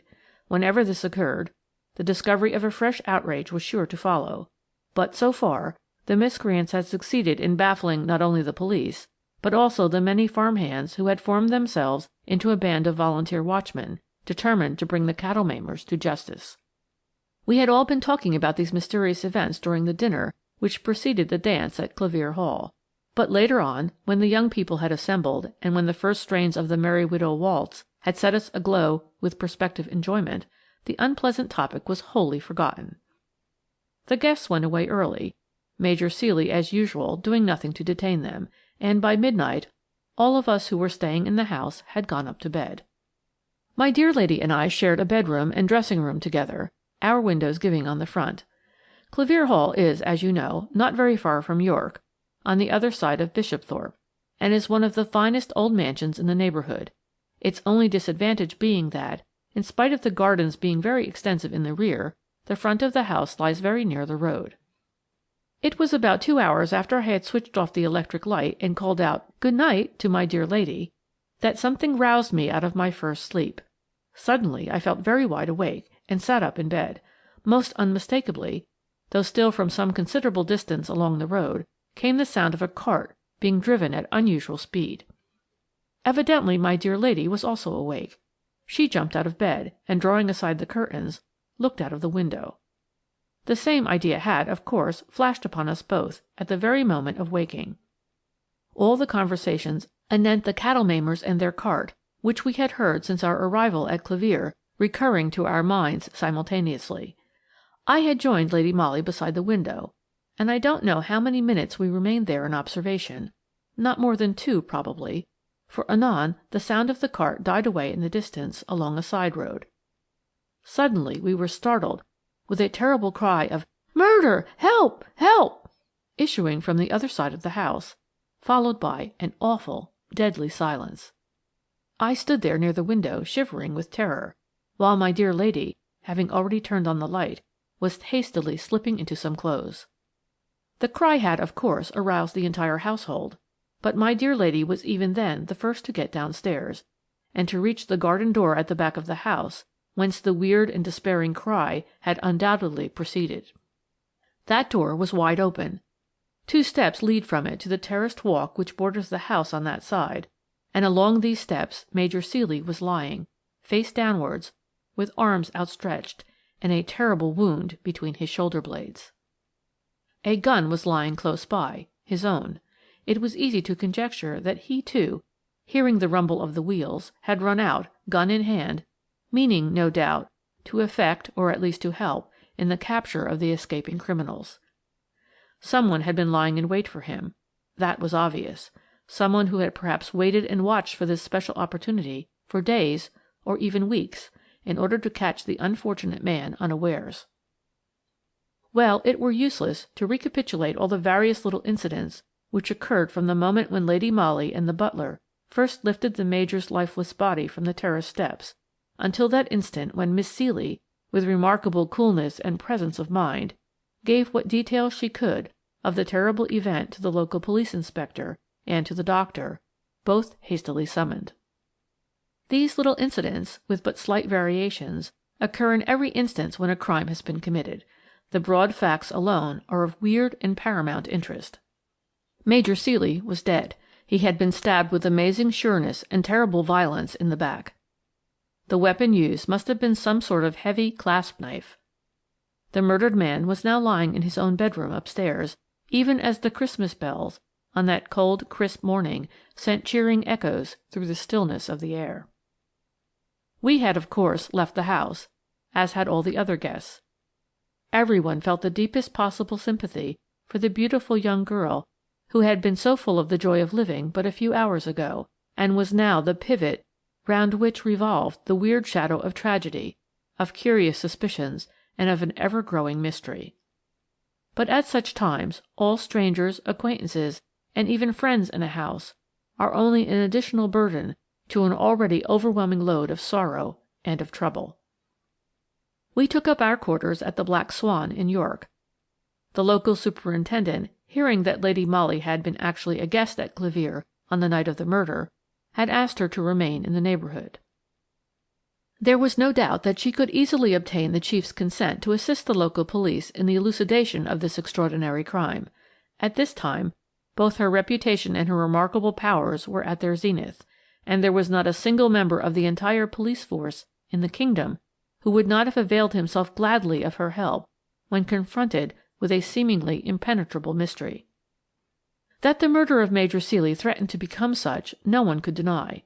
In cases of this sort, when no robbery of any kind has accompanied the graver crime, it is the duty of the police and also of the coroner to try to find out, first and foremost, what possible motive there could be behind so cowardly an assault, and among motives, of course, deadly hatred, revenge, and animosity stand paramount. But here the police were at once confronted with the terrible difficulty, not of discovering whether Major Ceely had an enemy at all, but rather which, of all those people who owed him a grudge, hated him sufficiently to risk hanging for the sake of getting him out of the way. As a matter of fact, the unfortunate Major was one of those miserable people who seem to live in a state of perpetual enmity with everything and everybody. Morning, noon, and night he grumbled, and when he did not grumble he quarrelled, either with his own daughter, or with the people of his household, or with his neighbours. I had often heard about him and his eccentric, disagreeable ways from Lady Molly, who had known him for many years. She, like everybody in the county who otherwise would have shunned the old man, kept a semblance of friendship with him for the sake of his daughter. Margaret Ceely was a singularly beautiful girl, and as the Major was reputed to be very wealthy, these two facts perhaps combined to prevent the irascible gentleman from living in quite so complete an isolation as he would have wished. Mammas of marriageable young men vied with one another in their welcome to Miss Ceely at garden parties, dances, and bazaars. Indeed, Margaret had been surrounded with admirers ever since she had come out of the schoolroom. Needless to say, the cantankerous Major received these pretenders to his daughter's hand not only with insolent disdain, but at times even with violent opposition.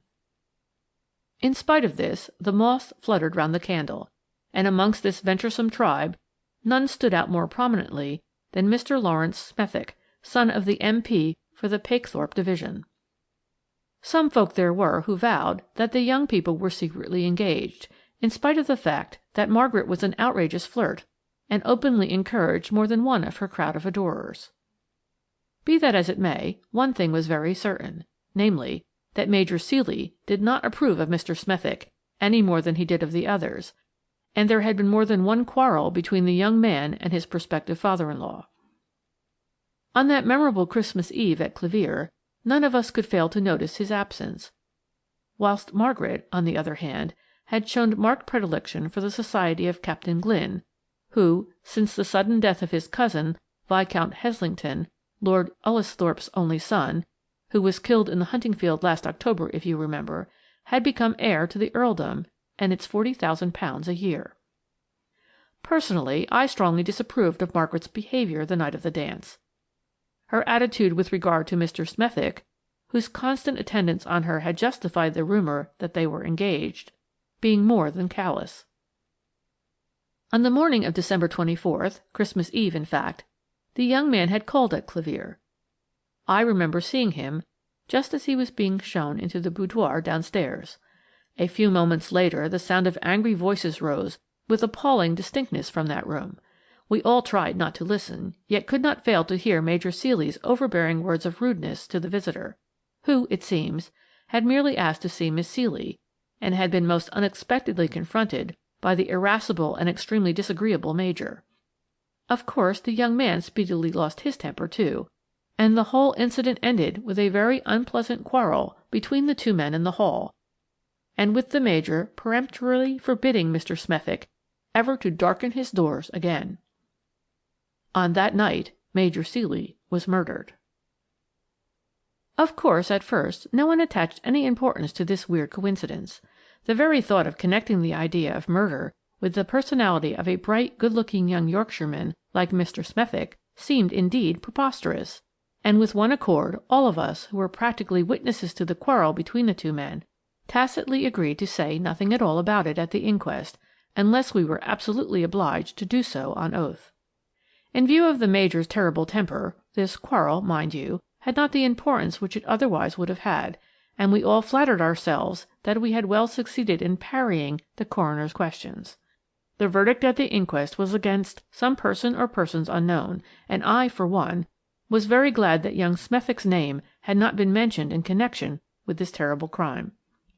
2 days later the superintendent at Bishopthorpe sent an urgent telephonic message to Lady Molly, begging her to come to the police station immediately. We had the use of a motor all the while that we stayed at the Black Swan, and in less than 10 minutes we were bowling along at express speed towards Bishopthorpe. On arrival, we were immediately shown into Superintendent Eddy's private room behind the office. He was there talking with Danvers, who had recently come down from London. In a corner of the room, sitting very straight on a high-backed chair, was a youngish woman of the servant class, who, as we entered, cast a quick, and I thought suspicious, glance at us both. She was dressed in a coat and skirt of shabby-looking black, and although her face might have been called good-looking, for she had fine dark eyes, her entire appearance was distinctly repellent. It suggested slatternliness in an unusual degree. There were holes in her shoes and in her stockings, the sleeve of her coat was half unsewn, and the braid on her skirt hung in loops all around the bottom. She had very red and very coarse-looking hands, and undoubtedly there was a furtive expression in her eyes, which, when she began speaking, changed to one of defiance. Eddy came forward with great alacrity when my dear lady entered. He looked perturbed, and seemed greatly relieved at the sight of her. "She is the wife of one of the outdoor men at Clevere," he explained rapidly to Lady Molly, nodding in the direction of the young woman, "and she has come here with such a queer tale that I thought you would like to hear it." "She knows something about the murder?" asked Lady Molly. "No, I didn't say that," here interposed the woman roughly. "Don't you go and tell no lies, Master Inspector. I thought as how you might wish to know what my husband saw on the night when the Major was murdered, that's all, and I've come to tell you." "Why didn't your husband come himself?" asked Lady Molly. "Oh, Haggett ain't well enough, she began explaining, with a careless shrug of the shoulders, so to speak. "The fact of the matter is, my lady," interposed Eddy, "this woman's husband is half-witted. I believe he is only kept on in the garden because he is very strong and can help with the digging. It is because his testimony is so little to be relied on that I wish to consult you as to how we should act in the matter." "What is his testimony, then?" "Tell this lady what you have just told us, Mrs. Haggett, will you?" said Eddy curtly. Again that quick, suspicious glance shot into the woman's eyes. Lady Molly took the chair which Danvers had brought forward for her, and sat down opposite Mrs. Haggett, fixing her earnest, calm gaze upon her. "There's not much to tell," said the woman sullenly. "Haggett is certainly queer in his head sometimes, and when he is queer, he goes wandering about the place o' nights." "Yes?" said my lady, for Mrs. Haggett had paused a while, and now seemed unwilling to proceed. "Well," she resumed with sudden determination, "he had got up one of his queer fits on Christmas Eve, and didn't come in till long after midnight. He told me as how he'd seen a young gentleman prowling about a garden on the terrace side. He heard the cry of murder and help soon after that, and ran home because he was frightened." "Home?" said Lady Molly quietly. "Where is home?" "The cottage where we live, just back of the kitchen garden." "Why didn't you tell all this to the superintendent before?" "Because Haggett only told me last night, when he seemed less queer-like. He is mighty silent when the fits are on him." "Did he know who the gentleman was whom he saw?" "No, ma'am. I don't suppose he did. Leastwise, he wouldn't say, but—" "Yes, but—" "He found this in the garden yesterday," said the woman, holding out a screw of paper which apparently she had held tightly clutched up till now. "And maybe that's what brought Christmas Eve and the murder back to his mind." Lady Molly took the thing from her and undid the soiled bit of paper with her dainty fingers. The next moment she held up for Eddy's inspection a beautiful ring composed of an exquisitely carved moonstone, surrounded with diamonds of unusual brilliance. At the moment the setting and the stones themselves were marred by scraps of sticky mud which clung to them, the ring obviously having lain on the ground, and perhaps being trampled on for some days, and then been only very partially washed. "At any rate you can find out the ownership of the ring," commented my dear lady after a while, in answer to Eddy's silent attitude of expectancy. "There would be no harm in that." Then she turned once more to the woman. "I'll walk with you to your cottage, if I may," she said decisively, "and have a chat with your husband. Is he at home?" I thought Mrs. Haggett took this suggestion with marked reluctance. I could well imagine from her own personal appearance that her home was most unlikely to be in a fit state for a lady's visit. However, she could, of course, do nothing but obey, and after a few muttered words of grudging acquiescence, she rose from her chair and stalked towards the door, leaving my lady to follow as she chose. Before going, however, she turned and shot an angry glance at Etty. "You'll give me back the ring, Master Inspector," she said with her usual tone of sullen defiance. "Findings is keepings, you know." "I'm afraid not," replied Etty curtly, "but there's always the reward offered by Miss Ceely for information which would lead to the apprehension of her father's murderer. You may get that, you know. It is £100. "Yes, I knew that," she remarked dryly, as, without further comment, she finally went out of the room. My dear lady came back very disappointed from her interview with Haggett. It seems that he was indeed half-witted, almost an imbecile in fact, with but a few lucid intervals, of which this present day was one. But, of course, his testimony was practically valueless. He reiterated the story already told by his wife, adding no details. He had seen a young gentleman roaming on the terraced walk on the night of the murder. He did not know who the young gentleman was.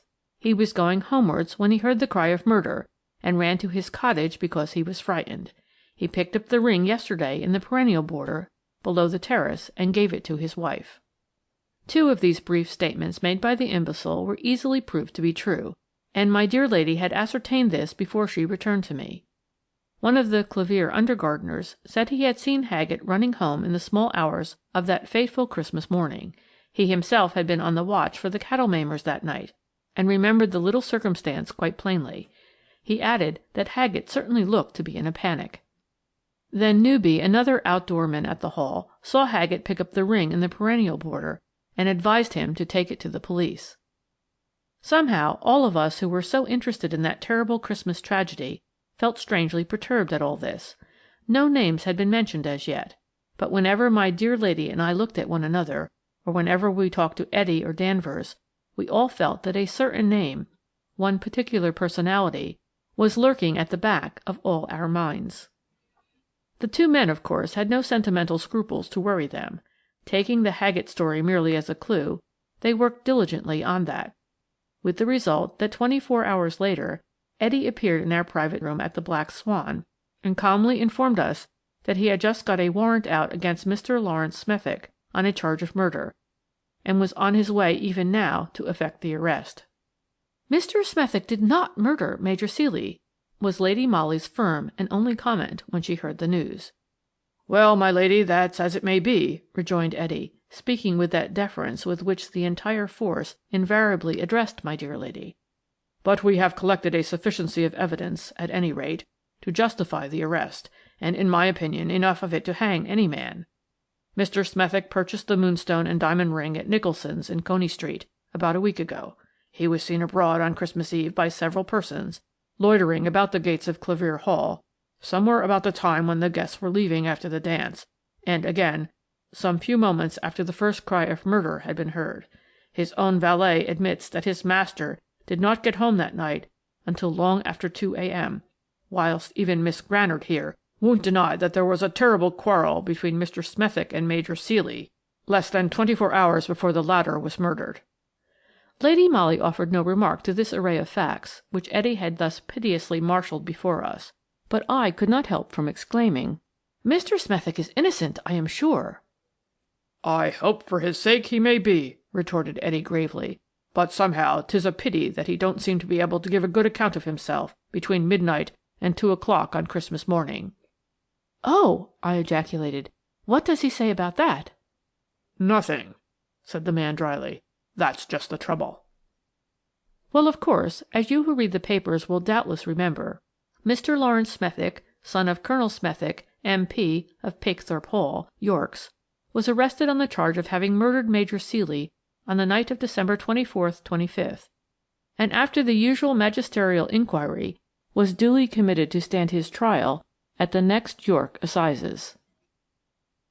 I remember well that, throughout his preliminary ordeal, young Smethick bore himself like one who had given up all hope of refuting the terrible charges brought against him, and, I must say, the formidable number of witnesses which the police brought up against him more than explained that attitude.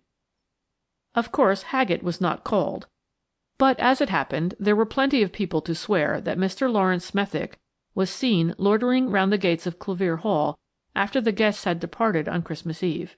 The head gardener, who lives at the lodge, actually spoke to him, and Captain Glynn, leaning out of his brougham, was heard to exclaim, "Hello, Smethick! What are you doing here at this time of night?" And there were others, too.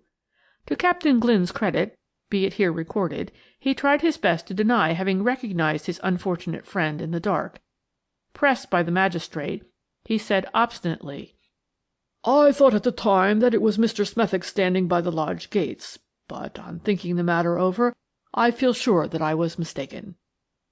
On the other hand, what stood dead against young Smethick was, firstly, the question of the ring, and then the fact that he was seen in the immediate neighbourhood of Clevere, both at midnight and again at about 2, when some men, who had been on the watch for the cattle maimers, saw him walking away rapidly in the direction of Pakethorpe. What was, of course, unexplainable and very terrible to witness was Mr. Smethick's obstinate silence with regard to his own movements during those fatal hours on that night.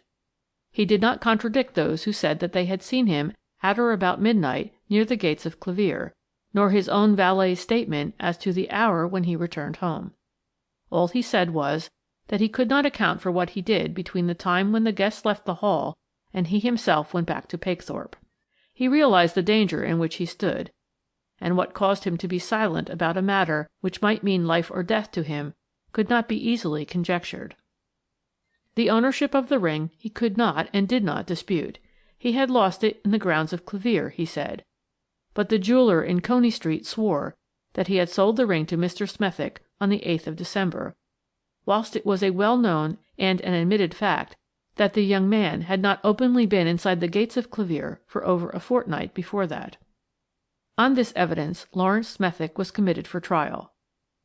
Though the actual weapon with which the unfortunate Major had been stabbed had not been found, nor its ownership traced, there was such a vast array of circumstantial evidence against the young man that bail was refused.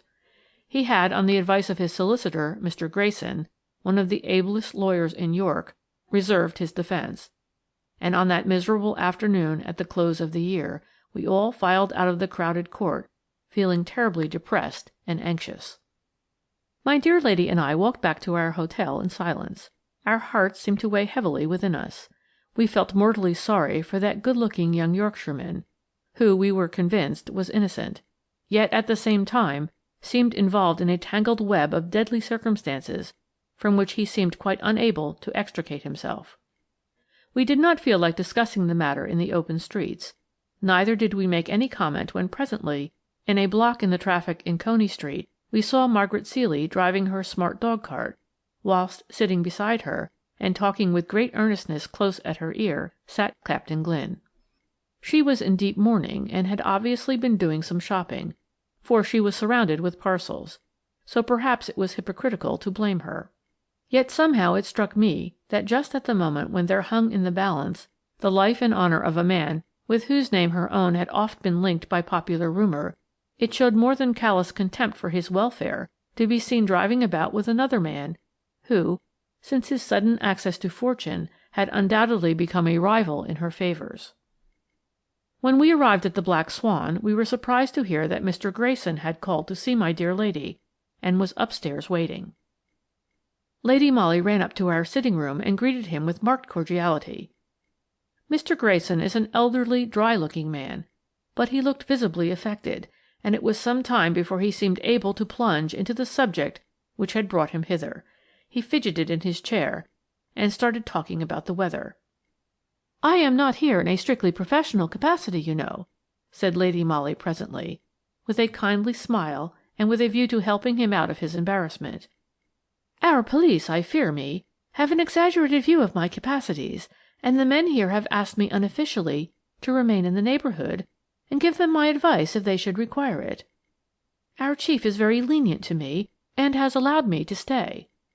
Therefore, if there is anything I can do—" Indeed there is," ejaculated Mr. Grayson with sudden energy. "From all I hear, there is not another soul in the kingdom but you who can save this innocent man from the gallows."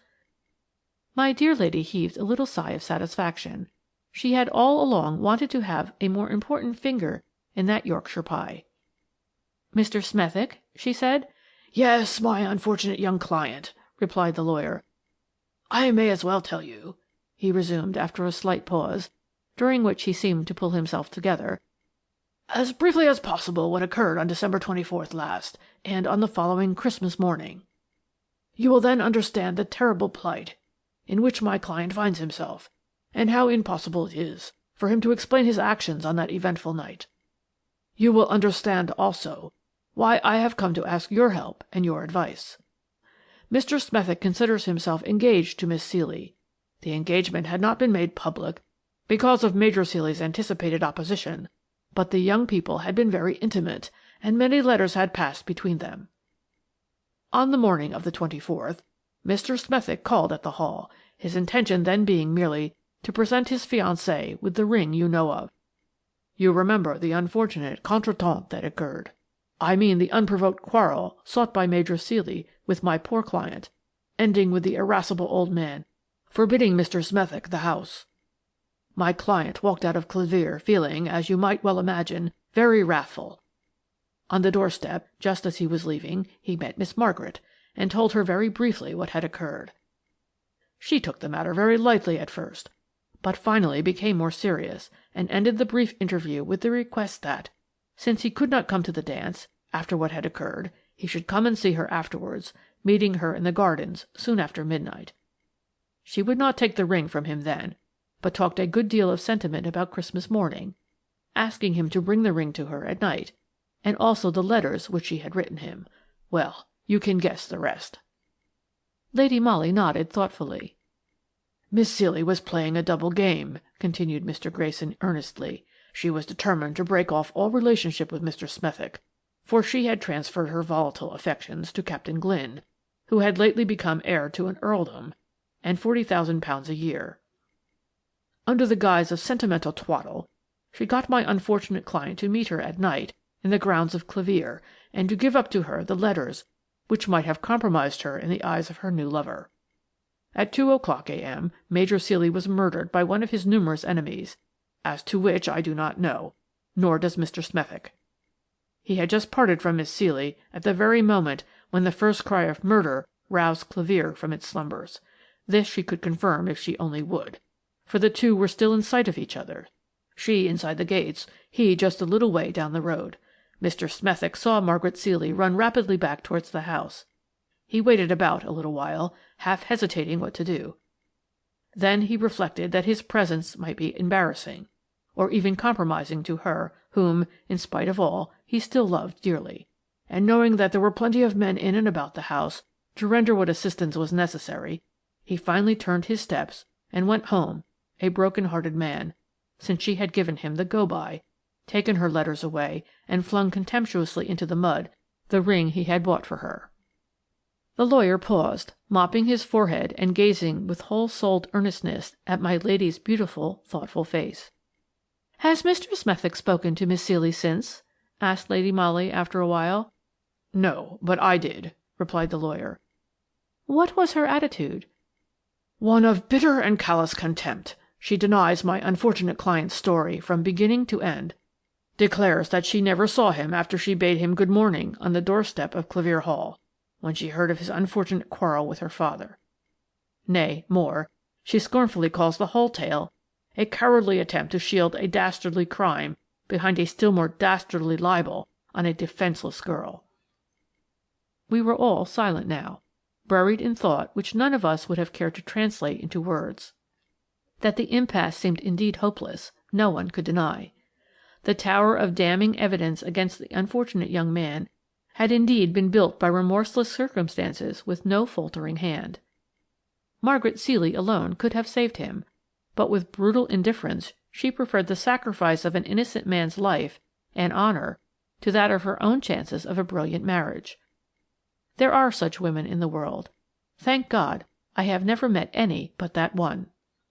Yet I am wrong when I say that she alone could save the unfortunate young man, who throughout was behaving with such consummate gallantry, refusing to give his own explanation of the events that occurred on that Christmas morning, unless she chose first to tell the tale.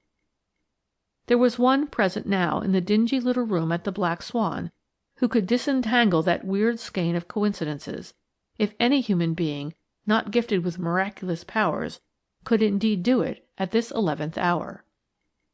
She now said gently, "What would you like me to do in this matter, Mr. Grayson? And why have you come to me rather than to the police?" "How can I go with this tale to the police?" he ejaculated in obvious despair. "Would they not also look upon it as a dastardly libel on a woman's reputation? We have no proofs, remember, and Miss Ceely denies the whole story from first to last. No, no," he exclaimed with wonderful fervour. "I came to you because I have heard of your marvellous gifts, your extraordinary intuition. Someone murdered Major Ceely. It was not my old friend, Colonel Smethick's son. Find out who it was, then. I beg of you, find out who it was." He fell back in his chair, broken down with grief. With inexpressible gentleness, Lady Molly went up to him and placed her beautiful white hand on his shoulder. "I will do my best, Mr. Grayson," she said simply. We remained alone and singularly quiet the whole of that evening. That my dear lady's active brain was hard at work, I could guess by the brilliance of her eyes, and that sort of absolute stillness in her person through which one could almost feel the delicate nerves vibrating. The story told her by the lawyer had moved her singularly. Mind you, she had always been morally convinced of young Smethick's innocence, but in her the professional woman always fought hard battles against the sentimentalist, and in this instance the overwhelming circumstantial evidence and the conviction of her superiors had forced her to accept the young man's guilt as something out of her ken.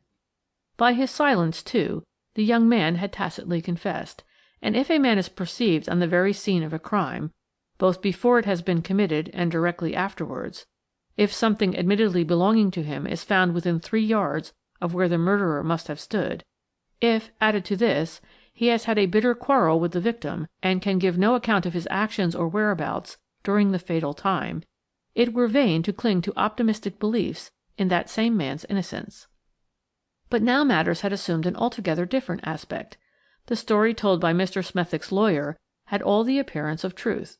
Margaret Ceely's character, her callousness on the very day when her late fiancé stood in the dock, her quick transference of her affections to the richer man, all made the account of the events on Christmas night, as told by Mr. Grayson, extremely plausible. No wonder my dear lady was buried in thought. "I shall have to take the threads up from the beginning, Mary," she said to me the following morning, when after breakfast she appeared in her neat coat and skirt, with hat and gloves, ready to go out. "So, on the whole, I think I will begin with a visit to the Haggetts." "I may come with you, I suppose?" I suggested meekly. "Oh, yes," she rejoined carelessly. Somehow I had an inkling that the carelessness of her mood was only on the surface. It was not likely that she, my sweet, womanly, ultra-feminine, beautiful lady, should feel callously on this absorbing subject. We motored down to Bishopthorpe. It was bitterly cold, raw, damp, and foggy. The chauffeur had some difficulty in finding the cottage, the home of the imbecile gardener and his wife. There was certainly not much look of home about the place. When, after much knocking at the door, Mrs. Haggett finally opened it, we saw before us one of the most miserable, slatternly places I think I ever saw. In reply to Lady Molly's somewhat curt inquiry, the woman said that Haggett was in bed, suffering from one of his fits. "That is a great pity," said my dear lady, rather unsympathetically, I thought, "for I must speak with him at once." "What is it about?" asked the woman sullenly. "I can take a message." "I am afraid not," rejoined my lady. "I was asked to see Haggett personally." "By whom, I'd like to know?" she retorted, now almost insolently. "I dare say you would. But you are wasting precious time. Hadn't you better help your husband on with his clothes? This lady and I will wait in the parlour." After some hesitation, the woman finally complied, looking very sulky the while. We went into the miserable little room, wherein not only grinding poverty, but also untidiness and dirt were visible all round.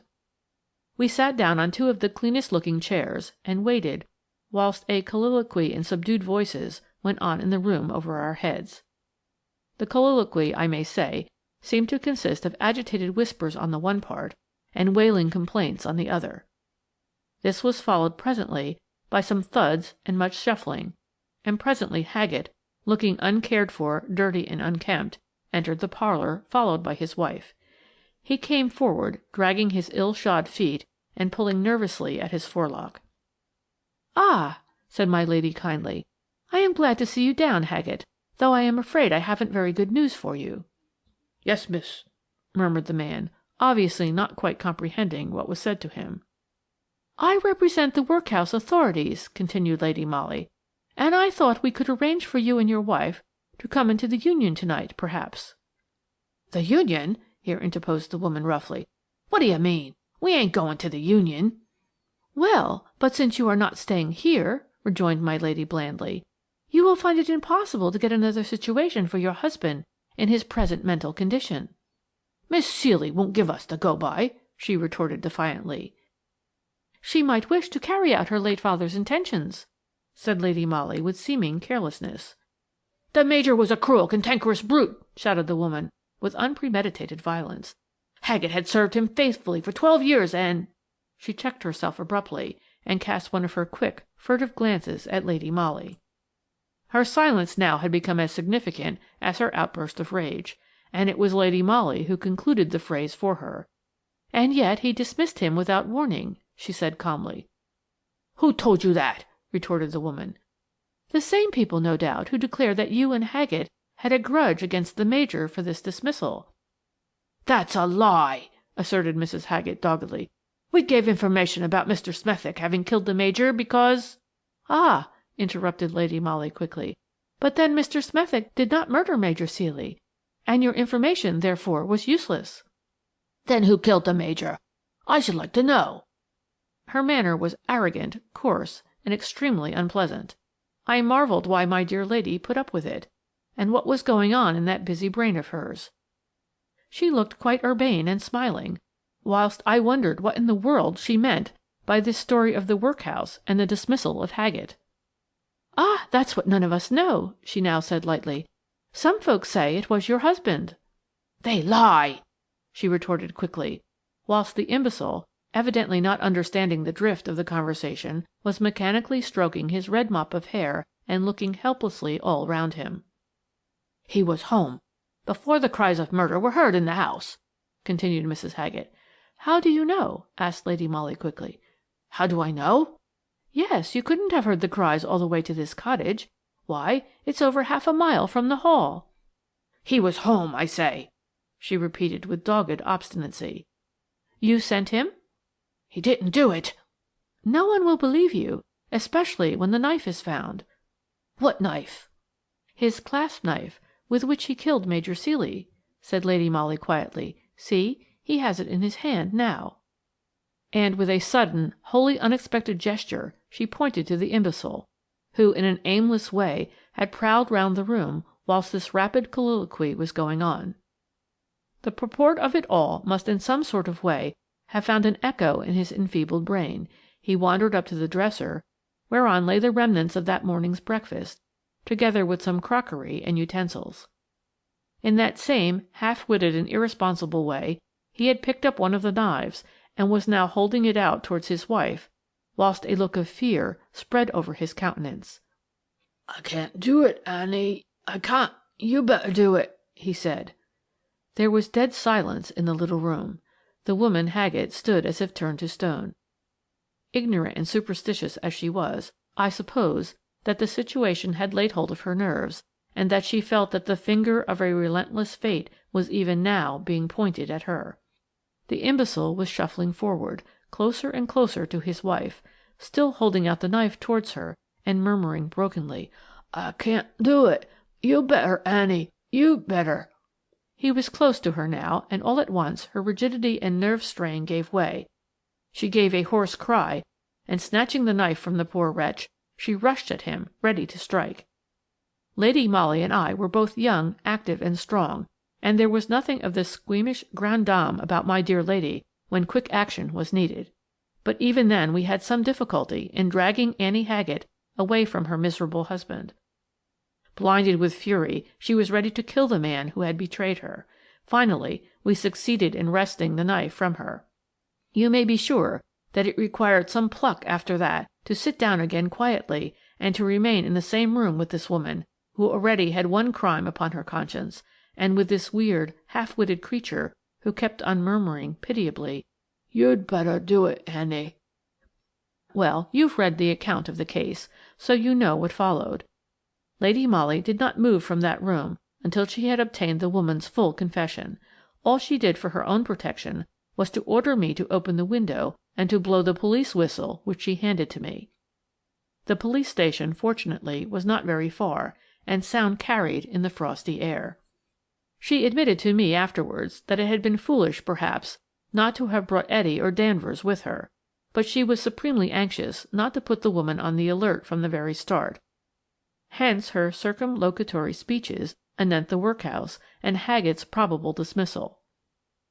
That the woman had some connection with the crime, Lady Molly, with her keen intuition, had always felt, but as there was no witness to the murder itself, and all circumstantial evidence was dead against young Smethick, there was only one chance of successful discovery, and that was the murderer's own confession. If you think over the interview between my dear lady and the Haggetts on that memorable morning, you will realize how admirably Lady Molly had led up to the weird finish. She would not speak to the woman unless Haggett was present, and she felt sure that as soon as the subject of the murder cropped up, the imbecile would either do or say something that would reveal the truth. Mechanically, when Major Ceely's name was mentioned, he had taken up the knife. The whole scene recurred to his tottering mind. That the Major had summarily dismissed him recently was one of those bold guesses which Lady Molly was wont to make. That Haggett had been merely egged on by his wife, and had been too terrified at the last to do the deed himself, was no surprise to her, and hardly one to me, whilst the fact that the woman ultimately wreaked her own passionate revenge upon the unfortunate Major was hardly to be wondered at, in the face of her own coarse and elemental personality. Cowed by the quickness of events, and by the appearance of Danvers and Etty on the scene, she finally made full confession. She was maddened by the Major's brutality, when with rough, cruel words he suddenly turned her husband adrift, refusing to give him further employment. She herself had great ascendancy over the imbecile, and had drilled into him a part of hate and of revenge. At first he seemed ready and willing to obey. It was arranged that he was to watch on the terrace every night until such time as an alarm of the recurrence of the cattle-maiming outrages should lure the Major out alone. This effectively occurred on Christmas morning, but not before Haggett, frightened and pusillanimous, was ready to flee rather than to accomplish the villainous deed. But Annie Haggett, guessing perhaps that he would shrink from the crime at the last, had also kept watch every night. Picture the prospective murderer watching and being watched. When Haggett came across his wife, he deputed her to do the deed herself. I suppose that either terror of discovery or merely desire for the promised reward had caused the woman to fasten the crime on another. The finding of the ring by Haggett was the beginning of that cruel thought which, but for my dear lady's marvellous powers, would indeed have sent a brave young man to the gallows. Ah, you wish to know if Margaret Ceely is married? No! Captain Glynn cried off. What suspicions crossed his mind I cannot say, but he never proposed to Margaret, and now she is in Australia, staying with an aunt, I think, and she has sold Clevere Hall. End of A Christmas Tragedy. Lady Molly of Scotland Yard, by Baroness Orczy. The Bag of Sand. Of course, I knew at once by the expression of her face that morning that my dear lady had some important business on hand. She had a bundle in her arms, consisting of a shabby-looking coat and skirt, and a very dowdy hat trimmed with bunches of cheap calico roses. "Put these things on at once, Mary," she said curtly, "for you are going to apply for the situation of good plain cook, so mind you look the part." "But where in the world?" I gasped in astonishment. "In the house of Mr. Nicholas Jones in Eaton Terrace," she interrupted dryly, "the one occupied until recently by his sister, the late Mrs. Dunstan. Mrs. Jones is advertising for a cook, and you must get that place." As you know, I have carried obedience to the level of a fine art, nor was I altogether astonished that my dear lady had at last been asked to put one of her dainty fingers in that Dunstan pie, which was puzzling our fellows more completely than any other case I have ever known. I don't know if you remember the many circumstances, the various contradictions which were cropping up at every turn, and which baffled our ablest detectives at the very moment when they thought themselves most near the solution of that strange mystery. Mrs. Dunstan herself was a very uninteresting individual, self-righteous, self-conscious, and fat, a perfect type of the moneyed middle-class woman whose balance at the local bank is invariably heavier than that of her neighbours. Her niece, Violet Frostwick, lived with her, a smart, pretty girl, inordinately fond of dainty clothes and other luxuries which money can give. Being totally impecunious herself, she bore with the older woman's constant varying caprices with almost angelic patience, a fact probably attributable to Mrs. Dunstan's testamentary intentions, which, as she often averred, were in favour of her niece. In addition to these two ladies, the household consisted of 3 servants and Miss Cruikshank. The latter was a quiet, unassuming girl, who was by way of being secretary and lady help to Mrs. Dunstan, but who, in reality, was nothing but a willing drudge. Up betimes in the morning, she combined the work of a housekeeper with that of an upper servant. She interviewed the tradespeople, kept the servants in order, and ironed and smartened up Miss Violet's blouses. A Cinderella, in fact. Mrs. Dunstan kept a cook and 2 maids, all of whom had been with her for years. In addition to these, a charwoman came very early in the morning to light fires, clean boots, and do the front steps. On November 22, 1907, for the early history of this curious drama dates back to that year, the charwoman who had been employed at Mrs. Dunstan's house in Eaton Terrace for some considerable time sent word in the morning that in future she would be unable to come. Her husband had been obliged to move to lodgings nearer to his work, and she herself could not undertake to come the greater distance at the early hour at which Mrs. Dunstan required her.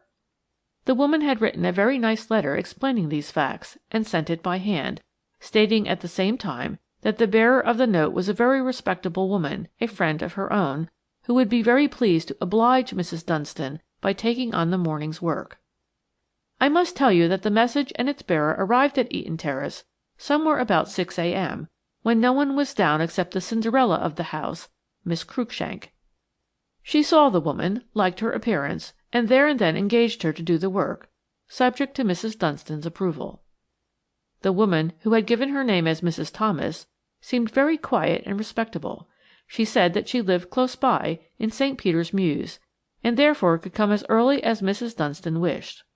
In fact, from that day, she came every morning at 5:30 a.m., and by 7 o'clock had finished her work and was able to go home. If, in addition to these details, I tell you that, at the time, pretty Miss Violet Frostwick was engaged to a young Scotsman, Mr. David Athol, of whom her aunt totally disapproved, I shall have put before you all the personages who, directly or indirectly, were connected with that drama, the final act of which has not yet been witnessed either by the police or by the public. On the following New Year's Eve, Mrs. Dunstan, as was her invariable custom on that day, went to her married brother's house to dine and see the New Year in.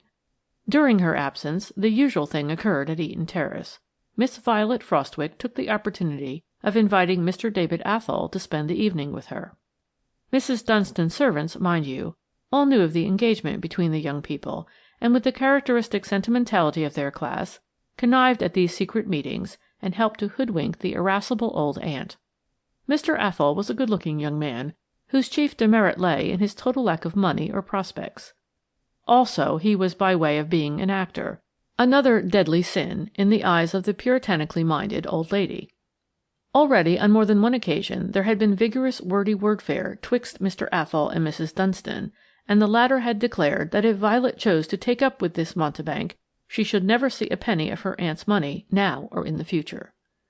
The young man did not come very often to Eaton Terrace, but on this festive New Year's Eve, when Mrs. Dunstan was not expected to be home until long after midnight, it seemed too splendid an opportunity for an ardent lover to miss. As ill luck would have it, Mrs. Dunstan had not felt very well after her copious dinner, and her brother, Mr. Nicholas Jones, escorted her home soon after 10 o'clock.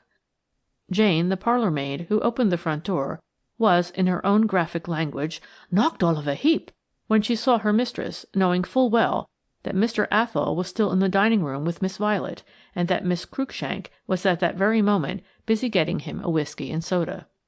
Meanwhile, the coat and hat in the hall had revealed the young man's presence in the house. For a moment Mrs. Dunstan paused, whilst Jane stood trembling with fright. Then the old lady turned to Mr. Nicholas Jones, who was still standing on the doorstep, and said quietly, "Will you telephone over to Mr. Blenkinsop, Nick, the first thing in the morning, and tell him I'll be at his office by 10 o'clock?" Mr. Blenkinsop was Mrs. Dunstan's solicitor, and as Jane explained to the cook later on, what could such an appointment mean but a determination to cut Miss Violet out of the missis's will with the proverbial shilling? After this Mrs. Dunstan took leave of her brother and went straight into the dining room. According to the subsequent testimony of all three servants, the mistress went on dreadful. Words were not easily distinguishable from behind the closed door, but it seems that, immediately she entered, Mrs. Dunstan's voice was raised as if in terrible anger, and a few moments later Miss Violet fled crying from the dining room and ran quickly upstairs.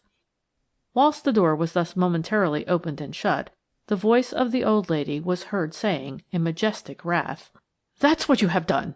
Get out of this house. As for her, she'll never see a penny of my money, and she may starve for aught I care." The quarrel seems to have continued for a short while after that, the servants being too deeply awed by those last vindictive words which they had heard to take much note of what went on subsequently. Mrs. Dunstan and Mr. Athol were closeted together for some time, but apparently the old lady's wrath did not subside, for when she marched up to bed an hour later, she was heard to say, "Out of this house she shall go, and the first thing in the morning, too. I'll have no goings-on with a mountebank like you." Miss Cruikshank was terribly upset. "It is a frightful blow for Miss Violet," she said to cook, "but perhaps Mrs. Dunstan will feel more forgiving in the morning. I'll take her up a glass of champagne now. She is very fond of that, and it will help her to get to sleep." Miss Cruikshank went up with the champagne, and told cook to see Mr. Athol out of the house. But the young man, who seemed very anxious and agitated, would not go away immediately. He stayed in the dining room, smoking, for a while, and when the two younger servants went up to bed, he asked cook to let him remain until he had seen Miss Violet once more, for he was sure she would come down again. He had asked Miss Cruikshank to beg her to do so. Mrs. Kennett, the cook, was a kind-hearted old woman. She had taken the young people under her special protection, and felt very vexed that the course of true love should not be allowed to run quite smoothly. So she told Mr. Athol to make himself happy and comfortable in the dining room, and she would sit up by the fire in the library until he was ready to go. The good soul thereupon made up a fire in the library, drew up a chair in front of it, and went fast to sleep. Suddenly something awoke her. She sat up and looked round in that dazed manner peculiar to people just aroused from deep sleep. She looked at the clock. It was past 3. Surely, she thought, it must have been Mr. Athol calling to her which had caused her to wake. She went into the hall, where the gas had not yet been turned off, and there she saw Miss Violet, fully dressed and wearing a hat and coat, in the very act of going out at the front door. In the cook's own words, before she could ask a question or even utter a sound, the young girl had opened the front door, which was still on the latch, and then banged it to again, she herself having disappeared into the darkness of the street beyond. Mrs. Kennett ran to the door and out into the street as fast as her old legs would let her, but the night was an exceptionally foggy one. Violet, no doubt, had walked rapidly away, and there came no answer to Mrs. Kennett's repeated calls. Thoroughly upset, and not knowing what to do, the good woman went back into the house. Mr. Athol had evidently left, for there was no sign of him in the dining room or elsewhere. She then went upstairs and knocked at Mrs. Dunstan's door. To her astonishment, the gas was still burning in her mistress's room, as she could see a thin ray of light filtering through the keyhole. At her first knock there came a quick, impatient answer. "What is it?" "Miss Violet, said the cook, who was too agitated to speak very coherently. "She's gone." "The best thing she could do," came promptly from the other side of the door. "You go to bed, Mrs. Kennett, and don't worry." Whereupon the gas was suddenly turned off inside the room, and, in spite of Mrs. Kennett's further feeble protests, no other word issued from the room save another impatient "Go to bed." The cook then did as she was bid, but before going to bed she made the round of the house, turned off all the gas, and finally bolted the front door. Some 3 hours later the servants were called as usual by Miss Cruikshank, who then went down to open the area door to Mrs. Thomas, the charwoman. At 6:30, when Mary the housemaid came down, candle in hand, she saw the charwoman a flight or two lower down, also apparently in the act of going downstairs. This astonished Mary not a little, as the woman's work lay entirely in the basement, and she was supposed never to come to the upper floors. The woman, though walking rapidly down the stairs, seemed, moreover, to be carrying something heavy. "Anything wrong, Mrs. Thomas?" asked Mary in a whisper. The woman looked up, pausing a moment immediately under the gas bracket, the bypass of which shed a feeble light upon her and her burden. The latter Mary recognized as the bag containing the sand which, on frosty mornings, had to be strewn on the front steps of the house. On the whole, though she certainly was puzzled, Mary did not think very much about the incident then. As was her custom, she went into the housemaid's closet, got the hot water for Miss Cruikshank's bath, and carried it to the latter's room, where she also pulled up the blinds and got things ready generally, for Miss Cruikshank usually ran down in her dressing gown and came up to tidy herself later on. As a rule, by the time the 3 servants got downstairs it was nearly 7, and Mrs. Thomas had generally gone by that time. But on this occasion Mary was earlier. Miss Cruikshank was busy in the kitchen, getting Mrs. Dunstan's tea ready. Mary spoke about seeing Mrs. Thomas on the stairs with the bag of sand, and Miss Cruikshank, too, was very astonished at the occurrence. Mrs. Kennett was not yet down, and the charwoman apparently had gone. Her work had been done as usual, and the sand was strewn over the stone steps in front, as the frosty fog had rendered them very slippery. At 7:15, Miss Cruikshank went up with Mrs. Dunstan's tea, and less than 2 minutes later a fearful scream rang through the entire house, followed by the noise of breaking crockery. In an instant the 2 maids ran upstairs, straight to Mrs. Dunstan's room, the door of which stood wide open. The first thing Mary and Jane were conscious of was a terrific smell of gas, then of Miss Cruikshank, with eyes dilated with horror, staring at the bed in front of her, whereon lay Mrs. Dunstan, with one end of a piece of india-rubber piping still resting in her mouth, her jaw having dropped in death. The other end of that piece of piping was attached to the burner of a gas bracket on the wall close by. Every window in the room was fastened and the curtains drawn. The whole room reeked of gas. Mrs. Dunstan had been asphyxiated by its fumes. A year went by after the discovery of the mysterious tragedy, and I can assure you that our fellows at the Yard had one of the toughest jobs in connection with the case that ever fell to their lot. Just think of all the contradictions which met them at every turn. Firstly, the disappearance of Miss Violet. No sooner had the women in the Dunstan household roused themselves sufficiently from their horror at the terrible discovery which they had just made, than they were confronted with another almost equally awful fact, awful, of course, because of its connection with the primary tragedy. Miss Violet Frostwicke had gone. Her room was empty. Her bed had not been slept in. She herself had been seen by the cook, Mrs. Kennett, stealing out of the house at the dead of night. To connect the pretty, dainty young girl even remotely with a crime so hideous, so callous, as the deliberate murder of an old woman who had been as a mother to her, seemed absolutely out of the question. And by tacit consent the 4 women, who now remained in the desolate and gloom-laden house at Eaton Terrace, forbore to mention Miss Violet Frostwicke's name either to police or doctor. Both of these, of course, had been summoned immediately, Miss Cruikshank sending Mary to the police station and thence to Dr. Folwell in Eaton Square, whilst Jane went off in a cab to fetch Mr. Nicholas Jones, who, fortunately, had not yet left for his place of business. The doctor's and the police inspector's first thought, on examining the mise en scène of the terrible tragedy, was that Mrs. Dunstan had committed suicide. It was practically impossible to imagine that a woman in full possession of health and strength would allow a piece of india-rubber piping to be fixed between her teeth, and would, without a struggle, continue to inhale the poisonous fumes which would mean certain death. Yet there were no marks of injury upon the body, nothing to show how sufficient unconsciousness had been produced in the victim to permit the miscreant completing his awesome deed.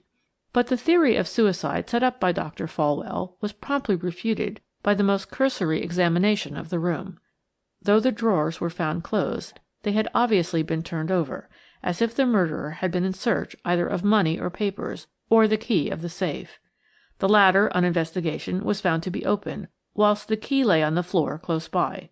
A brief examination of the safe revealed the fact that the tin boxes must have been ransacked, for they contained neither money nor important papers now, whilst the gold and platinum settings of necklaces, bracelets, and a tiara showed that the stones, which, as Mr. Nicholas Jones subsequently averred, were of considerable value, had been carefully, if somewhat clumsily, taken out by obvious, inexperienced hands. On the whole, therefore, appearances suggested deliberate, systematic, and very leisurely robbery, which wholly contradicted the theory of suicide. Then, suddenly, the name of Miss Frostwicke was mentioned.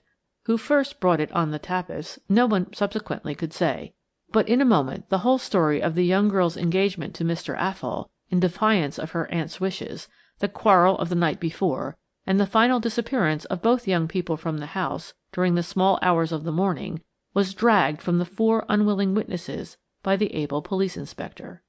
Nay, more, one very unpleasant little circumstance was detailed by one of the maids and corroborated by Miss Cruikshank.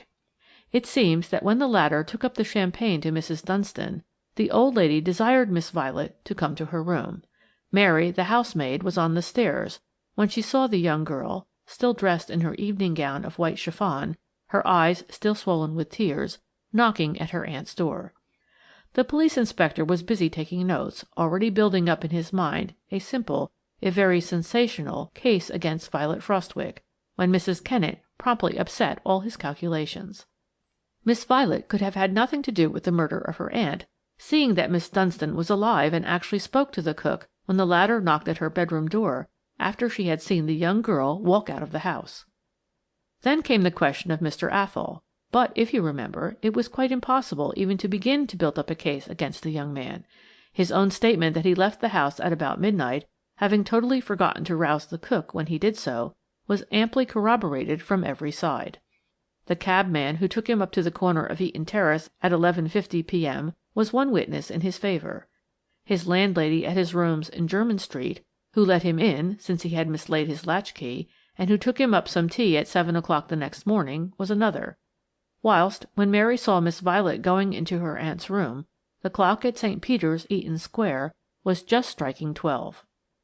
I dare say you think I ought by now to have mentioned the charwoman, Mrs. Thomas, who represented the final, most complete, most hopeless contradiction in this remarkable case.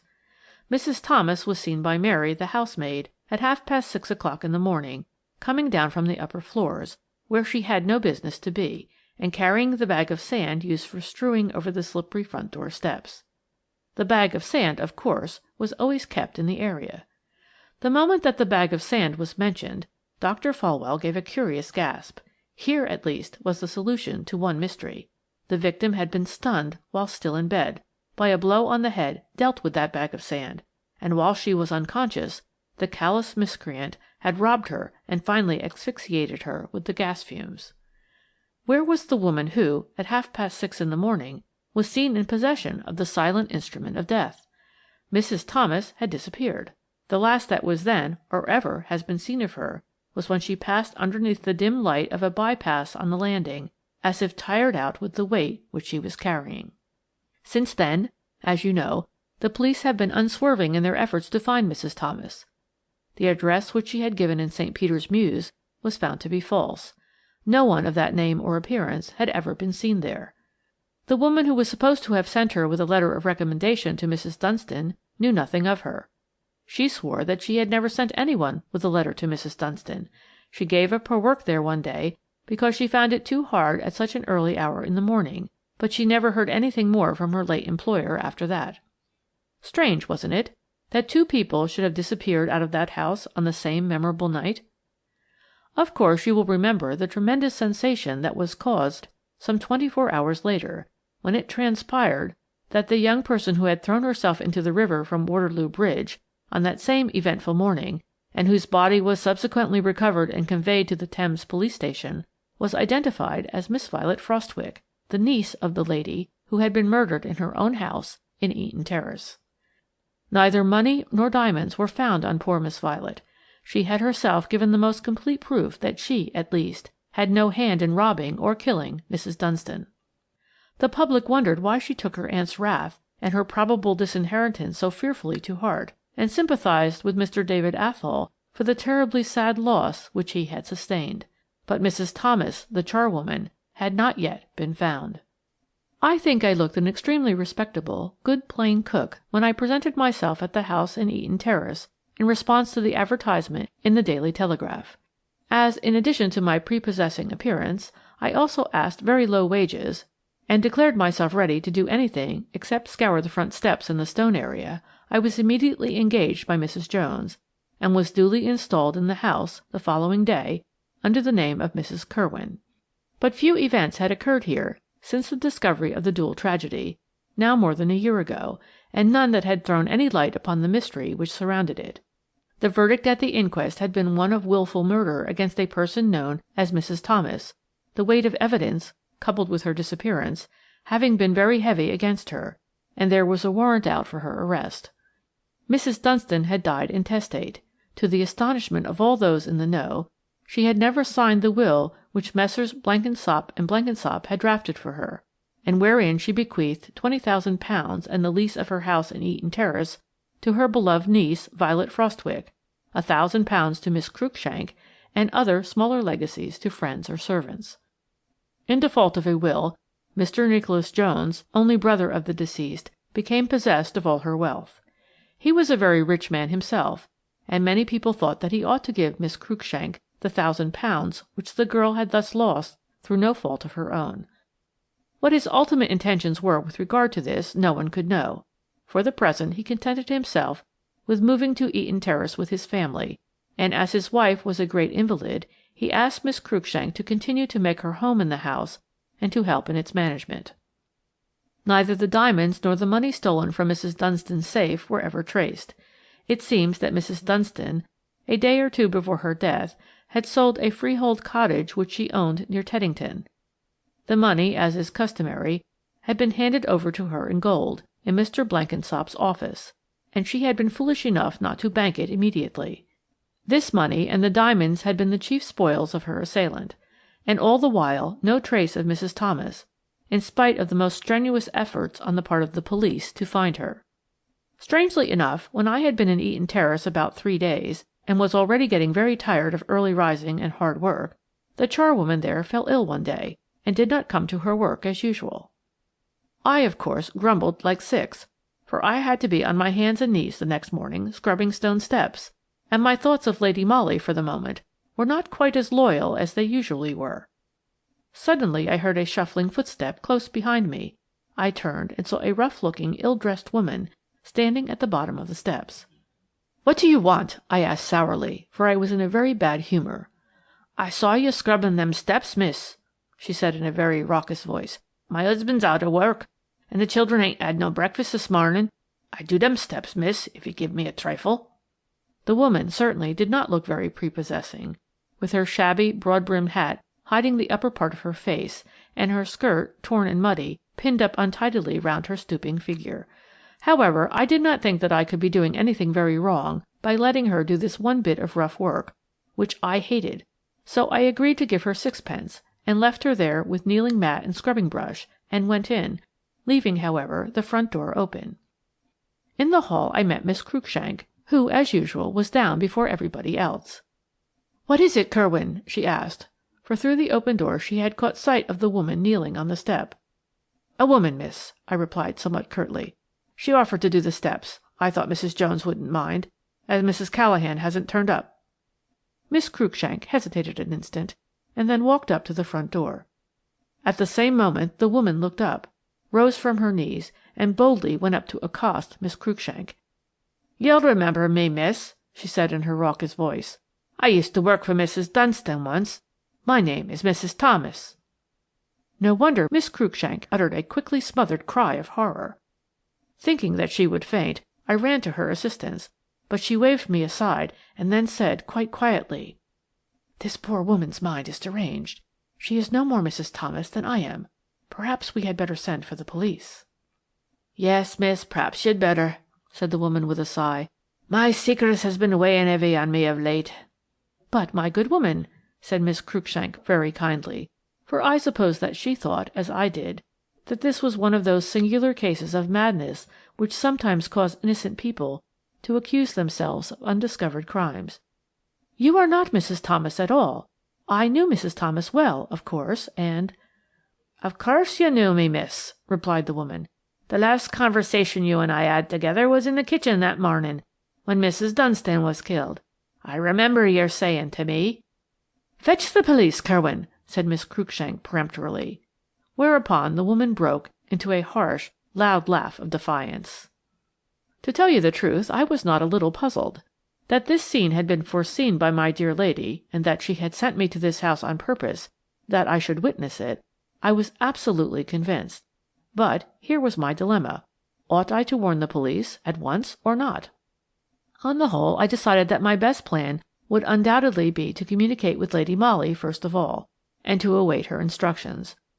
So I ran upstairs, scribbled a hasty note to my dear lady, and in response to Miss Cruikshank's orders, flew out of the house through the area gate, noticing, as I did so, that Miss Cruikshank was still parleying with the woman on the doorstep. I sent the note off to Maida Vale by taxicab. Then I went back to Eaton Terrace. Miss Cruikshank met me at the front door and told me that she had tried to detain the woman, pending my return, but that she felt very sorry for the unfortunate creature, who obviously was labouring under a delusion, and she had allowed her to go away. About an hour later I received a curt note from Lady Molly, ordering me to do nothing whatever without her special authorization. In the course of the day Miss Cruikshank told me that she had been to the police station and had consulted with the inspector, who said that there would be no harm in engaging the pseudo Mrs. Thomas to work at Eaton Terrace, especially as thus she would remain under observation. Then followed a curious era in Mr. Nicholas Jones's otherwise well-ordered household. We 3 servants, instead of being called at 6 as heretofore, were allowed to sleep on until 7. When we came down we were not scolded. On the contrary, we found our work already done. The charwoman, whoever she was, must have been a very hard-working woman. It was marvellous what she accomplished single-handed before 7 a.m., by which time she had invariably gone. The 2 maids, of course, were content to let this pleasant state of things go on, but I was devoured with curiosity. One morning I crept quietly downstairs and went into the kitchen soon after 6. I found the pseudo Mrs. Thomas sitting at a very copious breakfast. I noticed that she had on altogether different, though equally shabby and dirty, clothes from those she had worn when she first appeared on the doorstep of 180 Eaton Terrace. Near her plate were 3 or 4 golden sovereigns, over which she had thrown her grimy hand. Miss Cruikshank, the while, was on her hands and knees scrubbing the floor. At sight of me she jumped up, and with obvious confusion muttered something about hating to be idle, etc. That day Miss Cruikshank told me that I did not suit Mrs. Jones, who wished me to leave at the end of my month. In the afternoon I received a little note from my dear lady, telling me to be downstairs by 6 o'clock the following morning. I did as I was ordered, of course, and when I came into the kitchen punctually at 6 a.m., I found the charwoman sitting at the table with a pile of gold in front of her, which she was counting over with a very grubby finger. She had her back to me, and was saying as I entered, "I think if you was to give me another 50 quid, I'd leave you the rest now. You'd still have the diamonds and the rest of the money." She spoke to Miss Cruikshank, who was facing me, and who, on seeing me appear, turned as white as a ghost. But she quickly recovered herself, and standing between me and the woman, she said vehemently, "What do you mean by prying on me like this? Go and pack your boxes and leave the house this instant." But before I could reply, the woman interposed. "Don't fret yourself, miss," she said, placing her grimy hand on Miss Cruikshank's shoulder. "There's the bag of sand in that there corner. We'll knock her down as we did Mrs. Dunstan, eh?" "Hold your tongue, you lying fool," said the girl, who now looked like a maddened fury. "Give me that other 50 quid, and I'll hold my tongue," retorted the woman boldly. "This creature is mad," said Miss Cruikshank, who had made a vigorous and successful effort to recover herself. "She is under the delusion that not only is she Mrs. Thomas, but that she murdered Mrs. Dunstan." "No, no," interrupted the woman. "I only came back that morning because I recollected that you had left the bag of sand upstairs after you so cleverly did away with Mrs. Dunstan, robbed her of all her money and jewels, and even was sharp enough to imitate her voice when Mrs. Kennett, the cook, terrified you by speaking to Mrs. Dunstan through the door. It is false. You are not Mrs. Thomas. The 2 maids who are here now, and who were in this house at that time, can swear that you are a liar." "Let us change clothes now, Miss Cruikshank," said a voice, which sounded almost weirdly in my ear in spite of its familiarity, for I could not locate whence it came. "And see if in a charwoman's dress those two maids would not recognize you. Mary," continued the same familiar voice, "help me out of these filthy clothes. Perhaps Miss Cruikshank would like to resume her own part of Mrs. Thomas, the charwoman." "Liars and impostors both!" shouted the girl, who was rapidly losing all presence of mind. "I'll send for the police." "Quite unnecessary," rejoined Lady Molly coolly. "Detective Inspector Danvers is just outside that door." The girl made a dash for the other door, but I was too quick for her and held her back, even whilst Lady Molly gave a short, sharp call which brought Danvers on the scene. I must say that Miss Cruikshank made a bold fight, but Danvers had two of our fellows with him, and arrested her on the warrant for the apprehension of the person known as Mrs. Thomas. The clothes of the charwoman who had so mysteriously disappeared had been found by Lady Molly at the back of the coal cellar, and she was still dressed in them at the present moment. No wonder I had not recognized my own dainty lady in the grimy woman who had so successfully played the part of a blackmailer on the murderess of Mrs. Dunstan. She explained to me subsequently that the first inkling that she had had of the horrible truth, namely that it was Miss Cruikshank who had deliberately planned to murder Mrs. Dunstan by impersonating a charwoman for a while, and thus throwing dust in the eyes of the police, was when she heard of the callous words which the old lady was supposed to have uttered when she was told of Miss Violet's flight from the house in the middle of the night. "She may have been angry at the girl's escapade," explained Lady Molly to me, "but she would not have allowed her to starve. Such cruelty was all out of proportions to the offence.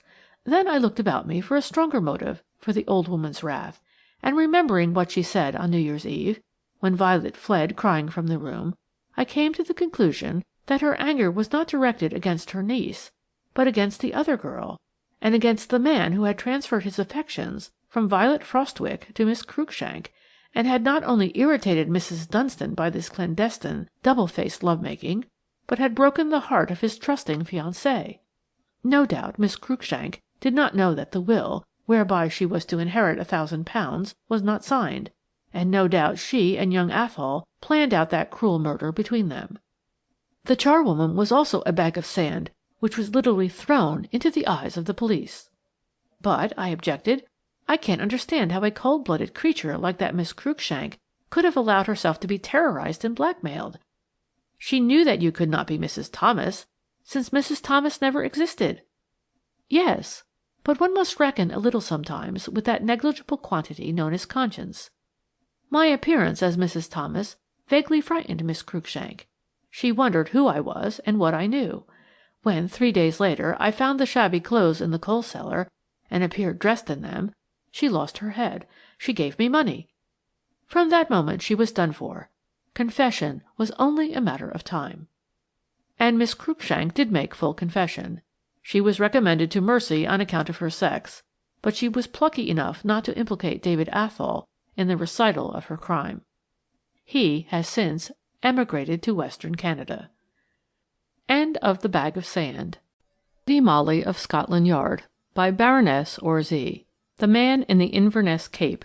I have heard many people say, people too, mind you, who read their daily paper regularly, that it is quite impossible for anyone to disappear within the confines of the British Isles.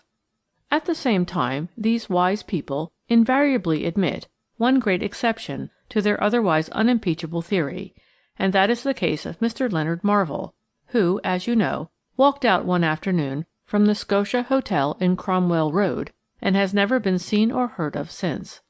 Information had originally been given to the police by Mr. Marvell's sister Olive, a Scotchwoman of the usually accepted type, tall, bony, with sandy-coloured hair, and a somewhat melancholy expression in her blue-grey eyes. Her brother, she said, had gone out on a rather foggy afternoon. I think it was the 3rd of February, just about a year ago. His intention had been to go and consult a solicitor in the city, whose address had been given him recently by a friend about some private business of his own. Mr. Marvell had told his sister that he would get a train at South Kensington Station to Moorgate Street, and walk thence to Finsbury Square. She was to expect him home by dinner-time. As he was, however, very irregular in his habits, being fond of spending his evenings at restaurants and music-halls, the sister did not feel the least anxious when he did not return home at the appointed time. She had her dinner in the table d'hôte room and went to bed soon after 10 o'clock. She and her brother occupied 2 bedrooms and a sitting room on the second floor of the little private hotel. Miss Marvell, moreover, had a maid always with her, as she was somewhat of an invalid. This girl, Rosie Campbell, a nice-looking Scotch lassie, slept on the top floor. It was only on the following morning, when Mr. Leonard did not put in an appearance at breakfast, that Miss Marvell began to feel anxious. According to her own account, she sent Rosie in to see if anything was the matter, and the girl, wide-eyed and not a little frightened, came back with the news that Mr. Marvell was not in his room, and that his bed had not been slept in that night. With characteristic Scottish reserve, Miss Olive said nothing about the matter at the time to anyone, nor did she give information to the police until 2 days later, when she herself had exhausted every means in her power to discover her brother's whereabouts. She had seen the lawyer to whose office Leonard Marvell had intended going that afternoon, but Mr. Statham, the solicitor in question, had seen nothing of the missing man. With great adroitness, Rosie, the maid, had made inquiries at South Kensington and Moorgate Street stations. At the former, the booking clerk, who knew Mr. Marvell by sight, distinctly remembered selling him a first-class ticket to one of the city stations in the early part of the afternoon. But at Moorgate Street, which is a very busy station, no one recollected seeing a tall, red-haired Scotchman in an Inverness cape. Such was the description given of the missing man. By that time the fog had become very thick in the city, traffic was disorganized, and everyone felt fussy, ill-tempered and self-centered. These, in substance, were the details which Miss Marvell gave to the police on the subject of her brother's strange disappearance. At first she did not appear very anxious. She seemed to have great faith in Mr. Marvell's power to look after himself. Moreover, she declared positively that her brother had neither valuables nor money about his person when he went out that afternoon. But as day succeeded day, and no trace of the missing man had yet been found, matters became more serious, and the search instituted by our fellows at the Yard waxed more keen. A description of Mr. Leonard Marvell was published in the leading London and provincial dailies. Unfortunately, there was no good photograph of him extant, and descriptions are apt to prove vague. Very little was known about the man beyond his disappearance, which had rendered him famous. He and his sister had arrived at the Scotia Hotel about a month previously, and subsequently they were joined by the maid Campbell. Scotch people are far too reserved ever to speak of themselves or their affairs to strangers. Brother and sister spoke very little to anyone at the hotel. They had their meals in their sitting room, waited on by the maid, who messed with the staff. But in face of the present terrible calamity, Miss Marvell's frigidity relaxed before the police inspector, to whom she gave what information she could about her brother. "He was like a son to me," she explained with scarcely restrained tears, "for we lost our parents early in life, and as we were left very, very badly off, our relations took but little notice of us. My brother was years younger than I am, and though he was a little wild and fond of pleasure, he was as good as gold to me, and has supported us both for years by journalistic work. We came to London from Glasgow about a month ago, because Leonard had got a very good appointment on the staff of the Daily Post." All of this, of course, was soon proved to be true, and although, on minute inquiries being instituted in Glasgow, but little seemed to be known about Mr. Leonard Marvell in that city, there seemed to be no doubt that he had done some reporting for the Courier, and that latterly, in response to an advertisement, he had applied for and obtained regular employment on the Daily Post. The latter enterprising halfpenny journal, with characteristic magnanimity, made an offer of £50 reward to any of its subscribers who gave information which would lead to the discovery of the whereabouts of Mr. Leonard Marvell. But time went by, and that £50 remained unclaimed. Lady Molly had not seemed as interested as she usually was in cases of this sort. With strange flippancy, wholly unlike herself, she remarked that one Scotch journalist more or less in London did not vastly matter. I was much amused, therefore, one morning about 3 weeks after the mysterious disappearance of Mr. Leonard Marvell, when Jane, our little parlour-maid, brought in a card accompanied by a letter. The card bore the name Miss Olive Marvell. The letter was the usual formula from the chief, asking Lady Molly to have a talk with the lady in question, and to come and see him on the subject after the interview. With a smothered yawn, my dear lady told Jane to show in Miss Marvell. "There are 2 of them, my lady," said Jane as she prepared to obey. "To what?" asked Lady Molly with a laugh. "To ladies, I mean," explained Jane. "Well, show them both into the drawing-room," said Lady Molly impatiently. Then, as Jane went off on this errand, a very funny thing happened. Funny, because during the entire course of my intimate association with my dear lady, I had never known her to act with such marked indifference in the face of an obviously interesting case. She turned to me and said, "Mary, you had better see these two women, whoever they may be. I feel that they would bore me to distraction. Take note of what they say and let me know.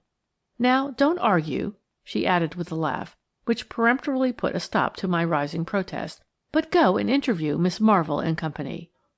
Needless to say, I promptly did as I was told, and the next few seconds saw me installed in our little drawing-room, saying polite preliminaries to the two ladies who sat opposite to me.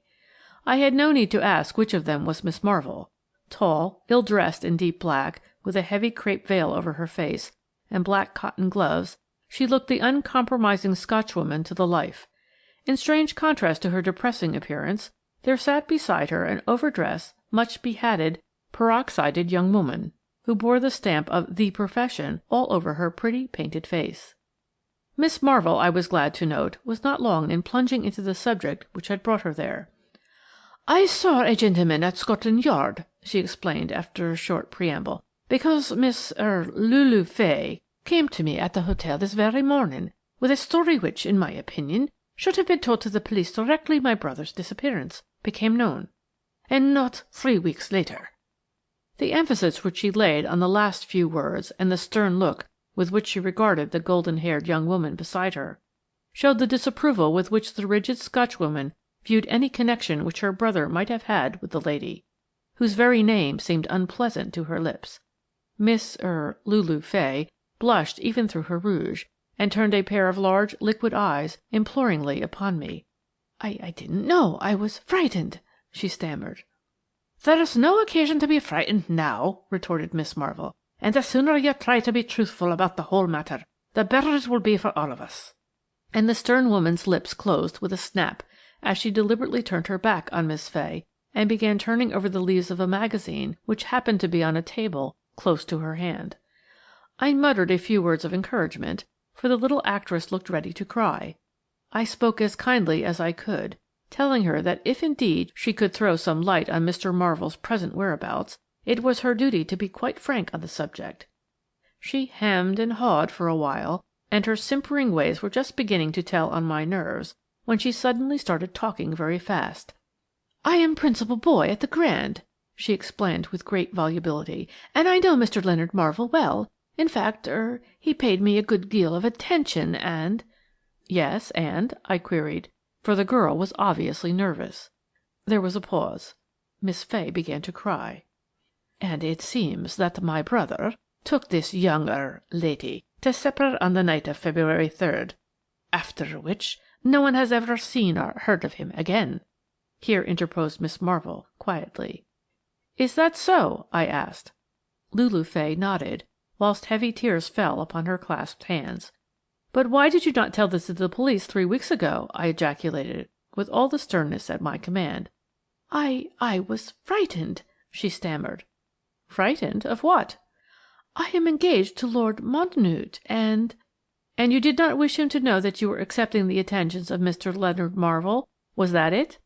"Well," I added, with involuntary impatience, "what happened after you had supper with Mr. Marvell?" "Oh, I hope that nothing happened," she said through more tears. "We had supper at the Trocadero, and he saw me into my brougham. Suddenly, just as I was driving away, I saw Lord Montacute standing quite close to us in the crowd." "Did the two men know one another?" I asked. "No," replied Miss Fay. "At least, I don't think so. But when I looked back through the window of my carriage, I saw them standing on the curb, talking to each other for a moment, and then walk off together towards Piccadilly Circus. That is the last I have seen of either of them," continued the little actress with a fresh flood of tears. "Lord Montacute hasn't spoken to me since, and Mr. Marvell has disappeared with my money and my diamonds." "Your money and your diamonds?" I gasped in amazement. "Yes, he told me he was a jeweller, and that my diamonds wanted resetting. He took them with him that evening, for he said that London jewellers were clumsy thieves, and that he would love to do the work for me himself. I also gave him £200, which he said he would want for buying the gold and platinum required for the settings. And now he has disappeared, and my diamonds, and my money. Oh, I have been very, very foolish, and—" Her voice broke down completely. Of course, one often hears of the idiocy of girls giving money and jewels unquestioningly to clever adventurers who know how to trade upon their inordinate vanity. There was therefore nothing very out of the way in the story just told me by Lulu Fay, until the moment when Miss Marvell's quiet voice, with its marked Scotch burr, broke in upon the short silence which had followed the actress's narrative. "As I explained to the Chief Detective Inspector at Scotland Yard," she said calmly, "the story which this young lady tells is only partly true. She may have had supper with Mr. Leonard Marvell on the night of February 3rd, and he may have paid her certain attentions, but he never deceived her by telling her he was a jeweller, nor did he obtain possession of her diamonds and her money through false statements. My brother was the soul of honour and loyalty. If for some reason, which Miss Lulu Fay chooses to keep secret, he had her jewels and money in his possession on the fete of February 3rd, then I think his disappearance is accounted for. He has been robbed and perhaps murdered." Like a true Scotchwoman, she did not give way to tears, but even her harsh voice trembled slightly when she thus bore witness to her brother's honesty and expressed the fears which assailed her as to his fate. Imagine my plight. I could ill forgive my dear lady for leaving me in this unpleasant position, a sort of peacemaker between two women who evidently hated one another, and each of whom was trying her best to give the other the lie direct. I ventured to ring for our faithful Jane, and to send her with an imploring message to Lady Molly, begging her to come and disentangle the threads of this muddled skein with her clever fingers, but Jane returned with a curt note from my dear lady telling me not to worry about such a silly case, and to bow the two women out of the flat as soon as possible, and then come for a nice walk. I wore my official manner as well as I could, trying not to betray the 'prentice hand. Of course, the interview lasted a great deal longer, and there was considerably more talk than I can tell you of in a brief narrative. But the gist of it all was just as I have said. Miss Lulu Fay stuck to every point of the story which she had originally told Miss Marvell. It was the latter uncompromising lady who had immediately marched the younger woman off to Scotland Yard in order that she might repeat her tale to the police. I did not wonder that the chief promptly referred them both to Lady Molly. Anyway, I made excellent shorthand notes of the conflicting stories which I heard, and I finally saw, with real relief, the two women walk out of our little front door. Miss Lulu Fay, mind you, never contradicted in any one particular the original story which she had told me, about going out to supper with Leonard Marvell, entrusting him with £200 and the diamonds, which he said he would have reset for her, and seeing him finally in close conversation with her recognised fiancé, Lord Mountnewte. Miss Marvell, on the other hand, very commendably refused to admit that her brother acted dishonestly towards the girl.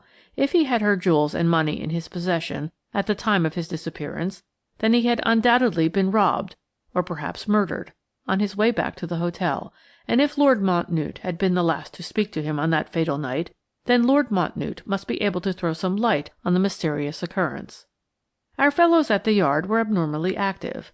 It seemed, on the face of it, impossible that a man, healthy, vigorous, and admittedly sober, should vanish in London between Piccadilly Circus and Cromwell Road, without leaving the slightest trace of himself or of the valuables said to have been in his possession.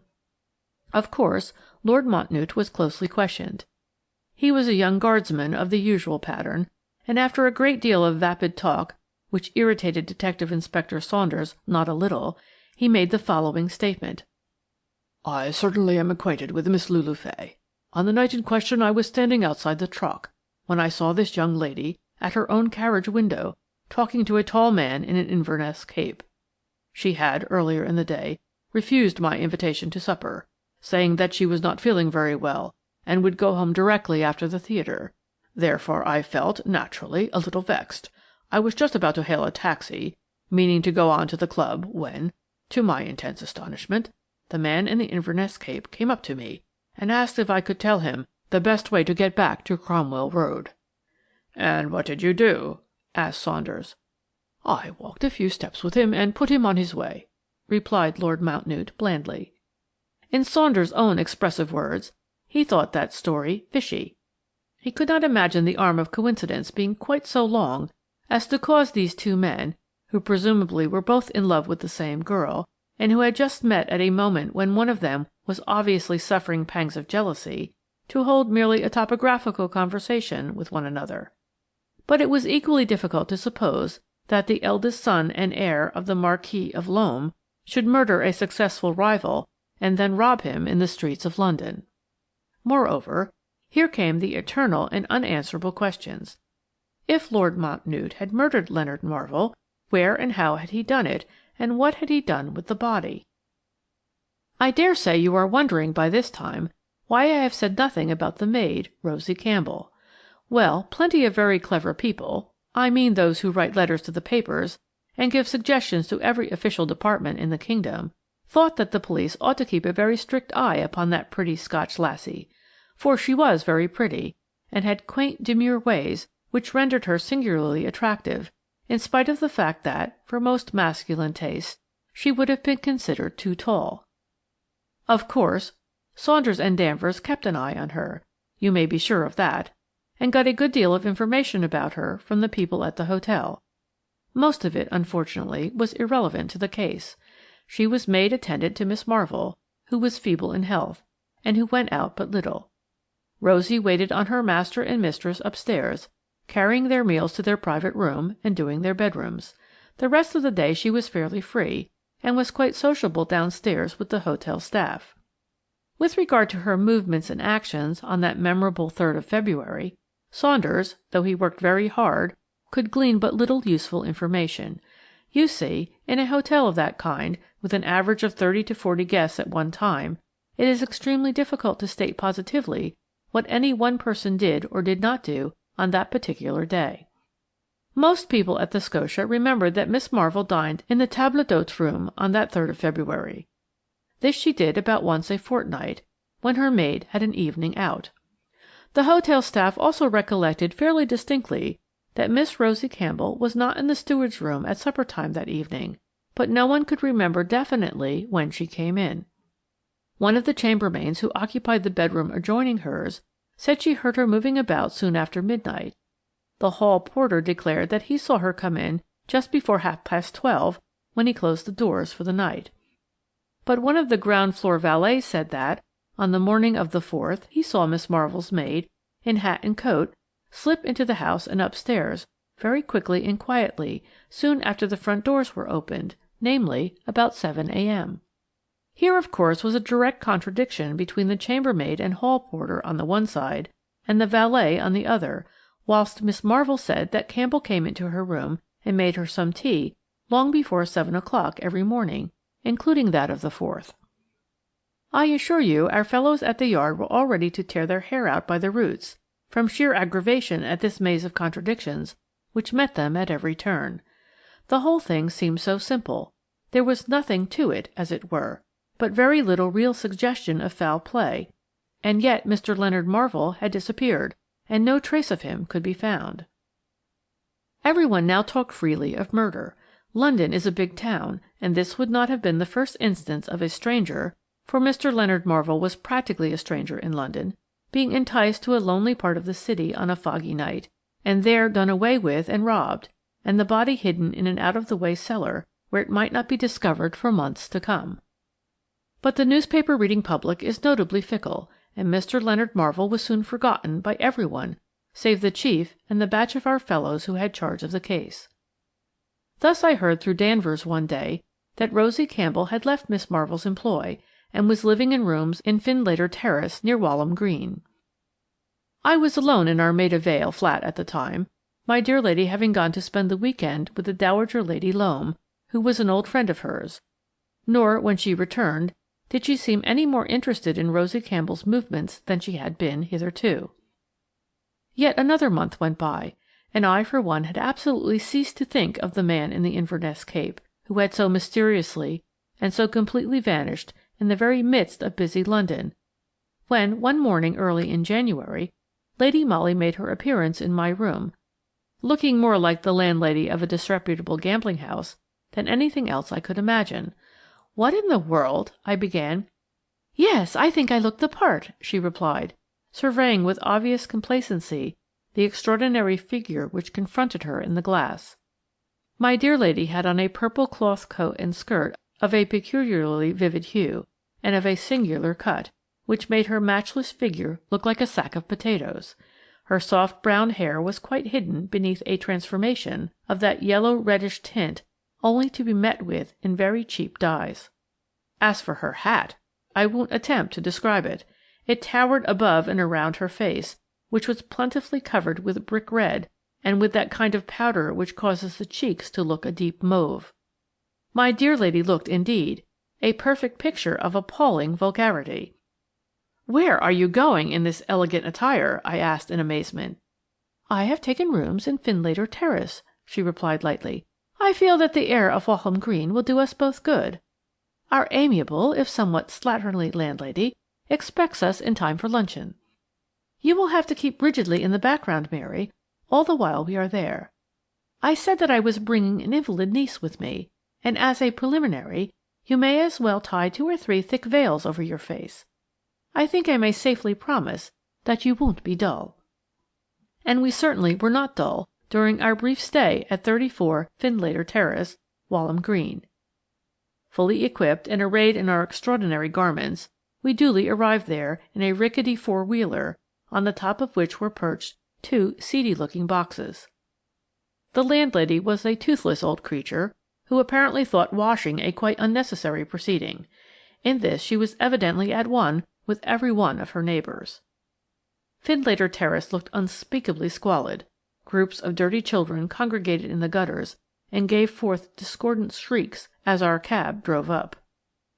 Through my thick veils I thought that, some distance down the road, I spied a horsey-looking man in ill-fitting riding breeches and gaiters, who vaguely reminded me of Danvers. Within half an hour of our installation, and whilst we were eating a tough steak over a doubtful tablecloth, my dear lady told me that she had been waiting a full month until rooms in this particular house happened to be vacant. Fortunately, the population in Findlater Terrace is always a shifting one, and Lady Molly had kept a sharp eye on number 34, where, on the floor above, lived Miss Rosie Campbell. Directly the last set of lodgers walked out of the ground-floor rooms, we were ready to walk in. My dear lady's manners and customs, whilst living at the above aristocratic address, were fully in keeping with her appearance. The shrill, rasping voice which she assumed echoed from attic to cellar. One day I heard her giving vague hints to the landlady that her husband, Mr. Marcus Stein, had had a little trouble with the police about a small hotel which he had kept somewhere near Fitzroy Square, and where young gentlemen used to come and play cards of a night.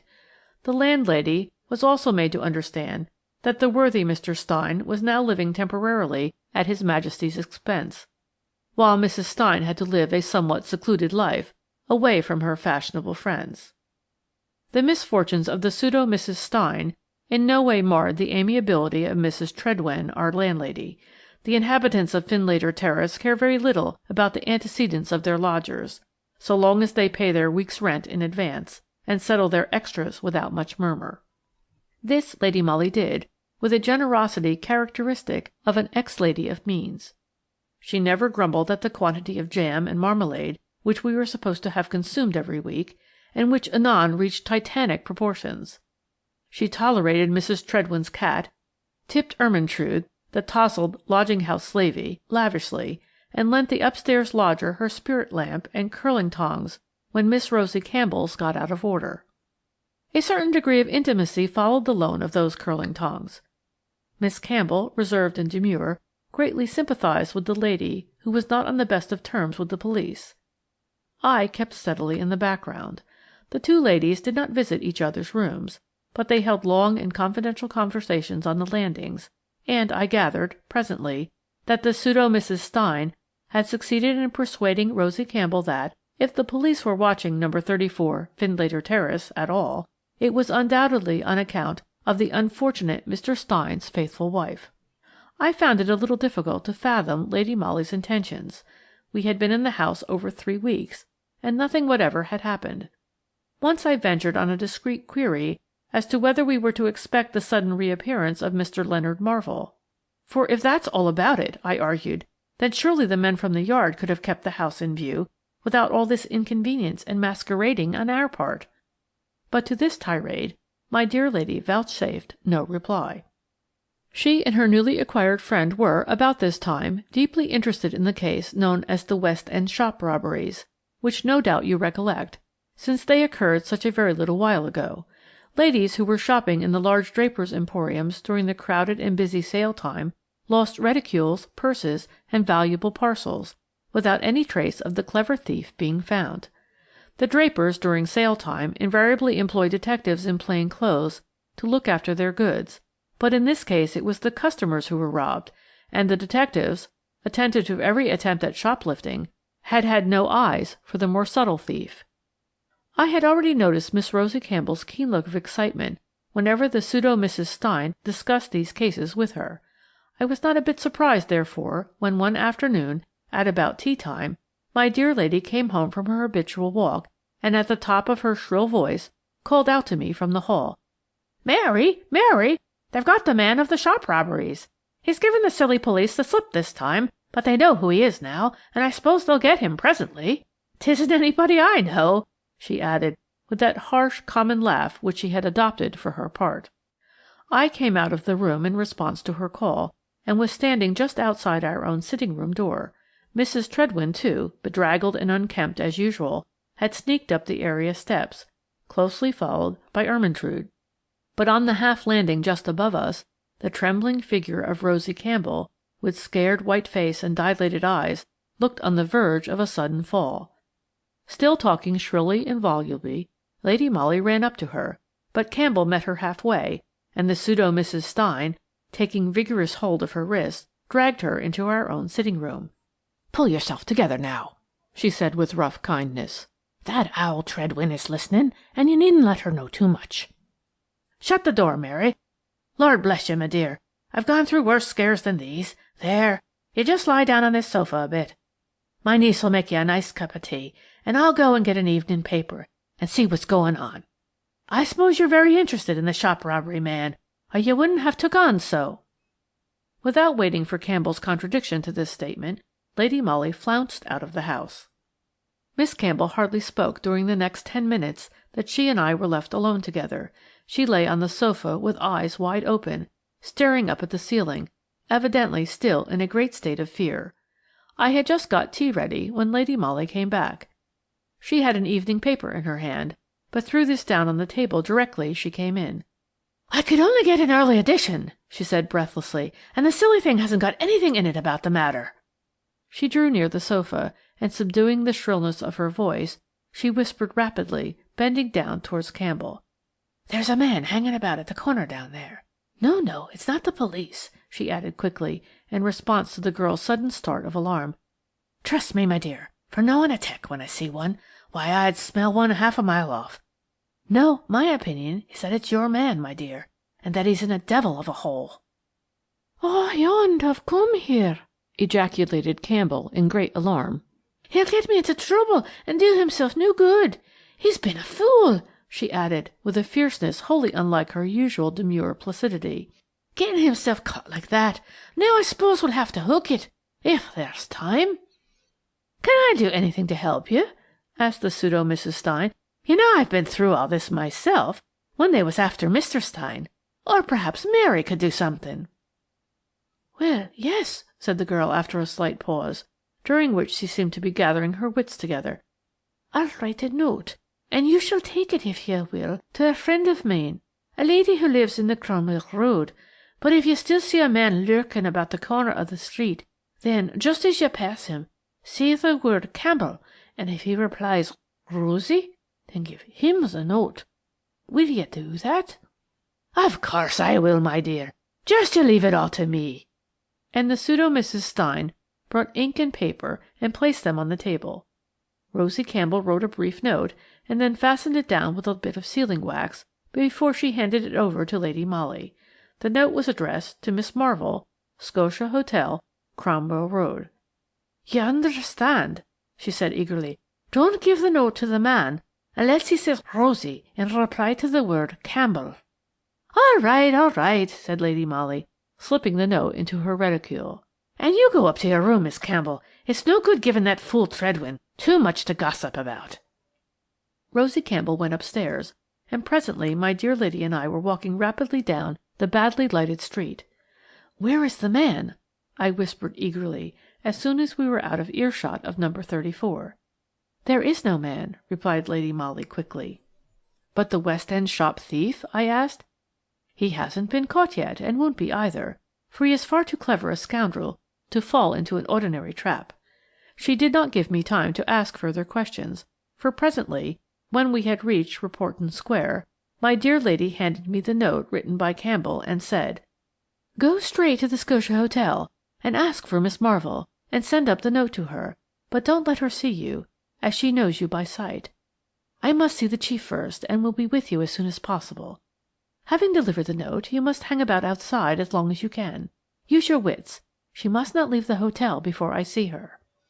There was no hansom to be got in this elegant quarter of town, so having parted from my dear lady, I made for the nearest underground station, and took a train for South Kensington.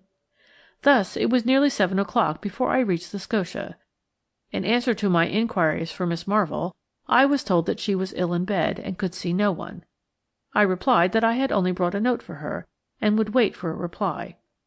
Acting on my dear lady's instructions, I was as slow in my movements as ever I could be, and was some time in finding the note and handing it to a waiter, who then took it upstairs. Presently he returned with the message, "Miss Marvell says there is no answer," whereupon I asked for pen and paper at the office, and wrote the following brief note on my own responsibility, using my wits as my dear lady had bidden me to do. "Please, madam," I wrote, "will you send just a line to Miss Rosie Campbell? She seems very upset and frightened at some news she has had." Once more the waiter ran upstairs, and returned with a sealed envelope, which I slipped into my reticule. Time was slipping by very slowly. I did not know how long I should have to wait outside in the cold, when, to my horror, I heard a hard voice with a marked Scotch accent saying, "I am going out, waiter, and shan't be back to dinner. Tell them to lay a little cold supper upstairs in my room." The next moment Miss Marvell, with coat, hat, and veil, was descending the stairs. My plight was awkward. I certainly did not think it safe to present myself before the lady. She would undoubtedly recollect my face. Yet I had orders to detain her until the appearance of Lady Molly. Miss Marvell seemed in no hurry. She was putting on her gloves as she came downstairs. In the hall she gave a few more instructions to the porter, whilst I, in a dark corner in the background, was vaguely planning an assault or an alarm of fire. Suddenly, at the hotel entrance, where the porter was obsequiously holding open the door for Miss Marvell to pass through, I saw the latter's figure stiffen. She took one step back, as if involuntarily, then equally quickly attempted to dart across the threshold, on which a group, composed of my dear lady, of Saunders, and of 2 or 3 people scarcely distinguishable in the gloom beyond, had suddenly made its appearance. Miss Marvell was forced to retreat into the hall. Already I had heard Saunders' hurriedly whispered words, "Try not to make a fuss in this place now. Everything can go off quietly, you know." Danvers and Cotton, whom I knew well, were already standing one each side of Miss Marvell, while suddenly amongst this group I recognized Fanny, the wife of Danvers, who is one of our female searchers at the Yard. "Shall we go up to your own room?" suggested Saunders. "I think that is quite unnecessary," interposed Lady Molly.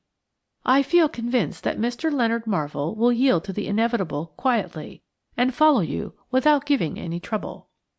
Marvell, however, did make a bold dash for liberty. As Lady Molly had said previously, he was far too clever to allow himself to be captured easily. But my dear lady had been cleverer. As she told me subsequently, she had from the first suspected that the trio who lodged at the Scotia Hotel were really only a duo, namely, Leonard Marvell and his wife. The latter impersonated a maid most of the time, but among these 2 clever people the 3 characters were interchangeable. Of course, there was no Miss Marvell at all. Leonard was alternately dressed up as man or woman, according to the requirements of his villainies. "As soon as I heard that Miss Marvell was very tall and bony," said Lady Molly, "I thought that there might be a possibility of her being merely a man in disguise. Then there was the fact, but little dwelt on by either the police or the public, that no one seems ever to have seen brother and sister together, nor was the entire trio ever seen at one and the same time. On that 3rd of February, Leonard Marvell went out. No doubt he changed his attire in a ladies' waiting room at one of the railway stations. Subsequently he came home, now dressed as Miss Marvell, and had dinner in the table d'hôte room so as to set up a fairly plausible alibi. But ultimately it was his wife, the pseudo Rosie Campbell, who stayed indoors that night, whilst he, Leonard Marvell, when going out after dinner, impersonated the maid until he was clear of the hotel. Then he resumed his male clothes once more, no doubt in the deserted waiting room of some railway station, and met Miss Lulu Fay at supper, subsequently returning to the hotel in the guise of the maid. You see the game of criss-cross, don't you? This interchanging of characters was bound to baffle everyone.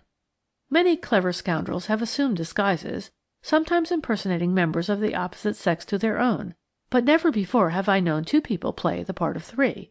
Thus endless contradictions followed as to the hour when Campbell the maid went out and when she came in, for at one time it was she herself who was seen by the valet, and at another it was Leonard Marvell dressed in her clothes.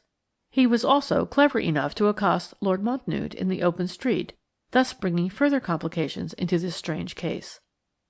After the successful robbery of Miss Fay's diamonds, Leonard Marvell and his wife parted for a while.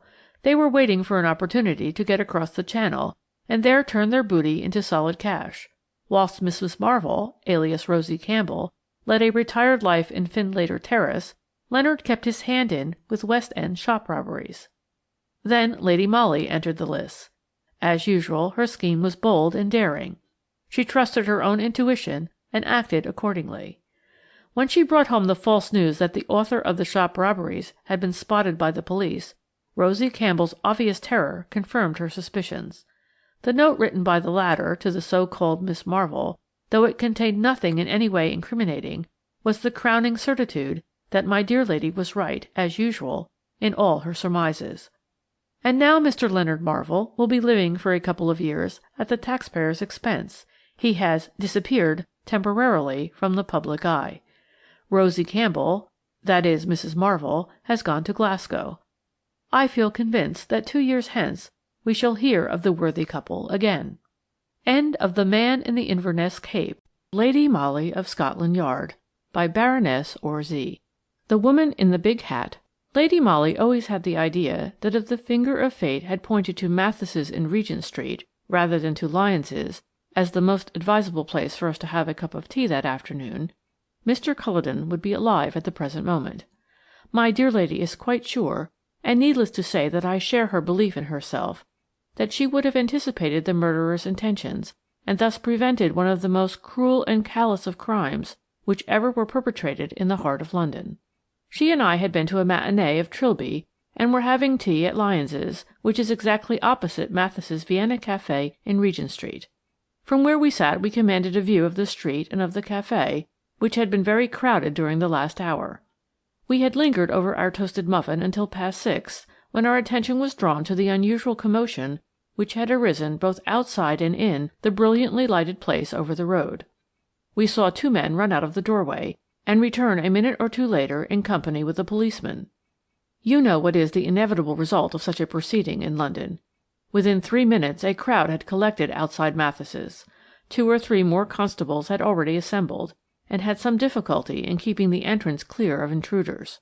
But already my dear lady, keen as a pointer on the scent, had hastily paid her bill, and without waiting to see if I followed her or not, had quickly crossed the road, and the next moment her graceful form was lost in the crowd.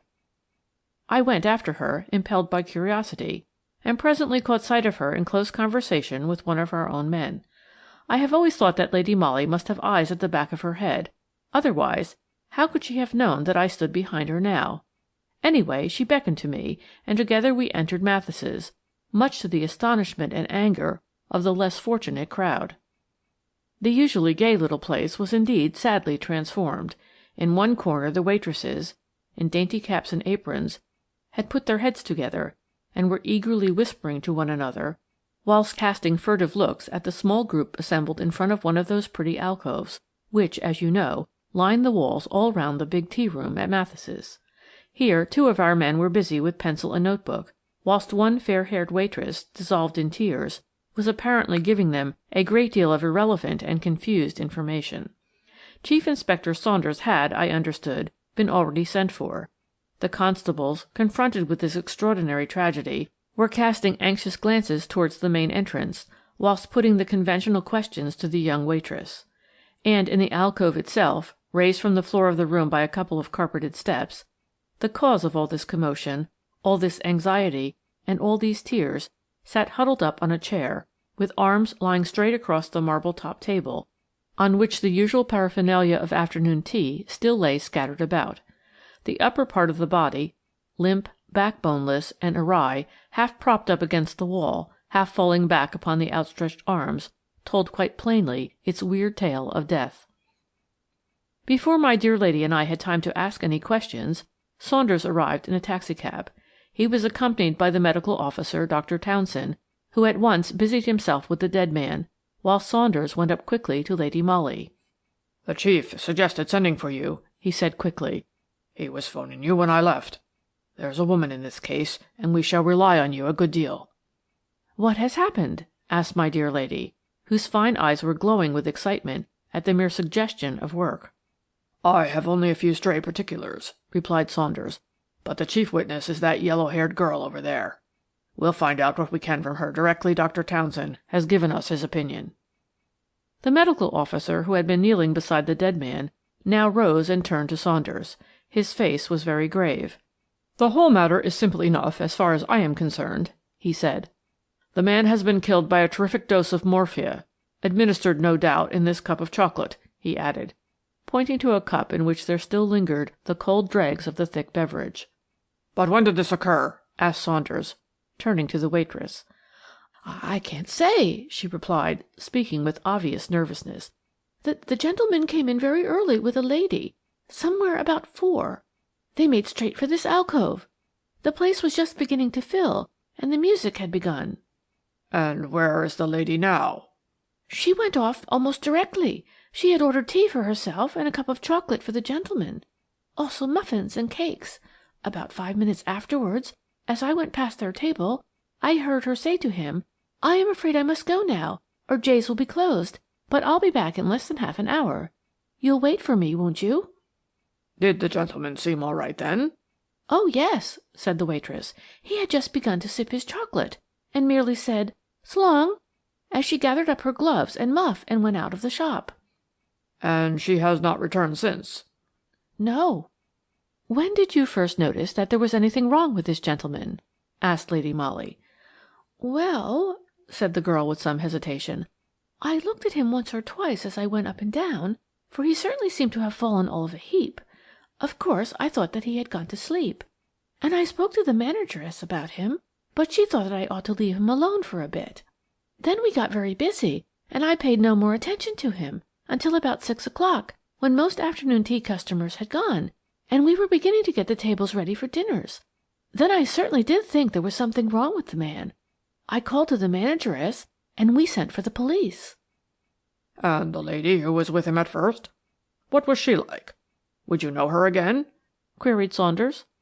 "I don't know," replied the girl. "You see, I have to attend to such crowds of people of an afternoon. I can't notice each one. And she had on one of those enormous mushroom hats. No one could have seen her face, not more than her chin, unless they looked right up under the hat." "Would you know the hat again?" asked Lady Molly. "Yes, I think I should," said the waitress. "It was black velvet and had a lot of plumes. It was enormous," she added, with a sigh of admiration and of longing for the monumental headgear. During the girl's narrative, one of the constables had searched the dead man's pockets. Among other items, he had found several letters addressed to Mark Culloden, Esquire, some with an address in Lombard Street, others with one in Fitzjohn's Avenue, Hampstead. The initials M.C., which appeared both in the hat and on the silver mount of a letter case belonging to the unfortunate gentleman, proved his identity beyond a doubt. A house in Fitzjohn's Avenue does not, somehow, suggest a bachelor establishment. Even while Saunders and the other men were looking through the belongings of the deceased, Lady Molly had already thought of his family. Children, perhaps a wife, a mother, who could tell? What awful news to bring to an unsuspecting, happy family, who might even now be expecting the return of father, husband, or son, at the very moment when he lay murdered in a public place, the victim of some hideous plot or feminine revenge. As our amiable friends in Paris would say, it jumped to the eyes that there was a woman in the case, a woman who had worn a gargantuan hat for the obvious purpose of remaining unidentifiable when the question of the unfortunate victim's companion that afternoon came up for solution. And all these facts to put before an expectant wife or an anxious mother. As no doubt you have already foreseen, Lady Molly took the difficult task on her own kind shoulders. She and I drove together to Lorbury House, Fitzjohn's Avenue, and on asking of the manservant who opened the door if his mistress were at home, we were told that Lady Irene Culloden was in the drawing-room. Mine is not a story of sentiment, so I am not going to dwell on that interview, which was one of the most painful moments I recollect having lived through. Lady Irene was young, not 25, I should say, petite and frail-looking, but with a quiet dignity of manner which was most impressive. She was Irish, as you know, the daughter of the Earl of Athyville, and it seems had married Mr. Mark Culloden in the teeth of strenuous opposition on the part of her family, which was as penniless as it was aristocratic, whilst Mr. Culloden had great prospects and a splendid business, but possessed neither ancestors nor high connections. She had only been married 6 months, poor little soul, and from all accounts must have idolized her husband. Lady Molly broke the news to her with infinite tact. But there it was. It was a terrific blow, wasn't it? To deal to a young wife, now a widow, and there was so little that a stranger could say in these circumstances. Even my dear lady's gentle voice, her persuasive eloquence, her kindly words, seemed empty and conventional in the face of such appalling grief. Of course, everyone expected that the inquest would reveal something of the murdered man's inner life, would, in fact, allow the over-eager public to get a peep into Mr. Mark Culloden's secret orchard, wherein walked a lady who wore abnormally large velvet hats, and who nourished in her heart one of those terrible grudges against a man which can only find satisfaction in crime. Equally, of course, the inquest revealed nothing that the public did not already know. The young widow was extremely reticent on the subject of her late husband's life, and the servants had all been fresh arrivals when the young couple, just home from their honeymoon, organized their new household at Lorbury House. There was an old aunt of the deceased, a Mrs. Steinberg, who lived with the Cullodens, but who at the present moment was very ill. Someone in the house, one of the younger servants probably, very foolishly had told her every detail of the awful tragedy. With positively amazing strength, the invalid thereupon insisted on making a sworn statement, which she desired should be placed before the coroner's jury. She wished to bear solemn testimony to the integrity of her late nephew, Mark Culloden, in case the personality of the mysterious woman in the big hat suggested to evilly disposed minds any thought of scandal. "Mark Culloden was the one nephew whom I loved," she stated with solemn emphasis. "I have shown my love for him by bequeathing to him the large fortune which I inherited from the late Mr. Steinberg. Mark was the soul of honour, or I should have cut him out of my will, as I did my other nephews and nieces. I was brought up in a Scotch home, and I hate all this modern fastness and smartness, which are only other words for what I call profligacy." Needless to say, the old lady's statement, solemn though it was of no use whatever for the elucidation of the mystery which surrounded the death of Mr. Mark Culloden. But as Mrs. Steinberg had talked of other nephews, whom she had cut out of her will in favour of the murdered man, the police directed inquiries in those various quarters. Mr. Mark Culloden certainly had several brothers and sisters, also cousins, who at different times, usually for some peccadillo or other, seemed to have incurred the wrath of the straight-laced old lady. But there did not appear to have been any ill feeling in the family owing to this. Mrs. Steinberg was sole mistress of her fortune. She might just as well have bequeathed it in toto to some hospital as to one particular nephew whom she favoured, and the various relations were glad, on the whole, that the money was going to remain in the family rather than be cast abroad. The mystery surrounding the woman in the big hat deepened as the days went by. As you know, the longer the period of time which elapses between a crime and the identification of the criminal, the greater chance the latter has of remaining at large. In spite of strenuous efforts and close questionings of every one of the employees at Mathes's, no one could give a very accurate description of the lady who had tea with the deceased on that fateful afternoon. The first glimmer of light on the mysterious occurrence was thrown, about 3 weeks later, by a young woman named Catherine Harris, who had been parlour-maid at Lorbury House when first Mr. and Lady Irene Culledon returned from their honeymoon. I must tell you that Mrs. Steinberg had died a few days after the inquest. The excitement had been too much for her enfeebled heart. Just before her death she had deposited £250 with her banker, which sum was to be paid over to any person giving information which would lead to the apprehension and conviction of the murderer of Mr. Mark Culledon. This offer had stimulated everyone's zeal, and, I presume, had aroused Catherine Harris to a realization of what had all the while been her obvious duty. Lady Molly saw her in the chief's private office, and had much ado to disentangle the threads of the girl's confused narrative.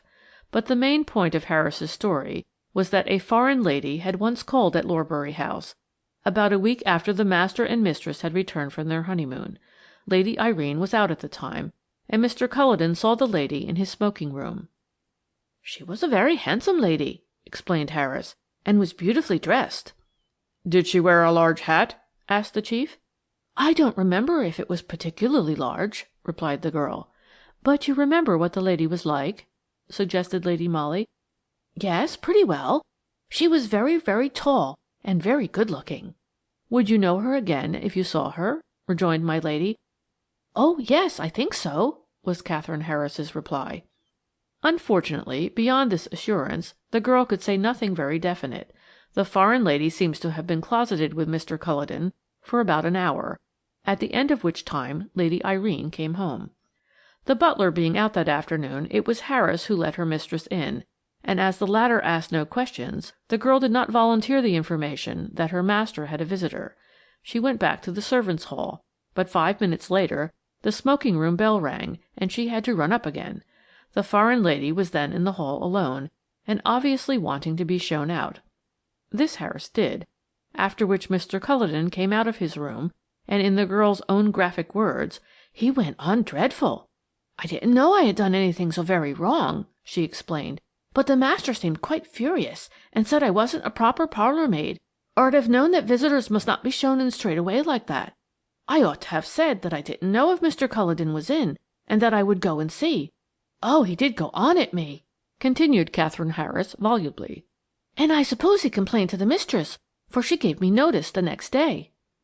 "And you have never seen the foreign lady since?" concluded Lady Molly. "No, she never come while I was there." "By the way, how did you know she was foreign? Did she speak like a foreigner?" "Oh, no," replied the girl. "She did not say much, only asked for Mr. Culledon, but she looked French-like." This unanswerable bit of logic concluded Catherine's statement. She was very anxious to know whether, if the foreign lady was hanged for murder, she herself would get the £250. On Lady Molly's assurance that she certainly would, she departed in apparent content. "Well, we are no nearer than we were before," said the chief, with an impatient sigh, when the door had closed behind Catherine Harris. "Don't you think so?" rejoined Lady Molly blandly.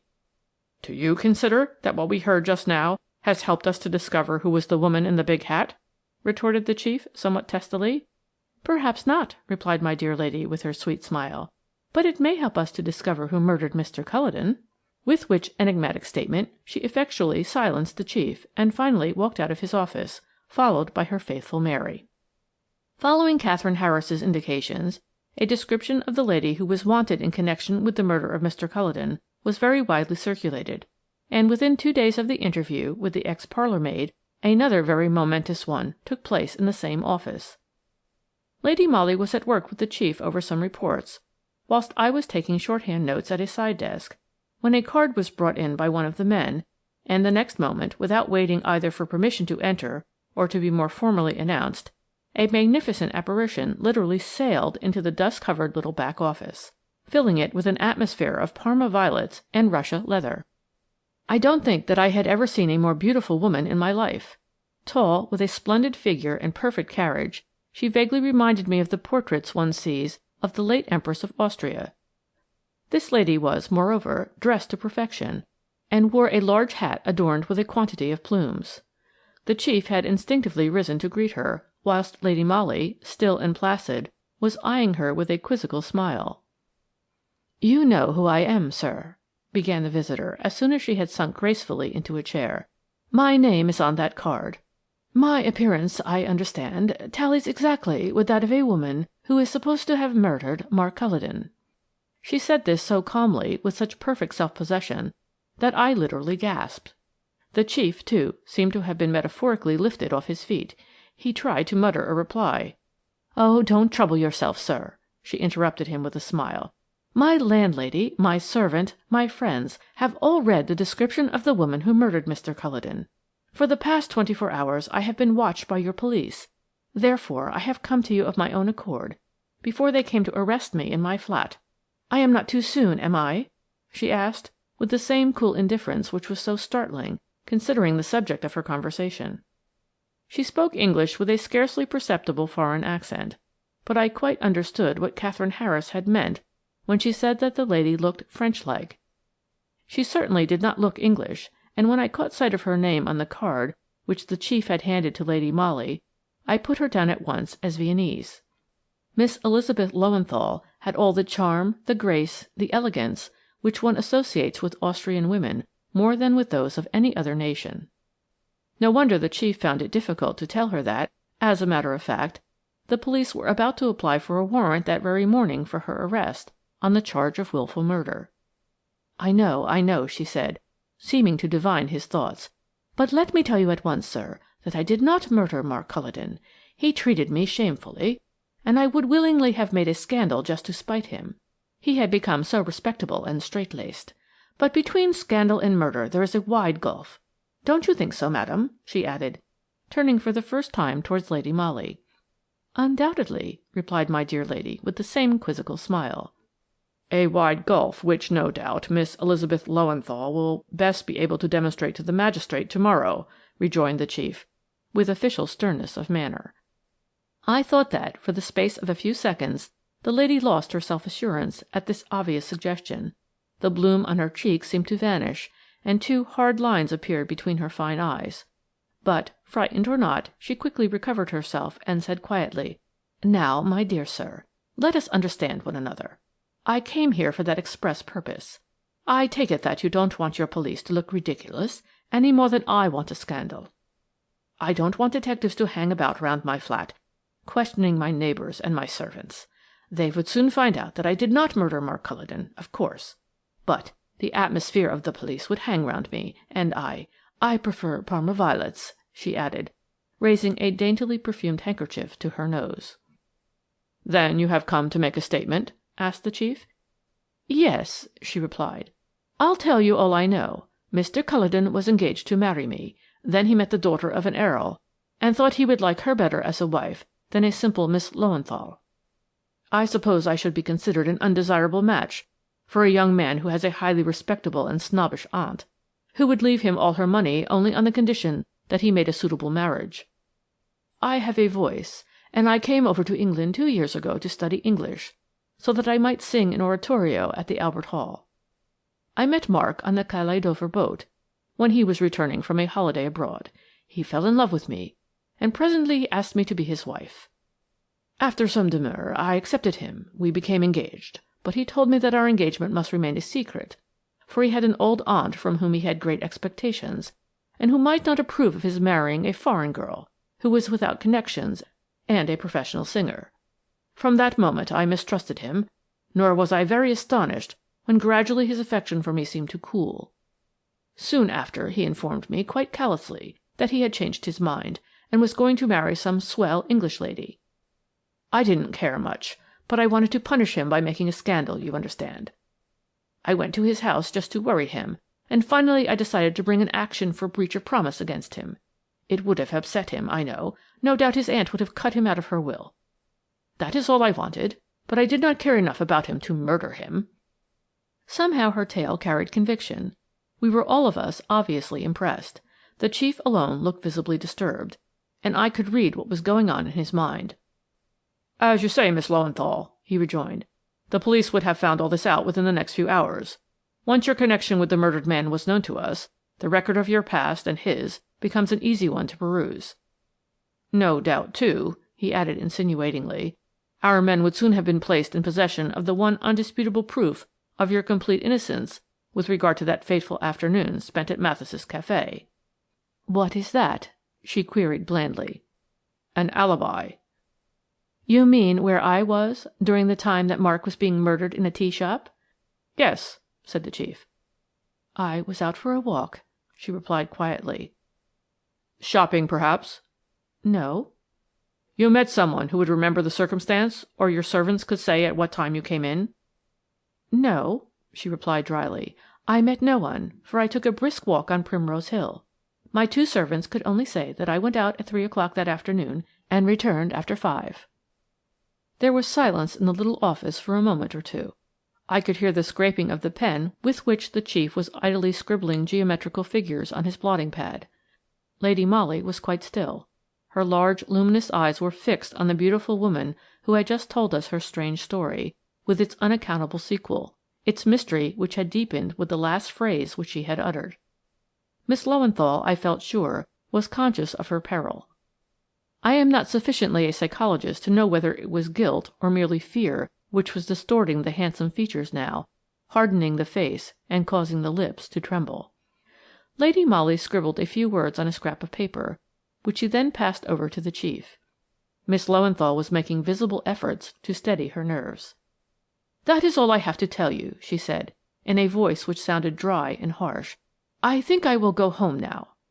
But she did not rise from her chair, and seemed to hesitate, as if fearful lest permission to go were not granted her. To her obvious astonishment, and I must add to my own, the chief immediately rose and said quite urbanely, "I thank you very much for the helpful information which you have given me. Of course, we may rely on your presence in town for the next few days, may we not?" She seemed greatly relieved, and all at once resumed her former charm of manner and elegance of attitude. The beautiful face was lit up by a smile. The chief was bowing to her in quite a foreign fashion, and in spite of her visible reassurance she eyed him very intently. Then she went up to Lady Molly and held out her hand. My dear lady took it without an instant's hesitation. I, who knew that it was the few words hastily scribbled by Lady Molly which had dictated the chief's conduct with regard to Miss Lowenthal, was left wondering whether the woman I loved best in all the world had been shaking hands with a murderess. No doubt you will remember the sensation which was caused by the arrest of Miss Lowenthal on a charge of having murdered Mr. Mark Culledon by administering morphia to him in a cup of chocolate at Mathis's café in Regent Street. The beauty of the accused, her undeniable charm of manner, the hitherto blameless character of her life, all tended to make the public take violent sides either for or against her, and the usual budget of amateur correspondence, suggestions, recriminations, and advice poured into the chief's office in titanic proportions.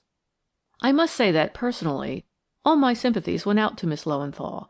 As I have said before, I am no psychologist, but I had seen her in the original interview at the office, and I could not get rid of an absolutely unreasoning certitude that the beautiful Viennese singer was innocent.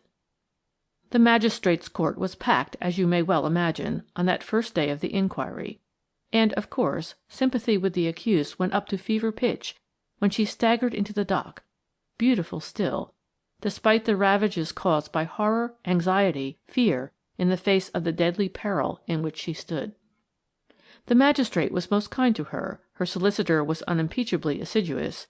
Even our fellows, who had to give evidence against her, did no more than their duty, and were as lenient in their statements as possible. Miss Lowenthal had been arrested in her flat by Danvers, accompanied by 2 constables. She had loudly protested her innocence all along, and did so still, pleading, "Not guilty," in a firm voice. The great points in favour of the arrest were, firstly, the undoubted motive of disappointment and revenge against a faithless sweetheart, then the total inability to prove any kind of alibi, which, under the circumstances, certainly added to the appearance of guilt. The question of where the fatal drug was obtained was more difficult to prove. It was stated that Mr. Mark Culledon was director of several important companies, one of which carried on business as wholesale druggists.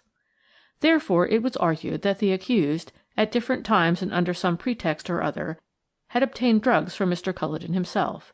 She had admitted to having visited the deceased at his office in the city, both before and after his marriage. Miss Löwenthal listened to all this evidence against her with a hard, set face, as she did also to Katherine Harris's statement about her calling on Mr. Culledon at Lorbury House. But she brightened up visibly when the various attendants at Mathis's café were placed in the box. A very large hat belonging to the accused was shown to the witnesses, but though the police upheld the theory that that was the headgear worn by the mysterious lady at the café on that fateful afternoon, the waitresses made distinctly contradictory statements with regard to it. Whilst one girl swore that she recognized the very hat, another was equally positive that it was distinctly smaller than the one she recollected, and when the hat was placed on the head of Miss Löwenthal, 3 out of the 4 witnesses positively refused to identify her. Most of these young women declared that though the accused, when wearing the big hat, looked as if she might have been the lady in question, yet there was a certain something about her which was different.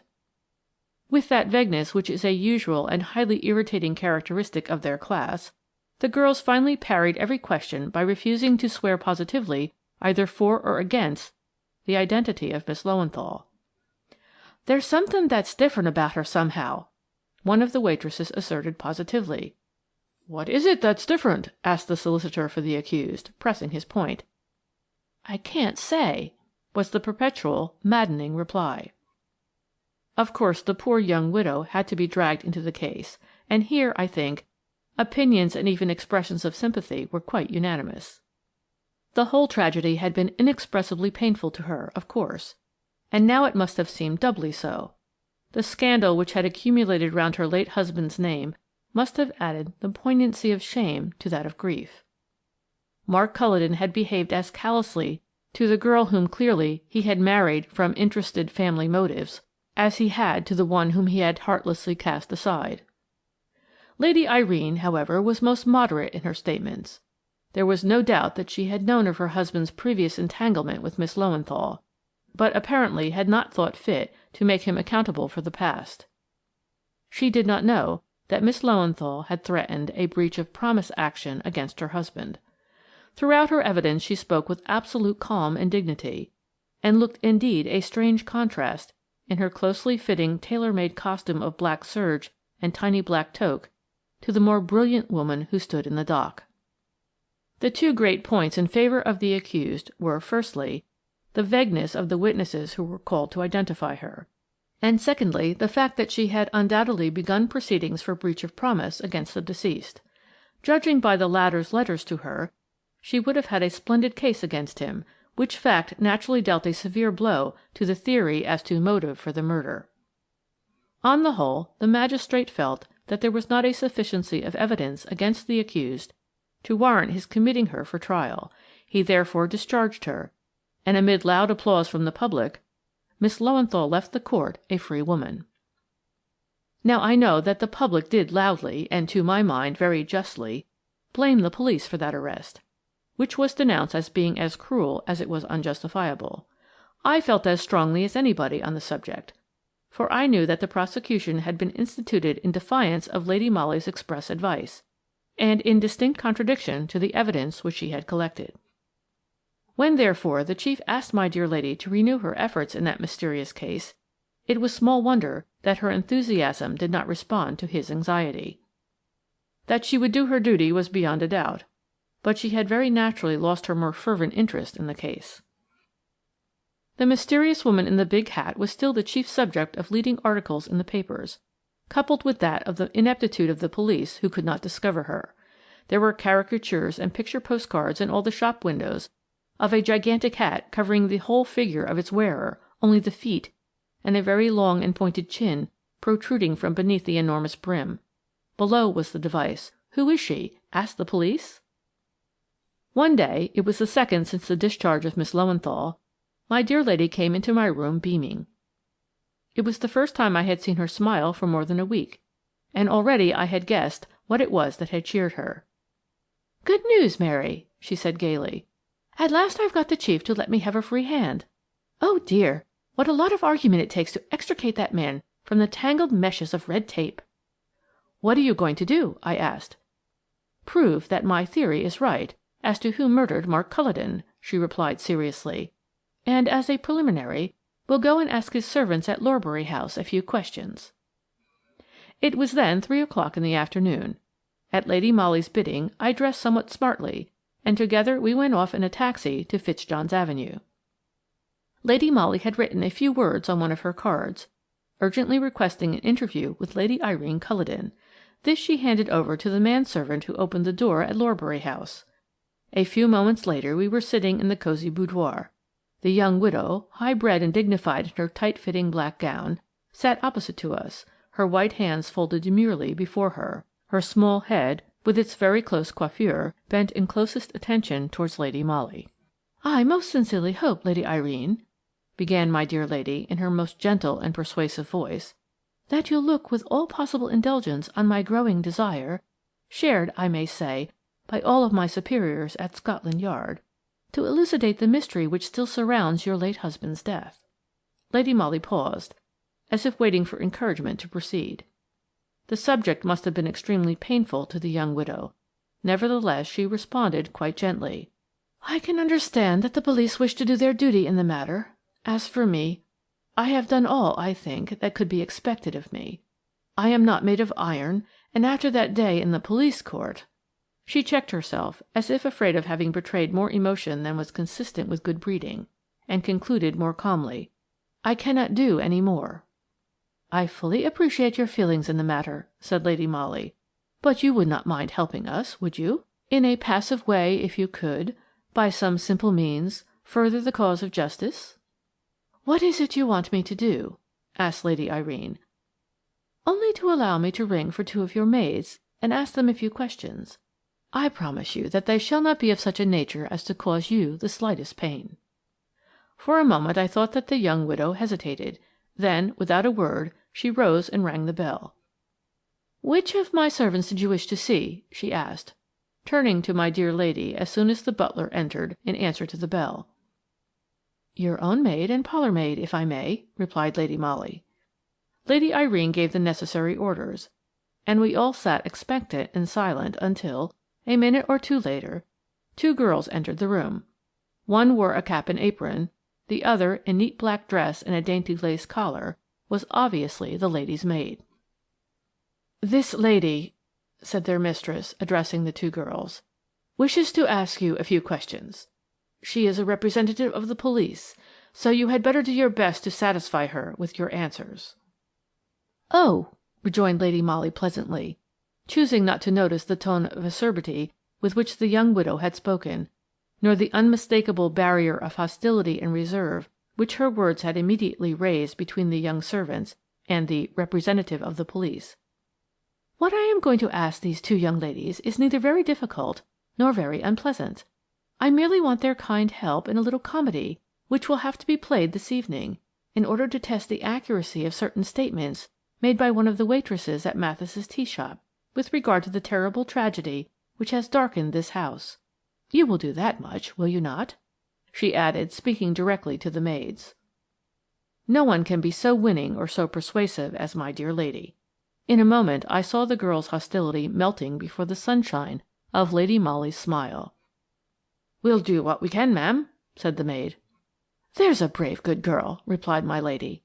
"You must know that the chief waitress at Mathis's has this very morning identified the woman in the big hat who, we all believe, murdered your late master.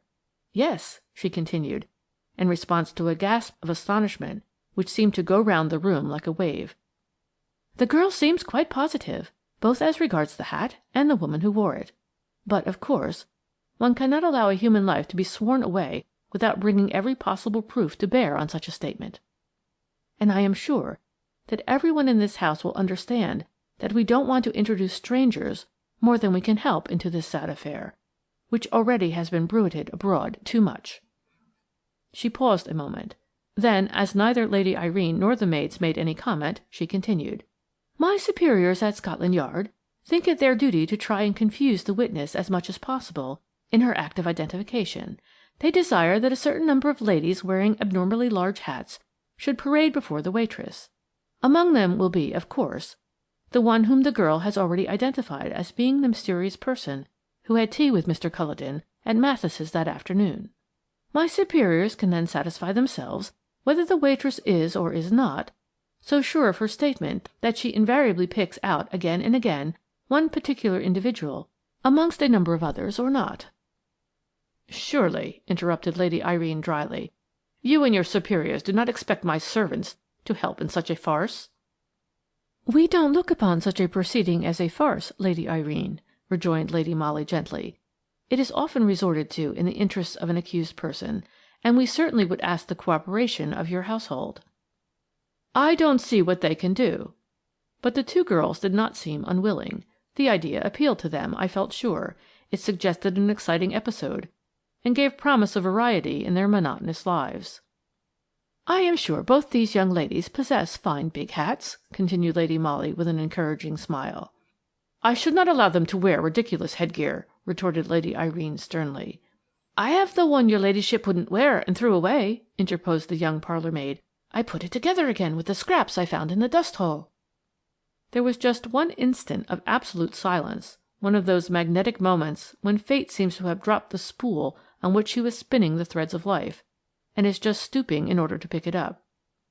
Lady Irene raised a black-bordered handkerchief to her lips, then said quietly, "I don't know what you mean, Mary. I never wear big hats." "No, my lady," here interposed the lady's maid, "but Mary means the one you ordered at Sanchez's, and only wore the once, the day you went to that concert." "Which day was that?" asked Lady Molly blandly. "Oh, I couldn't forget that day," ejaculated the maid. "Her ladyship came home from the concert. I had undressed her, and she told me that she would never wear her big hat again, it was too heavy. That same day Mr. Culledon was murdered."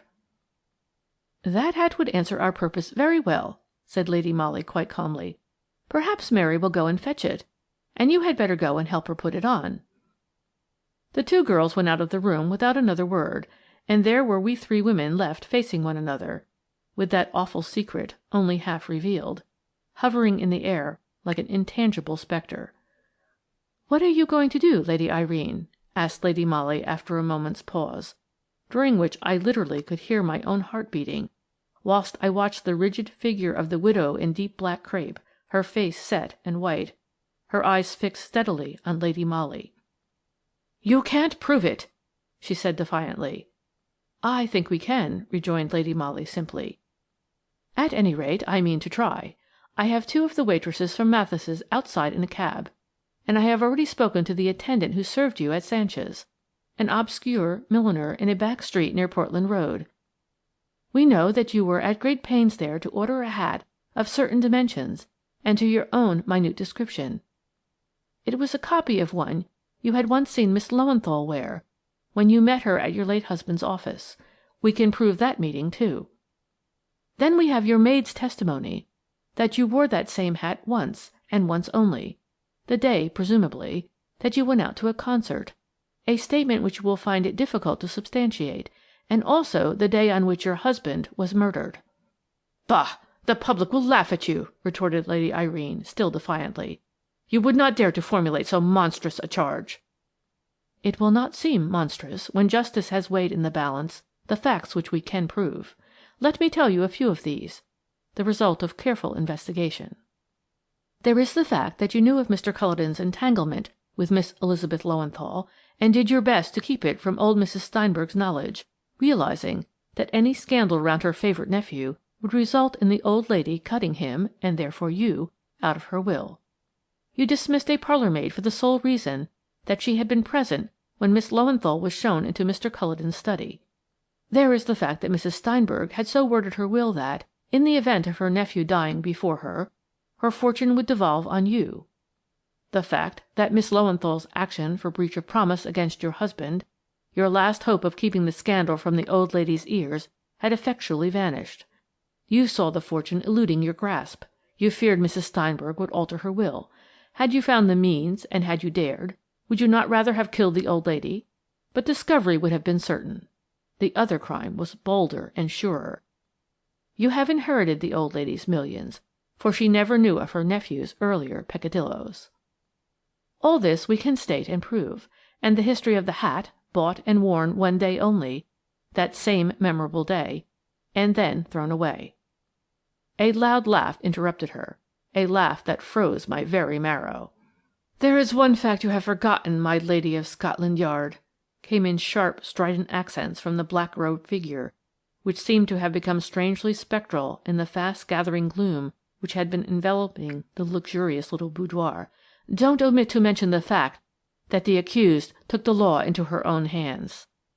And before my dear lady and I could rush to prevent her, Lady Irene Culledon had conveyed something, we dared not think what, to her mouth. "Find Danvers, quick, Mary," said Lady Molly calmly. "You'll find him outside. Bring a doctor back with you." Even as she spoke, Lady Irene, with a cry of agony, fell senseless in my dear lady's arms. The doctor, I may tell you, came too late. The unfortunate woman evidently had a good knowledge of poisons. She had been determined not to fail. In case of discovery, she was ready and able to mete out justice to herself. I don't think the public ever knew the real truth about the woman in the big hat. Interest in her went the way of all things. Yet my dear lady had been right from beginning to end. With unerring precision she had placed her dainty finger on the real motive and the real perpetrator of the crime, the ambitious woman who had married solely for money, and meant to have that money even at the cost of one of the most dastardly murders that have ever darkened the criminal annals of this country. I asked Lady Molly what it was that first made her think of Lady Irene as the possible murderess. No one else for a moment had thought her guilty. "The big hat," replied my lady with a smile. "Had the mysterious woman at Mathis's been tall, the waitresses would not, one and all, have been struck by the abnormal size of the hat. The wearer must have been petite, hence the reason that under a wide brim only the chin would be visible. I at once sought for a small woman. Our fellows did not think of that, because they are men." You see how simple it all was. End of The Woman in the Big Hat, Lady Molly of Scotland Yard, by Baroness Orczy. Sir Jeremiah's Will. Many people have asked me whether I knew when and in what circumstances Lady Molly joined the detective staff at Scotland Yard, who she was, and how she managed to keep her position in society, as she undoubtedly did, whilst exercising a profession which usually does not make for high social standing. Well, of course, there is much that I have known all along about my dear lady, just as much, in fact, as her aristocratic friends and relations did, but I had promised her not to let the general public know anything of her private life until she gave me leave to do so. Now things have taken a different turn, and I can tell you all I know. But I must go back some years for that, and recall to your mind that extraordinary crime known in those days as the Baddock Will case, which sent one of the most prominent and popular young men in society to penal servitude, a life sentence, mind you, which was considered to be remarkably lenient by a number of people who thought that Captain de Mazarine ought to have been hanged. He was such a good-looking young soldier in those days. I specially remember him at the late Queen's funeral, one of the tallest men in the British Army, and with that peculiar charm of manner which, alas, one has ceased to associate with young Englishmen nowadays.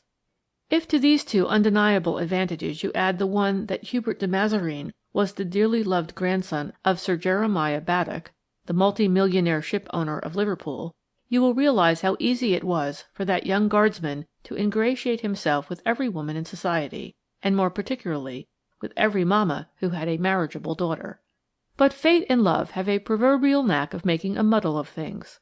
Captain de Mazarine, with a bevy of pretty and eligible girls from whom to select a wife, chose to fall in love with the one woman in the whole of England who, in his grandfather's opinion, should have remained a stranger, even an enemy, to him. You remember the sad story, more than a quarter of a century old now, of Sir Jeremiah's unhappy second marriage with the pretty French actress, Mademoiselle Adèle d'Este, who was then over 30 years younger than himself. He married her abroad and never brought her to England. She made him supremely wretched for about 3 years, and finally ran away with the Earl of Flintshire, whom she had met at Monte Carlo.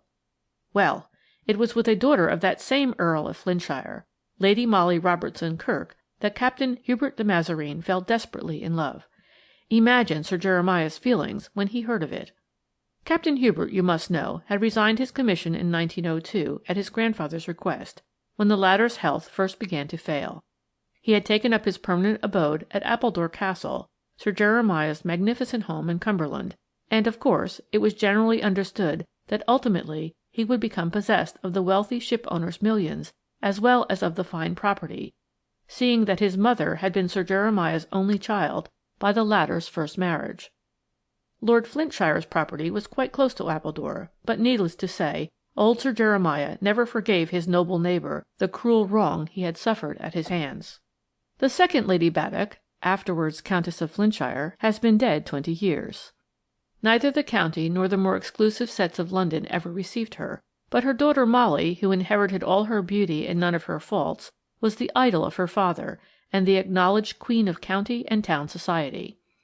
You see, it was the ancient, yet ever new, story of Cappelletti and Montecchi over again, and one day Captain Hubert de Mazareen had to tell Sir Jeremiah that he desired to marry the daughter of his grandfather's most cruel enemy. What the immediate result of that announcement was, no one could say. Neither Sir Jeremiah nor Captain Hubert de Mazareen would have allowed servants or dependents to hear a word of disagreement that might have passed between them, much less to suspect that an unpleasant scene had occurred. Outwardly everything went on as usual at Appledore Castle for about a fortnight or so, after which Captain Hubert went away one day, ostensibly for a brief stay in London, but he never re-entered the doors of the castle until after the dark veil of an appalling tragedy had begun to descend on the stately old Cumberland home. Sir Jeremiah bore up pretty well for a time, then he had a slight paralytic stroke and became a confirmed invalid.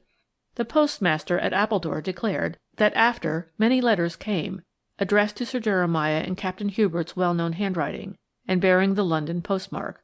But presumably the old gentleman felt bitterly irreconcilable toward his grandson, for Captain de Mazareen was never seen at the castle. Soon the invalid grew more and more eccentric and morose. He ordered all the reception rooms of his magnificent home to be closed and shuttered, and he dismissed all his indoor servants, with the exception of his own male attendant and an old married couple named Bradley, who had been in his service for years, and who now did the little work that was required in what had once been one of the most richly appointed country mansions in England. Bitter resentment against his once dearly loved grandson, and against the man who had robbed him of his young wife 25 years ago, seemed to have cut off the old man from contact with the outside world. Thus matters stood until the spring of 1903, when Sir Jeremiah announced one morning to the 3 members of his household that Mr. Philip Baddock was coming to stay at the castle, and that a room must be got ready immediately. Mr. Philip Baddock came that same evening. He was a young man of quite ordinary appearance, short, rather dark, with the somewhat uncouth manners suggestive of an upbringing in a country parsonage. His arrival created no little excitement in the neighbourhood. Who was Mr. Philip Baddock, and where did he come from? No one had ever heard of him before, and now, after a very brief time spent at the castle, he seemed to be gradually taking up the position which originally had belonged to Captain Hubert. He took over the command of the small household, dismissing Sir Jeremiah's personal attendant after a while, and engaging another. He supervised the outdoor men, reducing the staff both in the gardens and the stables. He sold most of the horses and carriages, and presently bought a motor car, which he at once took to driving all over the country. But he spoke to no one in the village, and soon, in answer to inquiries by 1 or 2 of Sir Jeremiah's faithful friends and cronies, the reply came regularly from Mr. Philip Baddock that the invalid was disinclined for company. Only Dr. Thorne, the local practitioner, saw the patient.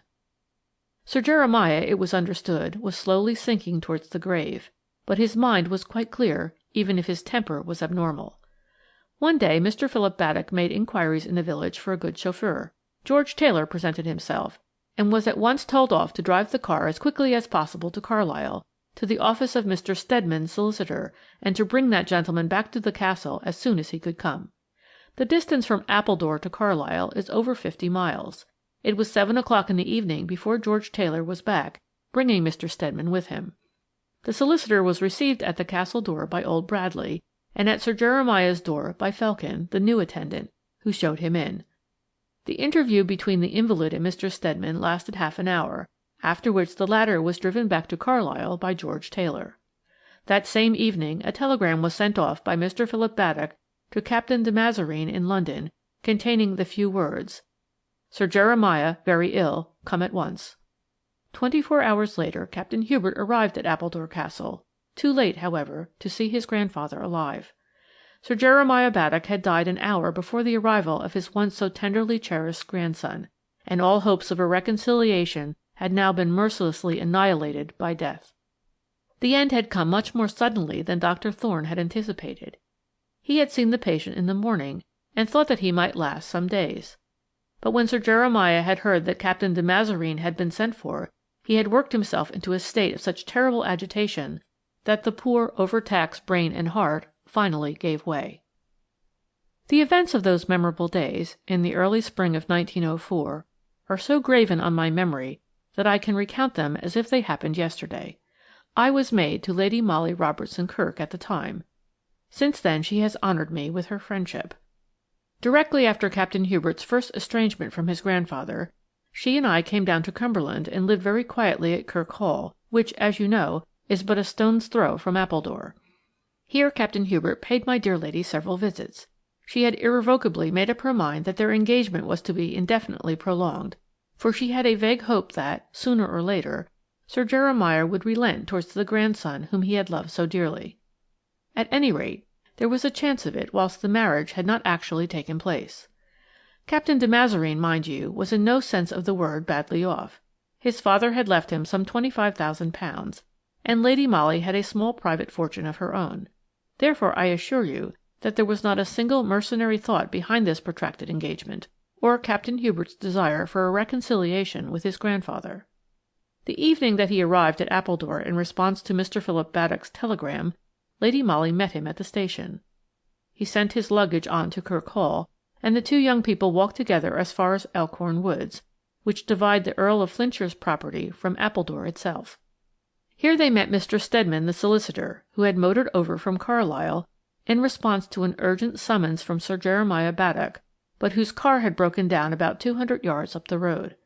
It seems that the chauffeur had suggested his walking on through the woods, it being an exceptionally fine and mild spring evening, with a glorious full moon overhead, which lit up almost every turn of the path that cuts through the pretty coppice. Lady Molly had given me rendezvous at the edge of the wood, so that I might accompany her home after she had taken leave of Captain Hubert. It seems that the latter knew Mr. Stedman slightly, as we saw the two men shake hands with one another. Then, after a few words of conversation, turn off to walk together through the wood. We then made our way back silently to Kirk Hall. My dear lady was inexpressibly sad. She appreciated very deeply the love which Captain Hubert bore for his grandfather, and was loath to see the final annihilation of all her hopes of an ultimate reconciliation between the two men. I had dressed Lady Molly for dinner, and she was just going downstairs when Captain de Mazareen arrived at the Hall. He announced the sad news of his grandfather's death and looked extremely dejected and upset. Of course he stayed at the Hall, for Mr. Philip Baddock seemed quite to have taken command at Appledore Castle, and Captain Hubert did not care to be beholden to him for hospitality. My dear lady asked him what had become of Mr. Stedman. "I don't know," he replied. "He started to walk with me through the wood, then he seemed to think that the tramp would be too much for him, and that the car would be put right very quickly. He preferred to drive round, and was quite sure that he would meet me at the castle in less than half an hour. However, he never turned up." Lady Molly asked several more questions about Sir Jeremiah, which Captain Hubert answered in a listless way. He had been met at the door of the castle by Mr. Philip Baddock, who told him that the old gentleman had breathed his last half an hour before. I remember that we all went to bed that night feeling quite unaccountably depressed. It seemed that something more tragic than the natural death of a septuagenarian hovered in the air of these remote Cumberland villages. The next morning our strange premonitions were confirmed. Lord Flintshire, my dear lady, and Captain Hubert were sitting at breakfast when the news was brought to the Hall that Mr. Stedman, the Carlisle solicitor, had been found murdered in the Elkhorn Woods earlier in the morning. Evidently he had been stunned, and then done to death by a heavily loaded stick or some similar weapon. When he was discovered in the early hours of the morning, he had apparently been dead some time. The local police were at once apprised of the terrible event, which created as much excitement as the death of the eccentric old millionaire at Appledore Castle. Everyone at Kirk Hall, of course, was keenly interested, and Captain de Mazareen went over to Appledore as soon as he could in order to place his information at the service of the police. It is a strange fact, but nevertheless a true one, that when a deadly peril arises such as now threatened Captain de Mazareen, the person most in danger is the last to be conscious of it. I am quite sure that Lady Molly, the moment she heard that Mr. Stedman had been murdered in the Elkhorn woods, realized that the man she loved would be implicated in that tragedy in some sinister manner. But that is the intuition of a woman who loves. As for Captain Hubert, he went about during the whole of that day quite unconscious of the abyss which already was yawning at his feet. He even discussed quite equably the several valuable bits of information which the local police had already collected, and which eventually formed a portion of that damning fabric of circumstantial evidence which was to bring him within sight of the gallows. Earlier in the day, Mr. Philip Baddock sent him a stiff little note, saying that, as Captain de Mazareen was now the owner of Appledore Castle, he, Philip Baddock, did not desire to trespass a moment longer than was necessary on his relative's hospitality, and had arranged to stay at the village inn until after the funeral, when he would leave Cumberland. To this Captain Hubert sent an equally curt note saying that, as far as he knew, he had no say in the matter of anyone coming or going from the castle, and that Mr. Philip Baddock must, of course, please himself as to whether he stayed there or not. So far, of course, the old gentleman's testamentary dispositions were not known. He had made a will in 1902, bequeathing Appledore and everything he possessed unconditionally to his beloved grandson, Hubert de Mazareen, whom he also appointed his sole executor. That will was lodged with Mr. Truscott, who had been solicitor to the deceased practically until the last moment, when Mr. Stedman, a new arrival at Carlisle, had been sent for. Whether that will had been revoked or not, Mr. Truscott did not know, but in the course of the afternoon, Lord Flintshire, whilst out driving, met the local superintendent of police, who told him that Mr. Stedman's senior partner, a Mr. Fueling, had made a statement to the effect that Sir Jeremiah had sent for Mr. Stedman the day before his death and given instructions for the drafting of a new will whereby the old gentleman bequeathed Appledore and everything he possessed to his beloved grandson Hubert de Mazareen, but only on the condition that the latter did not marry the daughter or any other relative of the Earl of Flintshire.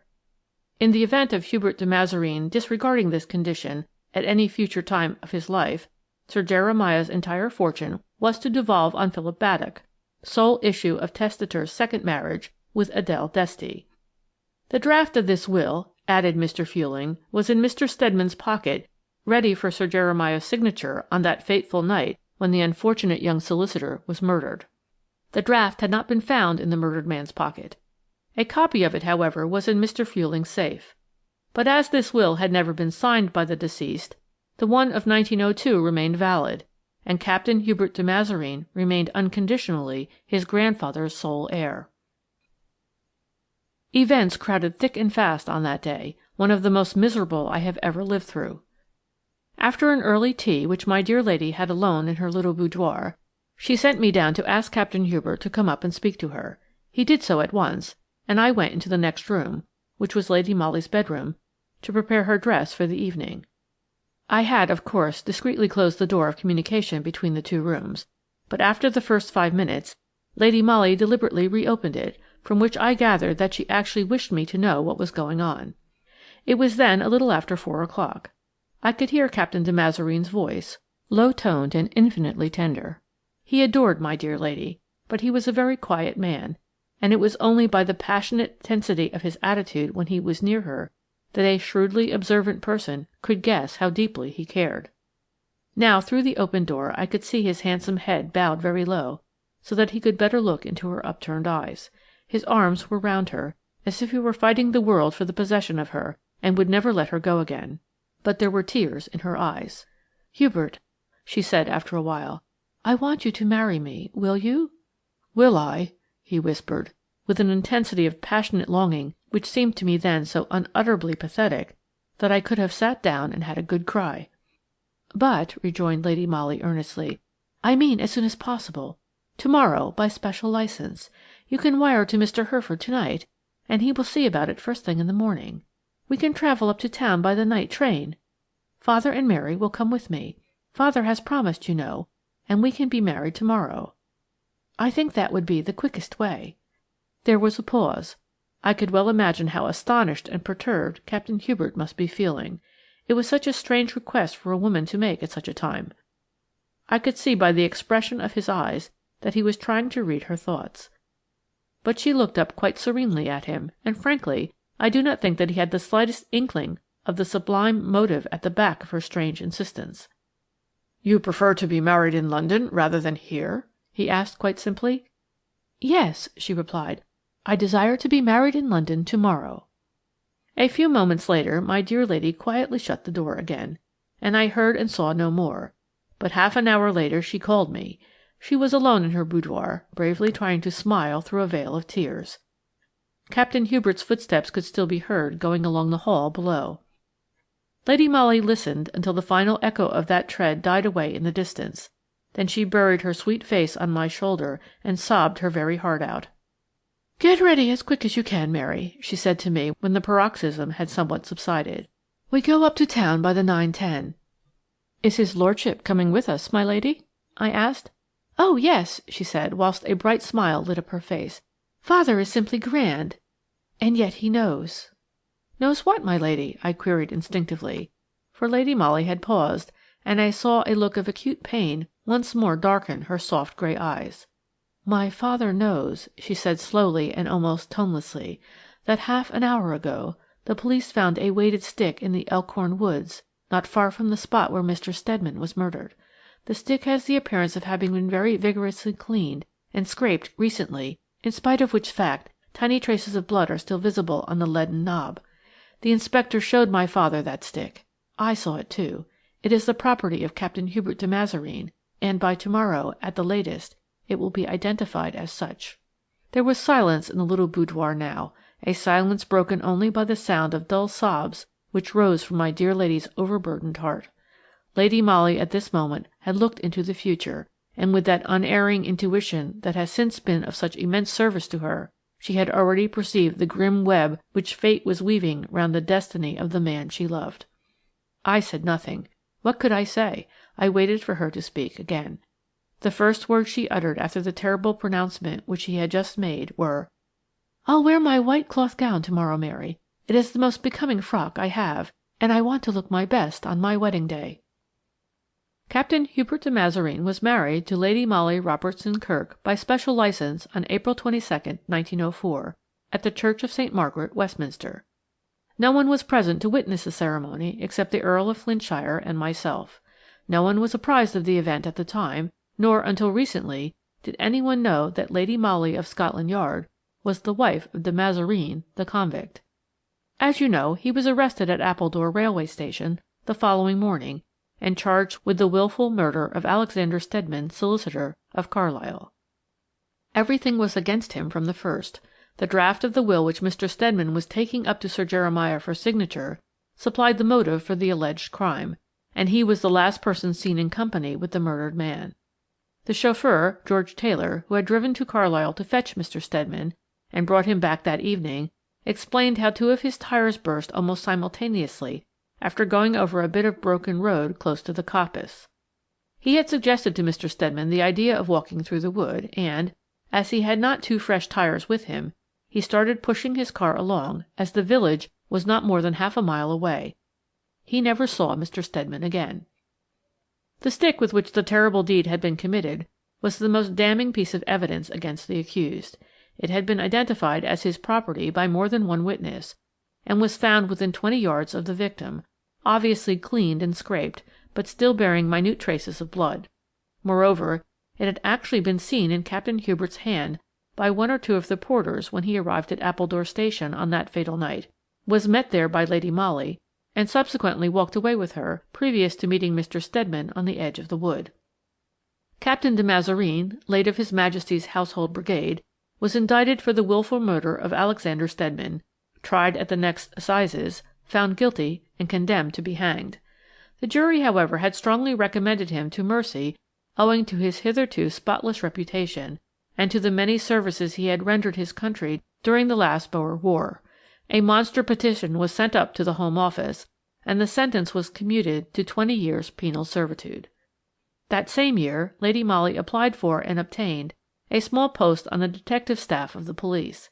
From that small post she has worked her way upwards, analyzing and studying, exercising her powers of intuition and of deduction, until at the present moment she is considered, by chiefs and men alike, the greatest authority among them on criminal investigation. The Earl of Flintshire died some 3 years ago. Kirk Hall devolved on a distant cousin, but Lady Molly has kept a small home at Kirk, ready for her husband when he comes back from Dartmoor. The task of her life is to apply her gifts, and the obvious advantages at her disposal as a prominent member of the detective force, to prove the innocence of Captain Hubert de Mazareen, whom she never doubted for a moment. But it was sublime, and at the same time deeply pathetic, to see the frantic efforts at self-sacrifice which these two noble-hearted young people made for one another's sake. Directly Captain Hubert realized that, so far as proving his innocence was concerned, he was a lost man, he used every effort to release Lady Molly from the bonds of matrimony. The marriage had been, and was still, kept a profound secret.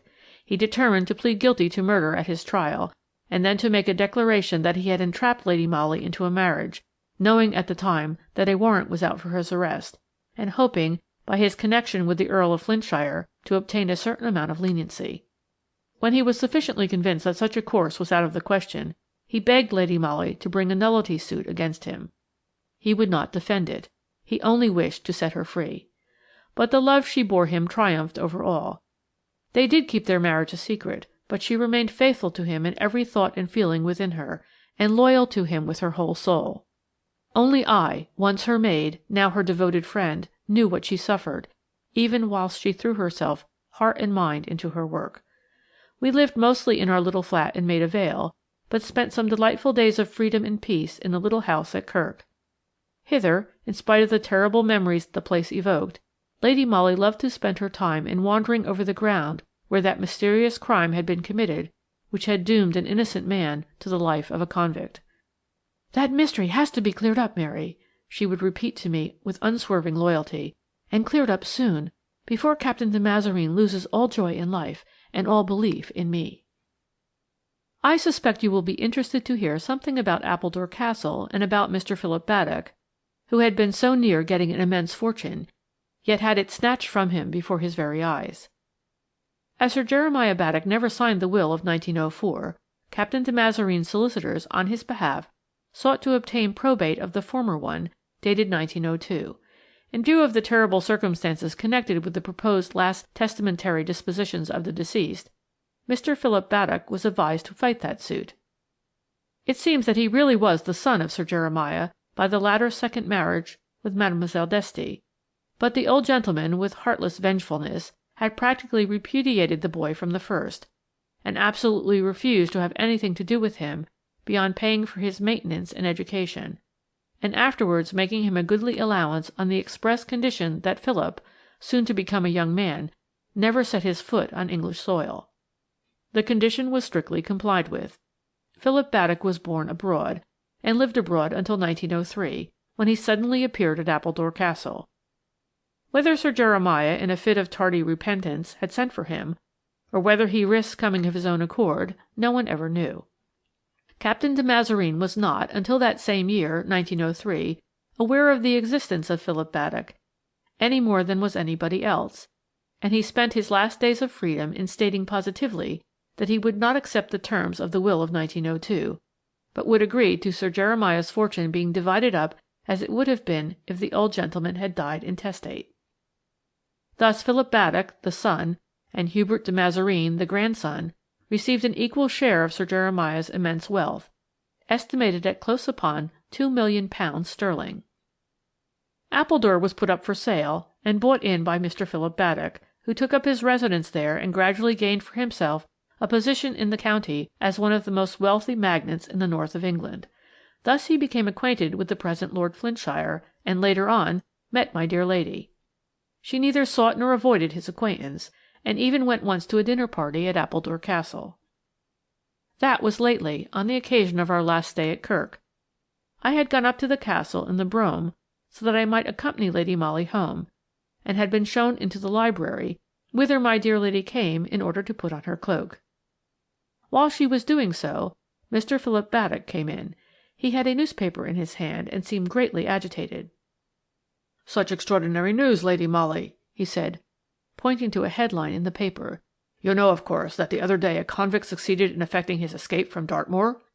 "Yes, I knew that," said my dear lady quietly. "Well, I have reason to suppose," continued Mr. Baddock, "that convict was none other than my unfortunate nephew, de Mazareen." "Yes?" rejoined Lady Molly, whose perfect calm and serene expression of face contrasted strangely with the obvious agitation of Philip Baddock. "Heaven knows that he tried to do me an evil turn," rejoined the latter after a while, "but of course I bear him no grudge, now that the law has given me that which he tried to wrench from me, a just share of my father's possessions. Since he has thrown himself on my mercy—" "Thrown himself on your mercy!" ejaculated my dear lady, whose face had become almost grey with a sudden fear. "What do you mean?" "De Mazareen is in my house at the present moment," replied Mr. Baddock quietly. "Here?" "Yes, it seems that he tramped here. I am afraid that his object was to try and see you. He wants money, of course. I happened to be out in the woods this afternoon and saw him. No," added Philip Baddock quickly, in response to an instinctive gasp of pain from Lady Molly. "You need not have the slightest fear. My nephew is as safe with me as he would be in your own house. I brought him here, for he was exhausted with fatigue and want of food. None of my servants know of his presence in the house except Felkin, whom I can trust. By tomorrow he will have rested. We'll make a start in the very early morning in my car. We'll get to Liverpool before midday. De Mazareen shall wear Felkin's clothes. No one will know him. One of the Baddock steamers is leaving for Buenos Aires the same afternoon, and I can arrange with the captain. You need not have the slightest fear," he repeated, with simple yet earnest emphasis. "I pledge you my word that de Mazareen will be safe." "I should like to thank you," she murmured. "Please don't," he rejoined with a sad smile. "It is a great happiness to me to be able to do this. I know that you cared for him at one time. I wish you had known and trusted me in those days. But I am glad of this opportunity which enables me to tell you that, even had my father signed his last will and testament, I should have shared his fortune with de Mazareen. The man whom you honoured with your love need never have resorted to crime in order to gain a fortune." Philip Baddock paused. His eyes were fixed on Lady Molly with unmistakable love and an appeal for sympathy. I had no idea that he cared for her, nor had she, I am quite sure. Her heart belonged solely to the poor fugitive convict, but she could not fail, I thought, to be touched by the other man's obvious sincerity and earnestness. There was silence in the room for a few moments. Only the old clock in its Sheraton case ticked on in solemn imperturbability. Lady Molly turned her luminous eyes on the man who had just made so simple, so touching a profession of love. Was she about to tell him that she was no longer free, that she bore the name of the man whom the law had ostracized and pronounced a criminal, who had even now, by this daring attempt at escape, added a few years to his already long term of punishment and another load to his burden of shame? "Do you think," she asked quietly, "that I might speak to Captain de Mazareen for a few moments without endangering his safety?" Mr. Baddock did not reply immediately. He seemed to be pondering over the request. Then he said, "I will see that everything is safe.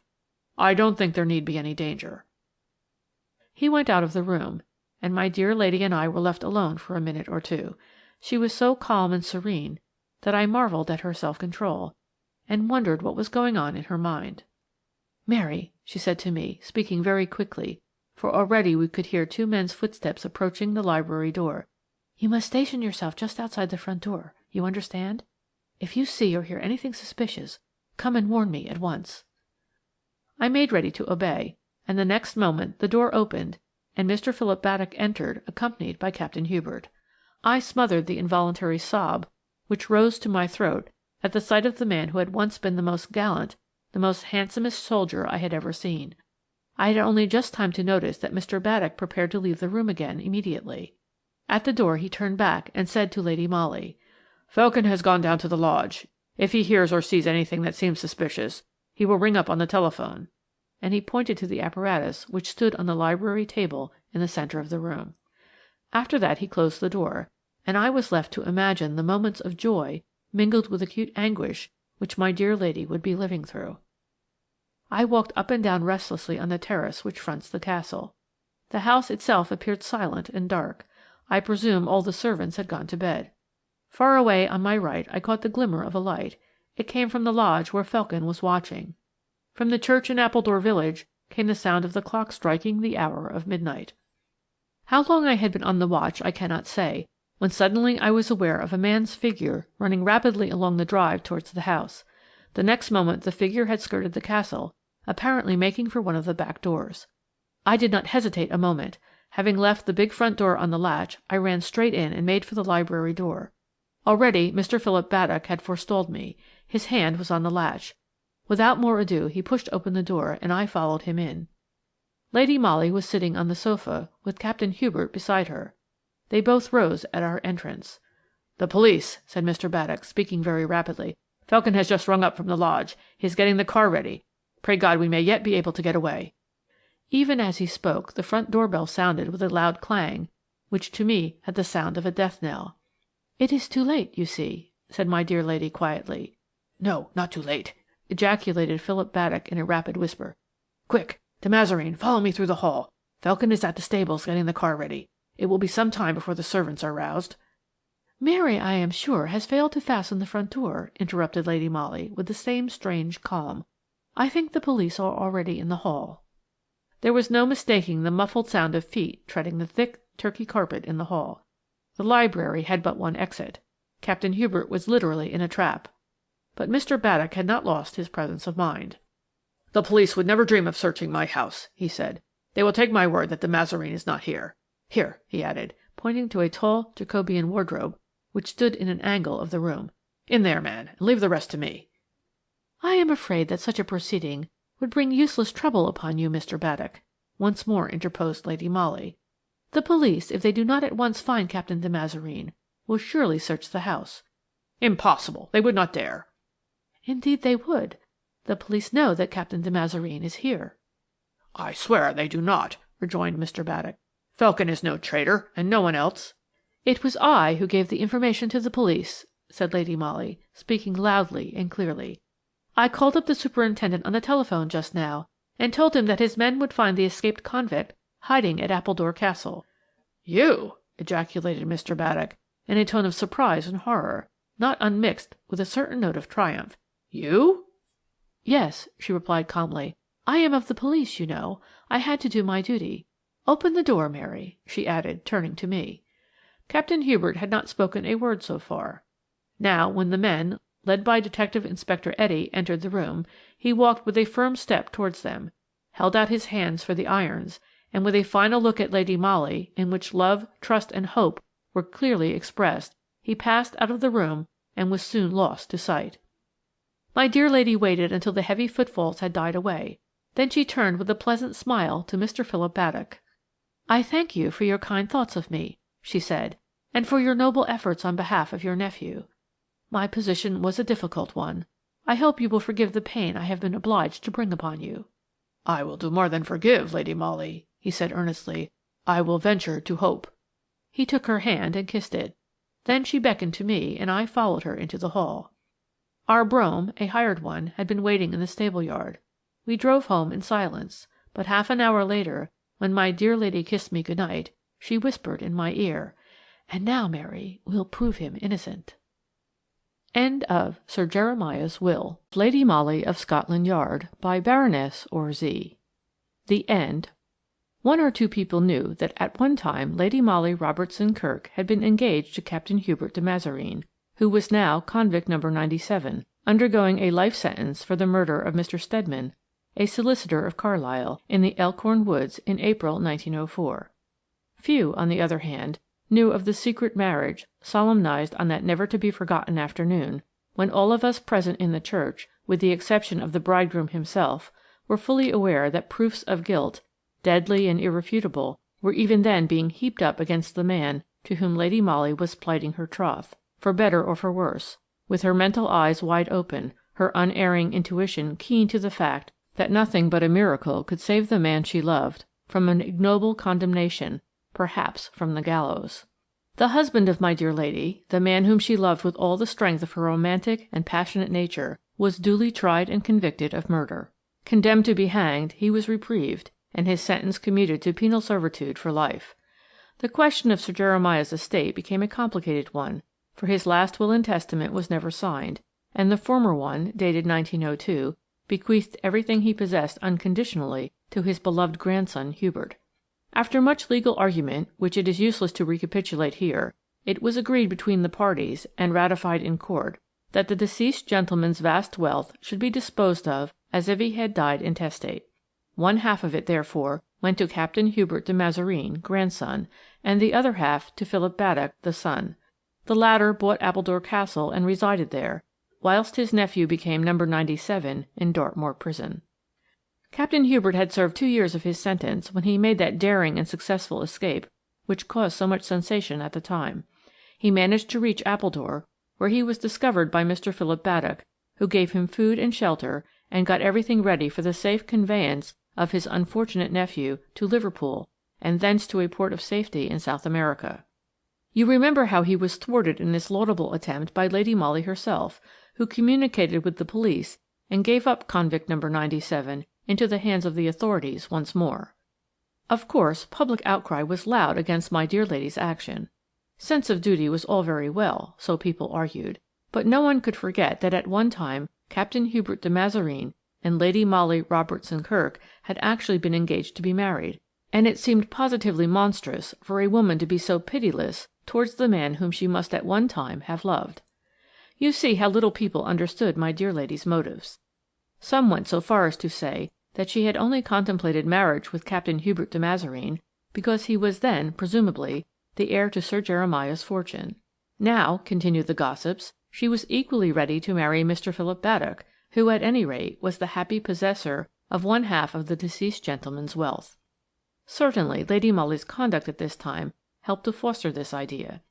Finding that even the chief was inclined to give her the cold shoulder, she shut up our flat in Maida Vale and took up her residence at the little house which she owned in Kirk, and from the windows of which she had a splendid view of stately Appledore Castle nestling among the trees on the hillside. I was with her, of course, and Mr. Philip Baddock was a frequent visitor at the house. There could be no doubt that he admired her greatly, and that she accepted his attentions with a fair amount of graciousness. The county fought shy of her. Her former engagement to Captain de Mazareen was well known, and her treachery to him, so it was called, was severely censured. Living almost in isolation in the village, her whole soul seemed wrapped in thoughts of how to unravel the mystery of the death of Mr. Stedman. Captain de Mazareen had sworn in his defence that the solicitor, after starting to walk through the Elkhorn woods with him, had feared that the tramp over rough ground would be too much for him, and had almost immediately turned back in order to regain the road. But the chauffeur, George Taylor, who was busy with the broken-down car some 200 yards up the road, never saw Mr. Stedman again, whilst Captain de Mazareen arrived at the gates of Appledore Castle alone.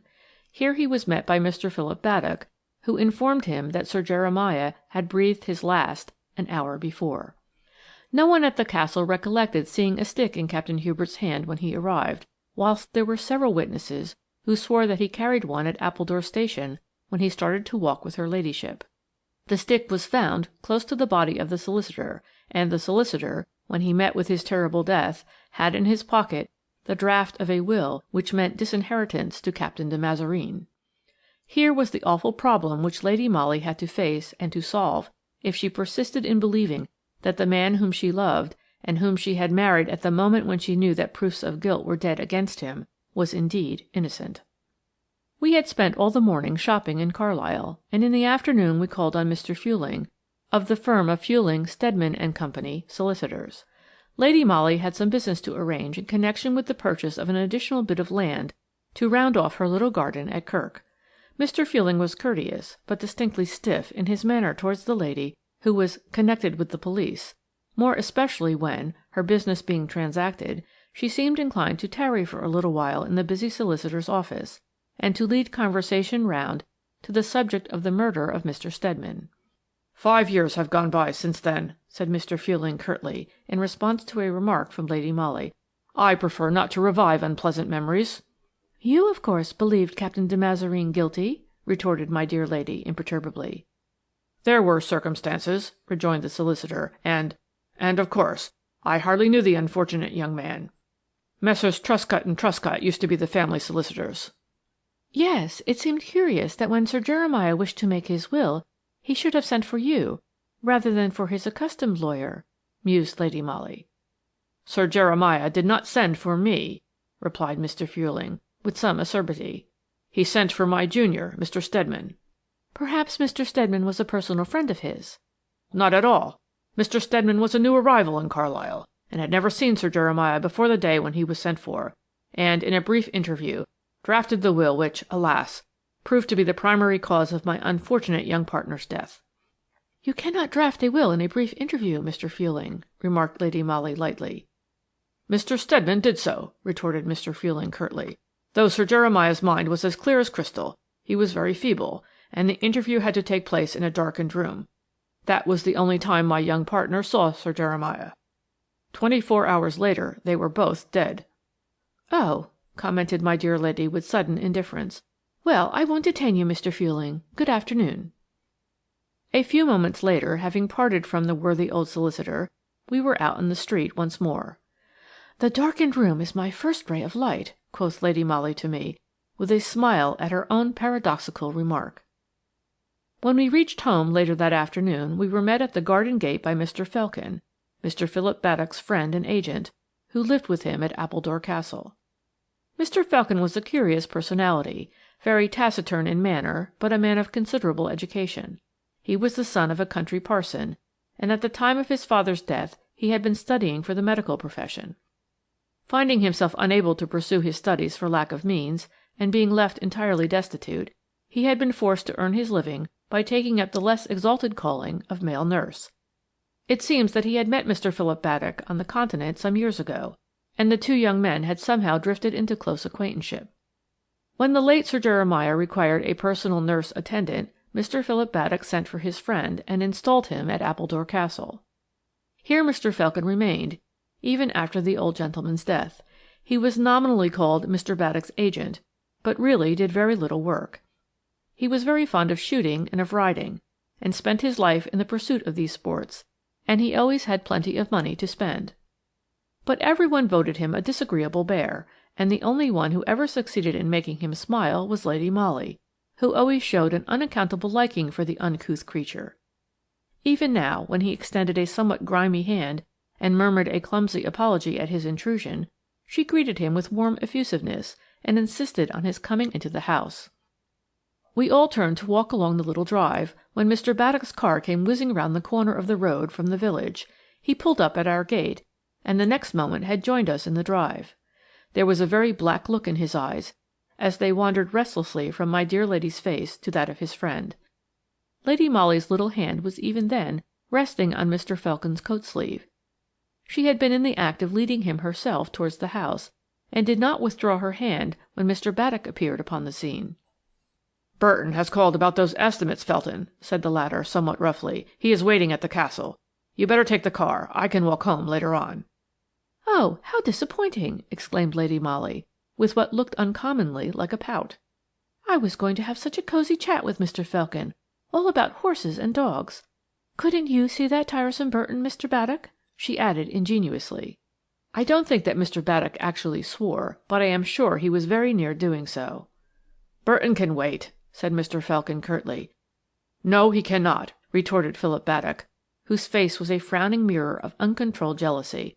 "Take the car, Felkin, and go at once." For a moment it seemed as if Felkin would refuse to obey. The two men stood looking at each other, measuring one another's power of will and strength of passion. Hate and jealousy were clearly written in each pair of glowering eyes. Philip Baddock looked defiant, and Felkin taciturn and sulky. Close to them stood my dear lady. Her beautiful eyes literally glowed with triumph. That these two men loved her, each in his own curious, uncontrolled way, I, her friend and confidant, knew very well. I had seen and often puzzled over the feminine attacks which she had made on the susceptibilities of that morose lout Felkin. It had taken her nearly 2 years to bring him to her feet. During that time she had alternately rendered him happy with her smiles and half mad with her coquetries, whilst Philip Baddock's love for her was perpetually fanned by his ever-growing jealousy. I remember that I often thought her game a cruel one. She was one of those women whom few men could resist. If she really desired to conquer, she invariably succeeded, and her victory over Felkin seemed to me as purposeless as it was unkind. After all, she was the lawful wife of Captain de Mazareen, and to rouse hatred between two friends for the sake of her love, when that love was not hers to give, seemed unworthy of her. At this moment, when I could read deadly hatred in the faces of these two men, her cooing laugh grated unpleasantly on my ear. "Never mind, Mr. Felkin," she said, turning her luminous eyes on him.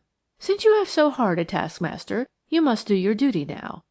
But," she added, throwing a strange, defiant look at Mr. Baddock, "I shall be home this evening. Come and have our cosy chat after dinner." She gave him her hand, and he took it with a certain clumsy gallantry and raised it to his lips. I thought that Philip Baddock would strike his friend with his open hand. The veins on his temples were swollen like dark cords, and I don't think that I ever saw such an evil look in anyone's eyes before. Strangely enough, the moment Mr. Felkin's back was turned, my dear lady seemed to set herself the task of soothing the violent passions which she had wilfully aroused in the other man. She invited him to come into the house, and some 10 minutes later I heard her singing to him. When, later on, I went into the boudoir to join them at tea, she was sitting on the music stool, whilst he half bent over her, half knelt at her feet. Her hands were clasped in her lap, and his fingers were closed over hers. He did not attempt to leave her side when he saw me entering the room. In fact, he wore a triumphant air of possession, and paid her those little attentions which only an accepted lover would dare to offer. He left soon after tea, and she accompanied him to the door. She gave him her hand to kiss, and I, who stood at some little distance in the shadow, thought that he would take her in his arms, so yielding and gracious did she seem. But some look or gesture on her part must have checked him, for he turned and walked quickly down the drive. Lady Molly stood in the doorway, gazing out towards the sunset. I, in my humble mind, wondered once again what was the purport of this cruel game. Half an hour later she called to me, asked for her hat, told me to put on mine, and to come out for a stroll. As so often happened, she led the way towards the Elkhorn woods, which, in spite, or perhaps because of, the painful memories they evoked, was a very favourite walk of hers. As a rule, the wood, especially that portion of it where the unfortunate solicitor had been murdered, was deserted after sunset. The villagers declared that Mr. Stedman's ghost haunted the clearing, and that the cry of the murdered man, as he was being foully struck from behind, could be distinctly heard, echoing through the trees. Needless to say, these superstitious fancies never disturbed Lady Molly. She liked to wander over the ground where was committed that mysterious crime, which had sent to ignominy worse than death the man she loved so passionately. It seemed as if she meant to wrench its secret from the silent ground, from the leafy undergrowth, from the furtive inhabitants of the glades. The sun had gone down behind the hills. The wood was dark and still. We strolled up as far as the first clearing, where a plain granite stone, put up by Mr. Philip Baddock, marked the spot where Mr. Stedman had been murdered. We sat down on it to rest. My dear lady's mood was a silent one. I did not dare to disturb it, and for a while only the gentle hush of the leaves, stirred by the evening breeze, broke the peaceful stillness of the glade. Then we heard a murmur of voices, deep-toned and low. We could not hear the words spoken, though we both strained our ears, and presently Lady Molly arose and cautiously made her way among the trees in the direction whence the voices came, I following as closely as I could.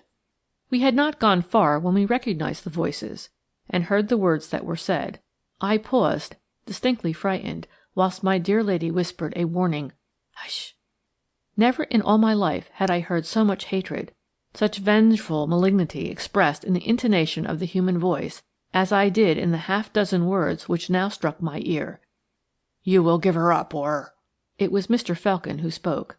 I recognized his raucous delivery, but I could not distinguish either of the two men in the gloom. "Or what?" queried the other, in a voice which trembled with either rage or fear, perhaps with both. "You will give her up," repeated Felkin sullenly. "I tell you that it is an impossibility, do you understand? An impossibility for me to stand by and see her wedded to you, or to any other man for the matter of that. But that is neither here nor there," he added after a slight pause. "It is with you I have to deal now. You shan't have her. You shan't. I won't allow it, even if I have to—" He paused again. I cannot describe the extraordinary effect this rough voice coming out of the darkness, had upon my nerves. I had edged up to Lady Molly and had succeeded in getting hold of her hand. It was like ice, and she herself was as rigid as that piece of granite on which we had been sitting. "You seem bubbling over with covert threats," interposed Philip Baddock, with what was obviously a sneer. "What are the extreme measures to which you will resort if I do not give up the lady whom I love with all my heart, and who has honoured me to-day by accepting my hand in marriage?" "That is a lie!" ejaculated Felkin. "What is a lie?" queried the other quietly. "She has not accepted you, and you know it. You are trying to keep me away from her, arrogating rights which you do not possess. Give her up, man, give her up. It will be best for you. She will listen to me. I can win her all right. But you must stand aside for me this time. Take the word of a desperate man for it, Baddock. It will be best for you to give her up." Silence reigned in the wood for a few moments, and then we heard Philip Baddock's voice again, but he seemed to speak more calmly, almost indifferently, as I thought. "Are you going now?" he asked. "Won't you come in to dinner?" "No," replied Felkin. "I don't want any dinner, and I have an appointment for afterwards." "Don't let us part ill friends, Felkin," continued Philip Baddock in conciliatory terms. "Do you know that, personally, my feeling is that no woman on earth is worth a serious quarrel between two old friends, such as we have been?" "I'm glad you think so," rejoined the other dryly. "So long." The cracking of twigs on the moss-covered ground indicated that the two men had parted and were going their several ways. With infinite caution, and holding my hand tightly in hers, my dear lady made her way along the narrow path which led us out of the wood. Once in the road we walked rapidly, and soon reached our garden gate. Lady Molly had not spoken a word during all that time, and no one knew better than I did how to respect her silence. During dinner she tried to talk of indifferent subjects, and never once alluded to the two men whom she had thus wilfully pitted one against the other. That her calm was only on the surface, however, I realized from the fact that every sound on the gravel path outside caused her to start. She was, of course, expecting the visit of Mr. Felkin. At 8 o'clock he came. It was obvious that he had spent the past hour in wandering about in the woods. He looked untidy and unkempt. My dear lady greeted him very coldly, and when he tried to kiss her hand, she withdrew it abruptly. Our drawing-room was a double one, divided by portière curtains. Lady Molly led the way into the front room, followed by Mr. Felkin. Then she drew the curtains together, leaving me standing behind them.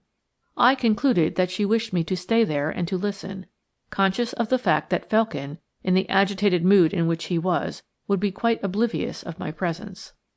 I almost pitied the poor man, for to me, the listener, it was at once apparent that my dear lady had only bidden him come tonight in order to torture him.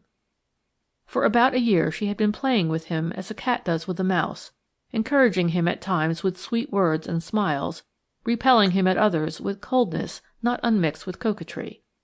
But tonight her coldness was unalloyed, her voice was trenchant, her attitude almost one of contempt. I missed the beginning of their conversation, for the curtains were thick, and I did not like to go too near, but soon Mr. Felkin's voice was raised. It was harsh and uncompromising. "I suppose that I am only good enough for a summer's flirtation," he said sullenly, "but not to marry, eh? The owner of Appledore Castle, the millionaire Mr. Baddock, is more in your line." "It certainly would be a more suitable match for me," rejoined Lady Molly coolly. "He told me you had formally accepted him," said the man, with enforced calm. "Is that true?" "Partly," she replied. "But you won't marry him!" The exclamation seemed to come straight from a heart brimful of passion, of love, of hate, and of revenge. The voice had the same intonation in it which had rung an hour ago in the dark Elkhorn woods. "I may do," came in quiet accents from my dear lady. "You won't marry him," repeated Felkin roughly.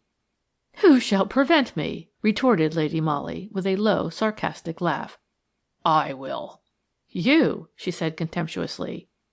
"I told him an hour ago that he must give you up. I tell you now that you shall not be Philip Baddock's wife." "Oh!" she interposed, and I could almost see the disdainful shrug of her shoulders, the flash of contempt in her expressive eyes. No doubt it maddened him to see her so cool, so indifferent, when he had thought that he would win her. I do believe that the poor wretch loved her. She was always beautiful, but never more so than tonight, when she had obviously determined finally to dismiss him. "If you marry Philip Baddock," he said now, in a voice which quivered with uncontrolled passion, "then within 6 months of your wedding day you will be a widow, for your husband will have ended his life on the gallows." "You are mad," she retorted calmly. "That is as it may be," he replied. "I warned him tonight, and he seems inclined to heed my warning, but he won't stand aside if you beckon to him. Therefore, if you love him, take my warning. I may not be able to get you, but I swear to you, Philip Baddock shan't either. I'll see him hanged first," he added, with gruesome significance. "And you think that you can force me to do your bidding by such paltry threats?" she retorted. "Paltry threats? Ask Philip Baddock if my threats are paltry. He knows full well that in my room at Appledore Castle, safe from thievish fingers, lie the proofs that he killed Alexander Steadman in the Elkhorn woods. Oh, I wouldn't help him in his nefarious deeds until he placed himself in my hands. He had to take my terms, or leave the thing alone altogether, for he could not work without me. My wants are few, and he has treated and paid me well. Now we are rivals, and I'll destroy him before I'll let him gloat over me. Do you know how we worked it? Sir Jeremiah would not disinherit his grandson. He steadily refused to make a will in Philip Baddock's favour, but when he was practically dying we sent for Alexander Steadman, a newcomer, who had never seen Sir Jeremiah before, and I impersonated the old gentleman for the occasion. Yes, I," he repeated with a coarse laugh. "I was Sir Jeremiah for the space of half an hour, and I think I played the part splendidly. I dictated the terms of a new will. Young Steadman never suspected the fraud for a single instant. We had darkened the room for the comedy, you see, and Steadman was destined by Baddock and myself never to set eyes on the real Sir Jeremiah. After the interview, Baddock sent for Captain de Mazareen. This was all part of his plan and mine. We engineered it all, and we knew that Sir Jeremiah could only last a few hours. We sent for Steadman again, and I myself scattered a few dozen sharp nails along the loose stones in the road where the motor car was intended to break down, thus forcing the solicitor to walk through the woods. Captain de Mazareen's appearance on the scene at that particular moment was an unrehearsed effect, which nearly upset all our plans, for had Mr. Steadman stuck to him that night, instead of turning back, he would probably be alive now, and Baddock and I would be doing time somewhere for attempted fraud. We should have been done, at any rate. Well, you know what happened. Mr. Steadman was killed. Baddock killed him, and then ran straight back to the house, just in time to greet Captain de Mazareen, who evidently had loitered on his way. But it was I who thought of the stick, as an additional precaution to avert suspicion from ourselves. Captain de Mazareen was carrying one and left it in the hall at the castle. I cut my own hand and stained the stick with it, then polished and cleaned it up, and later, during the night, deposited it in the near neighbourhood of the murdered body. Ingenious, wasn't it? I'm a clever beggar, you see. Because I was cleverer than Baddock, he could not do without me, and because he could not do without me, I made him write and sign a request to me to help him to manufacture a bogus will, and then to murder the solicitor who had drawn it up. And I have hidden that precious document in the wing of Appledore Castle which I inhabit. The exact spot is known only to myself. Baddock has often tried to find out, but all he knows is that these things are in that particular wing of the house. I have the document, and the draft of the will taken out of Mr. Steadman's pocket, and the short bludgeon with which he was killed. It is still stained with blood, and the rags with which I cleaned the stick. I swear that I will never make use of these things against Philip Baddock unless he drives me to it. And if you make use of what I have just told you, I'll swear that I have lied. No one can find the proofs which I hold, but on the day that you marry Baddock, I'll place them in the hands of the police." There was silence in the room. I could almost hear the beating of my own heart, so horrified, so appalled was I at the horrible tale which the man had just told to my dear lady. The villainy of the whole scheme was so terrible, and at the same time so cunning, that it seemed inconceivable that human brain could have engendered it. Vaguely in my dull mind I wondered if Lady Molly would have to commit bigamy before she could wrench from this evildoer's hands the proofs which would set her own husband free from his martyrdom. What she said I did not hear, and what he meant to retort I never knew, for at that moment my attention was attracted by the sound of running footsteps on the gravel, followed by a loud knock at our front door. Instinctively I ran to open it. Our old gardener was standing there, hatless and breathless. "Appledore Castle, miss," he stammered. "It's on fire. I thought you would like to know." Before I had time to reply, I heard a loud oath uttered close to me, and the next moment Felkin dashed out of the drawing-room into the hall. "Is there a bicycle here I can take?" he shouted to the gardener. "Yes, sir," replied the old man. "My son has one, just in that shed, sir, on your left." In fewer seconds than it takes to relate, Felkin had rushed to the shed, dragged out the bicycle, mounted it, and I think that within 2 minutes of hearing the awful news, he was bowling along the road and was soon out of sight. One wing of the stately mansion was ablaze when, a quarter of an hour later, my dear lady and I arrived upon the scene.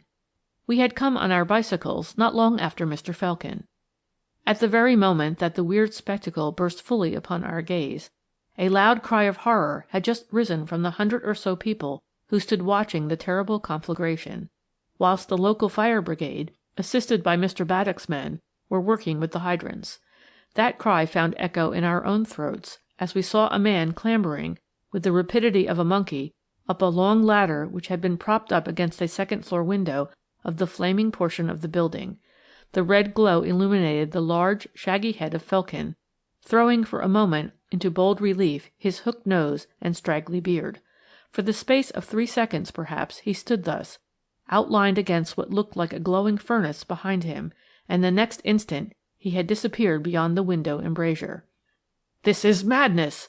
came in loud accents from out the crowd in the foreground, and before one fully realized whence that voice had come, Mr. Philip Baddock was in his turn seen clambering up that awful ladder. A dozen pairs of hands reached him just in time to drag him back from the perilous ascent. He fought to free himself, but the firemen were determined and soon succeeded in bringing him back to level ground, whilst 2 of them, helmeted and well equipped, took his place upon the ladder. The foremost had hardly reached the level of the first story when Felkin's figure once more appeared in the window embrasure above. He was staggering like a man drunk or fainting.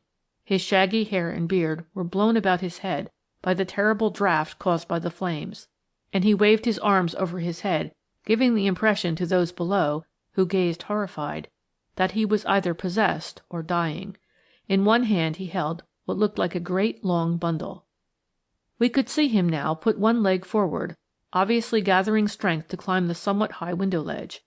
With a shout of encouragement, the 2 firemen scrambled up with squirrel-like agility, and the cry of, "They're coming! They're coming! Hold on, Felkin!" rose from 100 excited throats. The unfortunate man made another effort.